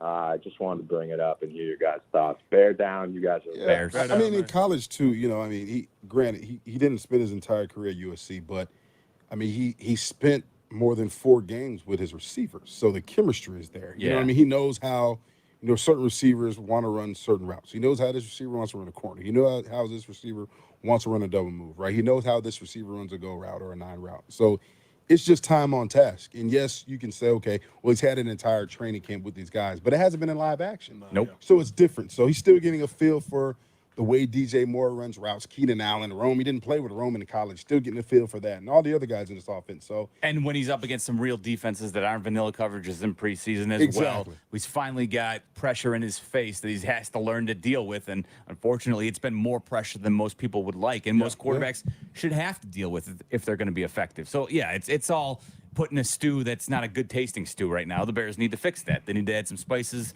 some offensive line protection that will help Caleb Williams to get this right. No, yeah, 100%. That's the thing at the end of the day with Start making me Caleb. hungry, man. Talking about It's getting to be food. that Like, I time, right? Forgot what we were talking We're about. closing in About on dinner time That's, here. uh, It's man. supper I time here know for where- the where he was post-game going with show. that. I was like, man, I want some stew. What kind of stew we talking? Little red bean. I tell you red what, bean the stew, stew's little okra, always that much. good when you got a W. Yeah, Bear it tastes down. a lot better. It That's tastes a lot called better. Bears win stew. I think here's my thing though with Caleb early on, especially with the concerns people have with overthrowing. I think everybody's counting everything as an overthrow. And they're not counting the moments where what Caleb sees isn't there and he throws the football away. I'm seeing a lot of those moments that also give me confidence in my quarterback knowing what he's seeing. Case in point, there's the play, DJ, I think he's running, I want to say he's running a post route in the end zone, and on the right side, there's a screen play that could have been thrown to Roschon Johnson. He looks at DJ. He doesn't like what he sees, doesn't throw the screen because he doesn't have the numbers on the right side, sails the football right over DJ Moore's head. And all I see in the chat, overthrow. He's not overthrowing. He's throwing the football away. He's making a good decision. But I think we also got to get a distinction on that as well, because there are some times where it does look like an overthrow, but then you look at it on the all-22 and it's like, there's no way he was trying to get that to him. Well said. I agree. Well said. 312-332-3776. Hang out till 7 o'clock. I see we got a bunch of callers on the line. So if you're in now, we'll get you on the air, I promise, before we get out of here. This is the post-game show right here on ESPN 1000. A lot of talk about the rookie in town right now, but when it comes to your home, you definitely do not want the rookie. And I've got the pro right here, my guy Dave from Felco. Hello, Cap. I mean it, Dave. I wouldn't trust just anyone with my home. You guys are the ultimate pros. A Chicago company, almost 50 years, no one else you should consider for windows. Well, I'm biased, but I couldn't agree more. And with buy one window, get one free, it's the perfect time to call. Don't wait for colder weather. Now close us out, Dave. Call now. Call 866 for Feldco. Hey golfers, it's Sylvie. I've been talking about Chicago's Southland's finest golf course for years, the Sanctuary in New Lenox. The Sanctuary offers 18 holes of great golf on a beautiful course. The track may be a challenge, but it's an easy drive from anywhere in Chicagoland. Sanctuary features a 20-bay heated top tracer range, a 30-station grass range, a putting green, and a short game area. Check out golfsanctuary.com for the best rates and book your tee time. You no longer need to find your golf sanctuary. Want to buy a vehicle in 60 minutes or less? Purchase your next vehicle in 60 minutes or less at Advantage Chevrolet Bolingbrook, or your first car payment is on them. And every new Chevy comes with the Advantage Plus program. Together, let's drive. Restrictions apply. See dealer for details. Postgame continues now on the new home of the Bears, ESPN Chicago. Here are your hosts, Jason McKee, Jeff Meller, and Pat the Designer.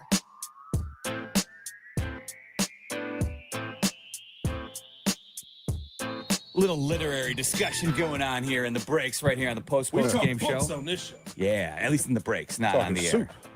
I'm Jeff Meller along with Jason McKee and Pat the Designer. We're here with you after every Bears game, after Yurko and Peggy wrap up the post-game coverage. We're back at it for the post-game show. And, of course, don't forget, Matt Eberflus will be joining Cap and J Hood tomorrow at 8:20 on Monday morning to talk about a Bears 24-18 winner as they're on top of the Rams today, awaiting the Panthers next week at 2-2, and hopefully with a chance to go above 500 before they head out to London to take on the Jacksonville Jaguars. All right, let's get on out to some callers here. Let's try Sean, who is in Boise, Idaho. Sean, what's up, buddy?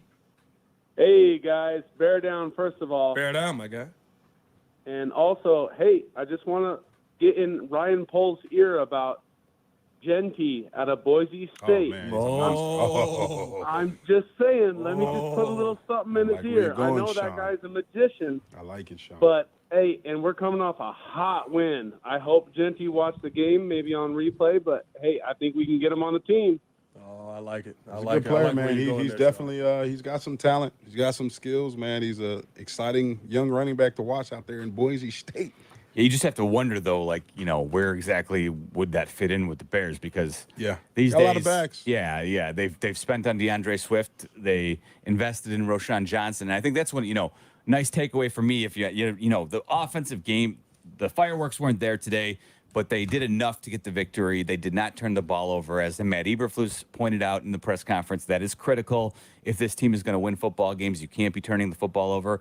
Caleb Williams did a good job with that today. And what I appreciated was, picking your two backs and DeAndre Swift and Roschon Johnson and just letting them get after it and go to work. And there may have been a plan to get Roschon Johnson a little more involved, but I think DeAndre Swift, with the way he ran today, including that 36-yard scamper where he just bursted through the line and took it to the house, he made his presence felt today. and was certainly somebody who who demanded the ball a little bit more because of the way he was running, especially in the second half. No, and what I love about that is I agree. I think that the plan was to get Roshan more involved. We heard that from Jeremy Fowler, heard that from Courtney Cronin on the Chicago Bears podcast this week. You wanted to get him. Check that out daily, by the way. Check that out daily, Monday through Friday. Always dropping J-Mac ESPN on Chicago that. app. Let's jump in with us. Let's go. But I think what happened was, and what I was excited to see, like you said, DeAndre Swift started to get going, and they didn't go away from him. That's how football game plans should go during the game. When somebody gets going, when you see it starting to work, when you finally see that thing that you want to go. Get the Zeke Elliott. Feed me, Swift. We'll feed you, buddy. I just think you gotta adjust what your game plan was. Dare I say, the 4th week into the season is the first time that we finally saw them be able to do that. Well, Coach Flus talked about the demeanor, right, in terms of the way they ran the ball, the style in which they ran the ball with physicality, right, good pad level, moving the pile. You know what I'm saying? And we saw that from both guys. You saw that from Roshan. You saw that from DeAndre. You know, that's what I was encouraged to see. You know, you can tell that those guys, you know, had a chip on their shoulder. With as much as, you know, we've all been talking about the run game. Where is it? It's on the back of a milk carton. Well, guess what? We're going to go out and show you where it is. It's here today. And that really helped them, you know, lead to a win today. Let's try Roscoe, who's in Antioch. Roscoe, what's going on? Hi, guys. Joining the show. Thank you. Thank you. Thanks for calling, Roscoe. So here, this is going to sound like nitpicking. I mean, they won and all. But is the Tevin Jenkins experiment over? The poor kid can't stay healthy. I don't know. He hurt his ribs or fell down and hurt his ribs today. I mean, I know they've got options. I guess this guy Ryan Bates is on IR. Maybe he's coming back, but you know, I think they have to make a decision whether they're going to sign him. And I'm wondering what you guys think at this point. To me, I think the story's already been written. I think next year, if you think about picks 1, 2, and 3, and I guess the bonus pick in round 2, if they don't pick 4 offensive linemen in a row, I think they're making a mistake. But I'm wondering what you guys think. I enjoyed the game. Jason, it was good to see you on the your sideline. You're looking good, my man. Oh, thanks, brother. Thanks for the entertainment. I always get a lot more of a kick out of you when they lose and we're angry. But just wondering what you think about the O-line. We hear you. I know he wants the well, let me tell you this, Roscoe. You know, talking about Tevin and the injuries, it's tough because when healthy, he's a really good player. Yeah. But we know the best ability in this league is availability. If you're not available, then, you know, you're a liability. That kind of rhyme. That was a bar. That was a bar. Didn't mean for it, but that's the honest truth. That's the honest truth. We don't have no air horns on this. That's the honest truth. But it's the honest truth. So, you know, I really do like Tevin. You know, I like his game when healthy. I think he's physical. I think he's a guy that can be a presence on the offensive line. Yeah, like a tone setter because he's got that nastiness when things are going well. Thanks, Jeff. Like, you need that tone setter on the offensive line. I think he can be that guy, but it's tough when you're not out there. And, you know, it's unfortunate, you know, for a guy who's, you know, trying to have a payday, you're not there. That's going to be the argument. So when they go to the table, you talk about a contract extension on whether or not this guy's going to be back in a Bears uniform, if they're going to extend him, it's going to be, hey, you missed this amount of games. Hey, you've been injured. You know, so it's tough, man. You know, I like Roscoe said, I love from the draft none but offensive linemen next year as well, too. So they'll draft we'll see what receiver happens, in the but first it's you know, let's hope Tevin can be healthy because moving forward this year, you're going to need him. Yeah. You're going to need Tevin this year. I think here's the thing. It depends on how serious the injury is. The one thing that I don't question about Tevin Jenkins is his toughness. If he can play through a rib injury, Tevin Jenkins will put whatever the wrap is that they put around you, and he will play through a rib injury. That much I do know about him. The part that is tough, like you said, the availability issue there. Yeah. I think if he's not able to play through it and he starts to miss a considerable amount of time, that's when you have to have that conversation. Guys are going to get hurt. It's football. Yeah. Guys are going to get banged up. It doesn't mean that you're going to be out for a lengthy period of time, but we'll see what the injury ends up being. Yeah, but the truth is, though, that time is kind of quickly running out here because, like you said, J-Mac, he's going to be a free agent at the end of the year. Yeah. I know there were some discussions in the offseason about the possibility of an extension. Clearly, the Bears were not on the same page at whatever number, you know, his representation was trying to get, you know, put back in their pocket. That was not something the Bears were really willing to entertain. I believe there was it at the bye? I'm trying to remember. You know, they tabled discussions. Well, they tabled it, yeah. You know, and I think part of it was restart him in the offseason. Then at the end of training camp, or you know, at the end of training camp, they said they were tabling discussions until I believe it was at least the bye week. Yeah. And I think part of that was they wanted to see if Tevin Jenkins could remain healthy and play, close to the level that he was playing at when he was healthy last year. And again, that has not been the case because the level of play hasn't been good enough for someone, who you're going to pay. That's the bigger problem. But then then he suffers the injury today. So we'll see, Roscoe, but I'm kind of with you. I think after 4 weeks of not great play and then now an injury, he's going to be up against it to really convince the Bears that he's somebody they should be investing money in, because whenever he does get back, if that's this week or if it's going to take a couple weeks because of the injury, then he's going to have to basically run the table, be healthy, and play well. Yeah. If Ryan Poles is going to invest money in him, in my opinion. Somebody's going to give him some money, but I don't think it's going to be the Bears. That's the problem, is because we've seen what the Bears have done with the salary cap now, and not that they don't have any room, but they've made a lot of investment over the last couple of seasons here, and giving DJ Moore that extension, giving Montez Sweat that extension. You got to pick and choose. Yeah, and so I think Tevin Jenkins has not probably established himself as someone, in all likelihood, the Bears are going to build their line around. They're probably, like Roscoe said, like you've been saying, just drafting linemen now next year seems to be the most likely prospects, unless the direction of the season dramatically changes here. Yeah. Second round fullback. Let's try. Don't be hard on the fullbacks. Let's go on out to Tracy, who's on the south side. Tracy, you're on the Postgame show. How you Hello. doing? What's happening? How are you? Hey, Tracy. I'm doing very well. I want to ask you guys about this new offensive line rule, which I can't stand because it makes no sense. They explained it on TV where you have to be lined up. Yeah. So you're talking about when it was Darnell Wright was lined up too far away from the line of scrimmage. Yeah. He's in the backfield. And I think the I problem. don't know if that's new. No, but he was a little further back than what he looked like he was in the backfield. He was in the backfield. But I will say, now, and the point is, Tracy, that the reason they're talking about quote unquote new is it's been a point of emphasis. Yes. And coming into this season, they wanted to get away from letting the tackles just kind of fall back as your line fans out into that almost that triangle, like as the center. And then, because it's getting to a point where they don't want the tackles to be all the way in the backfield. Yeah. It gives them an advantage in terms of pass protection. Absolutely. Right? You don't have to kick back as far to get your depth on your pass set. Yeah. You know what I mean? So and the I truth, ain't seen them call it on the Chiefs that much though. Well, no, but they did they did though on the Chiefs that first game of the season. Now, take it for what it's worth. We're 4 games in. I've been seeing a lot of leaving early on that. No, but the truth is, Pat, and I've heard them talk about it. It's not not on the logo soon. The NFL logo.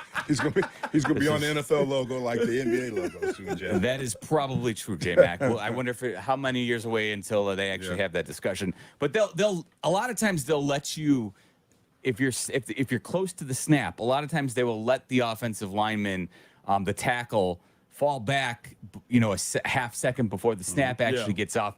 But it's the lining up, Tracy, that's important. They want you closer to the actual line of scrimmage. And so, that's just something that Darnell Wright hopefully is going to fix. Hopefully that won't be, because again, you can't have these pre-snap penalties over and over again. Because Caleb's already dealing with the communication issue.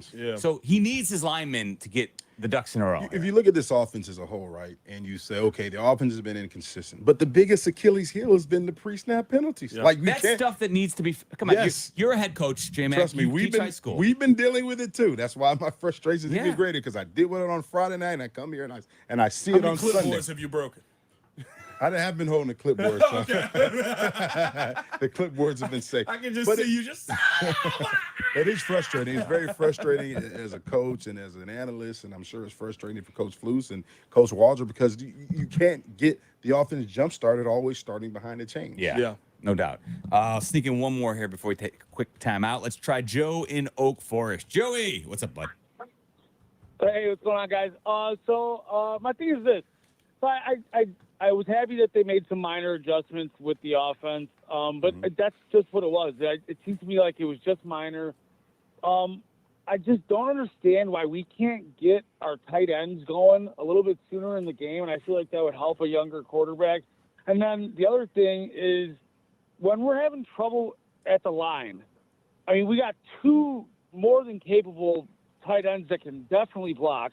We have a bunch of running backs. We have a fullback why can't we bring some extra help back there and just to give him like even an extra second for him to get off a pad? Well, I mean, we saw more of that in today's game. We saw some 12 personnel. I think there was some 21 personnel out Well, he's there. talking a about in little terms bit of in pass protection, like having a back or Yeah. tight end chip when they release out. We saw, I saw Cole out there chipping and releasing to the flat, and you could have 2 tight end sets to where you have the 2 tight ends off the ball and 12 personnel. Yep. They both chip and run around. I agree. I think we should see more of that. You have 2 versatile tight ends that in Everett and Kmet. But I will see, Gerald Everett, he's a bit of a glorified slot wide receiver in some ways, right? Like he's, in terms of as a blocker, that's not something that Gerald Everett is generally going to excel at. Now, I wonder what their plans would have been for Steven Carlson, who it looked like they were looking to possibly make active, but he injured himself at the end of practice, broke his collarbone on Friday. So that's not an option.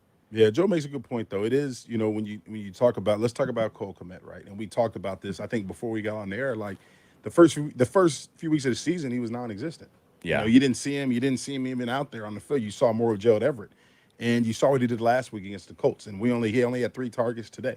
And I know the ball was spread around, the run game came to life, but I would like to see Cole Kmet involved more in this offense, especially in the red zone. Yeah, you got to see that guy. I'm shocked that we at the lack of utilization of him in the red It's zone. weird, right? It's like it doesn't make sense. It's like I thought yards wise for sure he would go down because of the weapons, but I thought touchdown wise he would go up because it's hard to out jump a 6'6" dude that can jump. It's hard for me to fathom, right? If I'm in that room, if I'm at an offensive meeting room, and Coach Waldron lays out the red zone game plan. And I look at the packages of plays we have in place. And I don't see Cole Kmet on the field, or he's not in the personnel packages. Like he's got a star next to DeAndre Carter's name for blocking purposes. That's what I mean. And It's he's looking at his speed option with a big circle around it, and he's like, these are our plays that are going to get it done. Boy, I hope. I was going to say, boy, I hope not, but we already seen it, so never mind. We'll see if they're hopefully getting things right. They do get the win 24-18 over the Rams today. 312-332-3776. One more segment to go, so we'll try and sneak in all your calls right here on the Post-Game Show on ESPN 1000. Few Whiskey. Have you met us? Few is born of defiance and comes from Evanston, the town where the temperance movement started and prohibition lasted until 1972. Here at Few, we make whiskey the only way we know how, our way. We use an iconic 70-20-10 mash bill. We mash, ferment, distill, bottle, and age all right here in Chicagoland. Few makes Chicago-style whiskeys for Chicago whiskey drinkers. Few Spirits, Incorporated 2011, 46.5% alcohol by volume. Evanston, Illinois, 60202. Seeking a place where it's all at your fingertips? Stop looking. Rosemont. It's all here.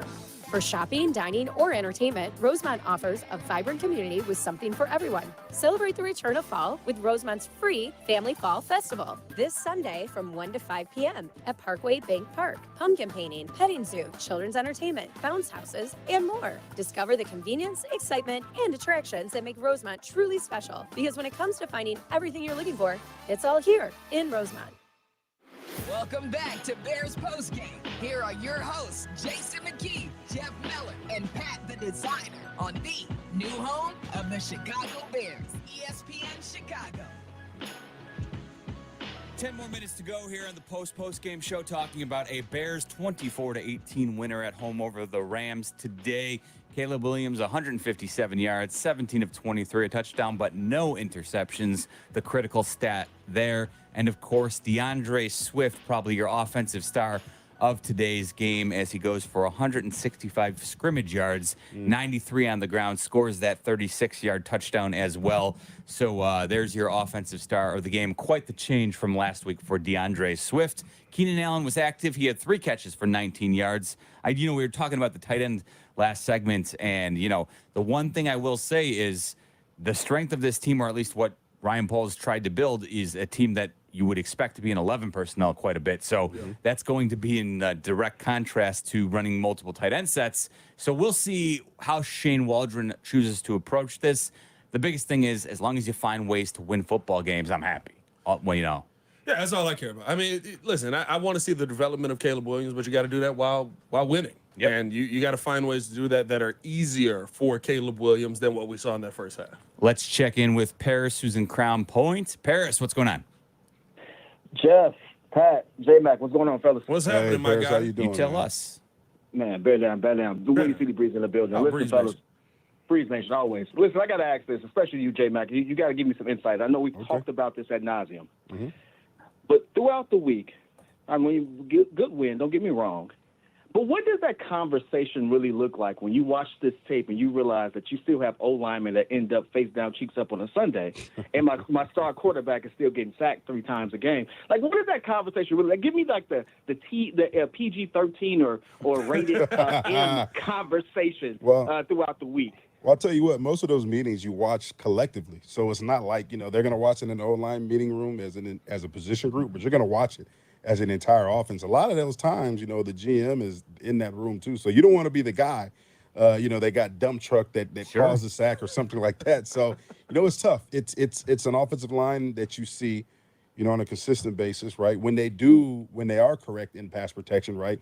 They get beat on a one-on-one matchup. Yeah. You see Coleman Sheldon get displaced, or Get like you thrown said, into DeAndre Swift. Yeah. So I'll tell you what, Coleman Sheldon has 3 tackles on DeAndre Swift this season. I don't know what Chris Morgan did, but if I was SEMO, what I would have done last week is I would have shown every meme that was going around the internet of the offensive line on their ass on that play, on the speed option where they looked absurd, right? I would have shown them every single meme that I could find that went viral and said, this is what the league thinks of you. Yeah. And a little embarrassment will fuel fire into a lot of people at times. But I think the worst part about that is, even today, right, there are so many moments where they do their job the right way, and then they're just not talented enough. Embarrassment only goes so far as technique. It goes so far as being in the right position, making sure that you know who you're supposed to be blocking, what protection you're supposed to be in. I gotta do all my research. I gotta look at all my tape. Braxton Jones knows what his problem is.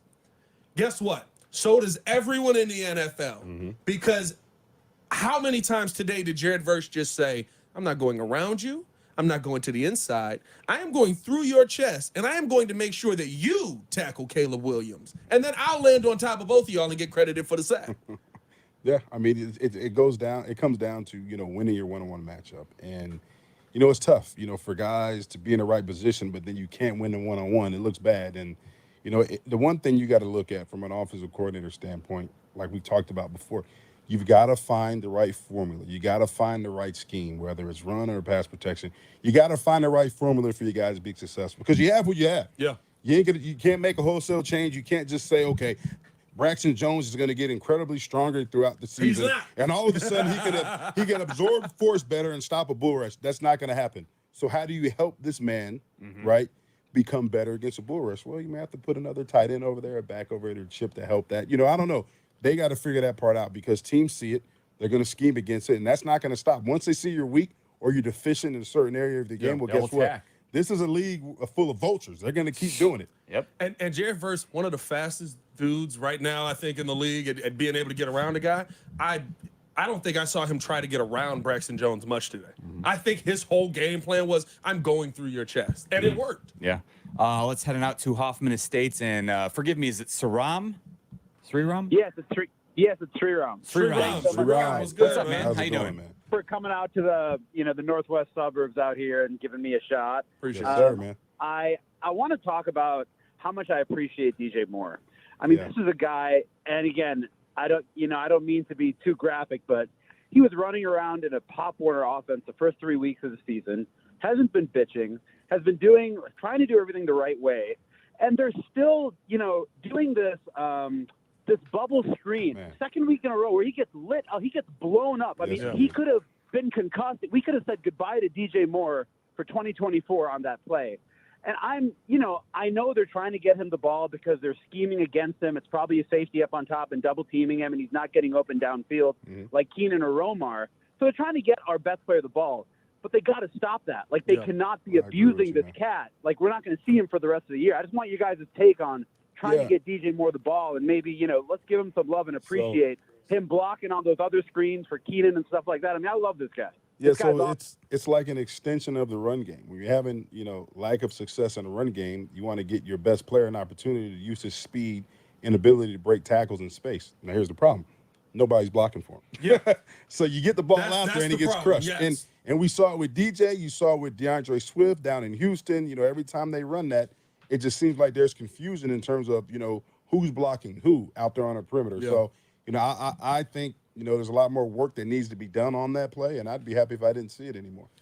No, yeah, I think that in the second half, though, right, all of a sudden, they didn't throw it to DJ Moore, but they were still running bubble screens. They were still running those small screen passes, but the player execution, I thought, was through the roof, night and day better, and I think that makes the biggest difference on those plays. Well, you see, they're trying to find other ways to get DJ the ball. Besides the passing game, you saw in the second half they ran a counter with DJ Moore. Yeah, that was crazy. It was a great play, but it got called back, worked. right? Yeah. It got called back because there was a holding call. So I like the fact that Shane Waldron's trying to find ways to scheme his best player and get him the ball. Yeah. I just don't want to see them on that quick screen anymore. Let's check in with Alex, who's in North Carolina. What's going on, Al? How's it going, man? What's First happening, time, man? long time. What's up, bud? Hey, Alex. I was just curious, man. The offensive line after that first quarter looked incredibly different. I don't know if you guys saw anything. I mean, they just looked so much better.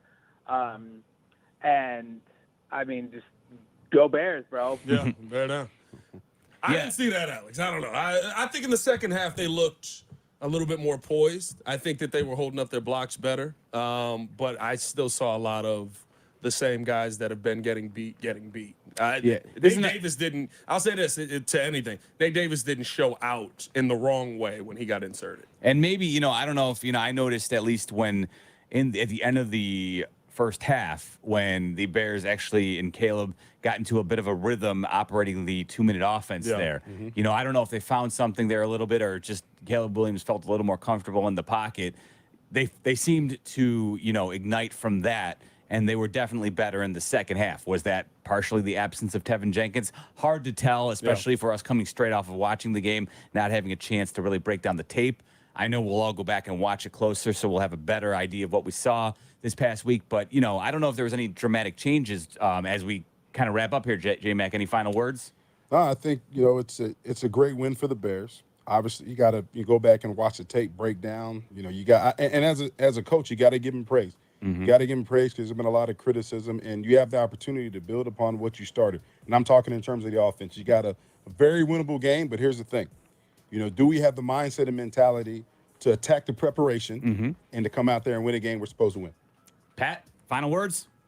Bears win. We'll take it. Keep getting better. 2-2. They go to 500 with that win over the Rams, 24-18. Don't forget Matt Eberflus at 820 with Cap and J Hood. For Jason McKee, Pat the Designer, I'm Jeff Meller. Thanks for listening to the Postgame show right here on the home of the Bears, ESPN 1000. The Bears. Few Whiskey. Have you met us? Few is born of defiance and comes from Evanston, the town where the temperance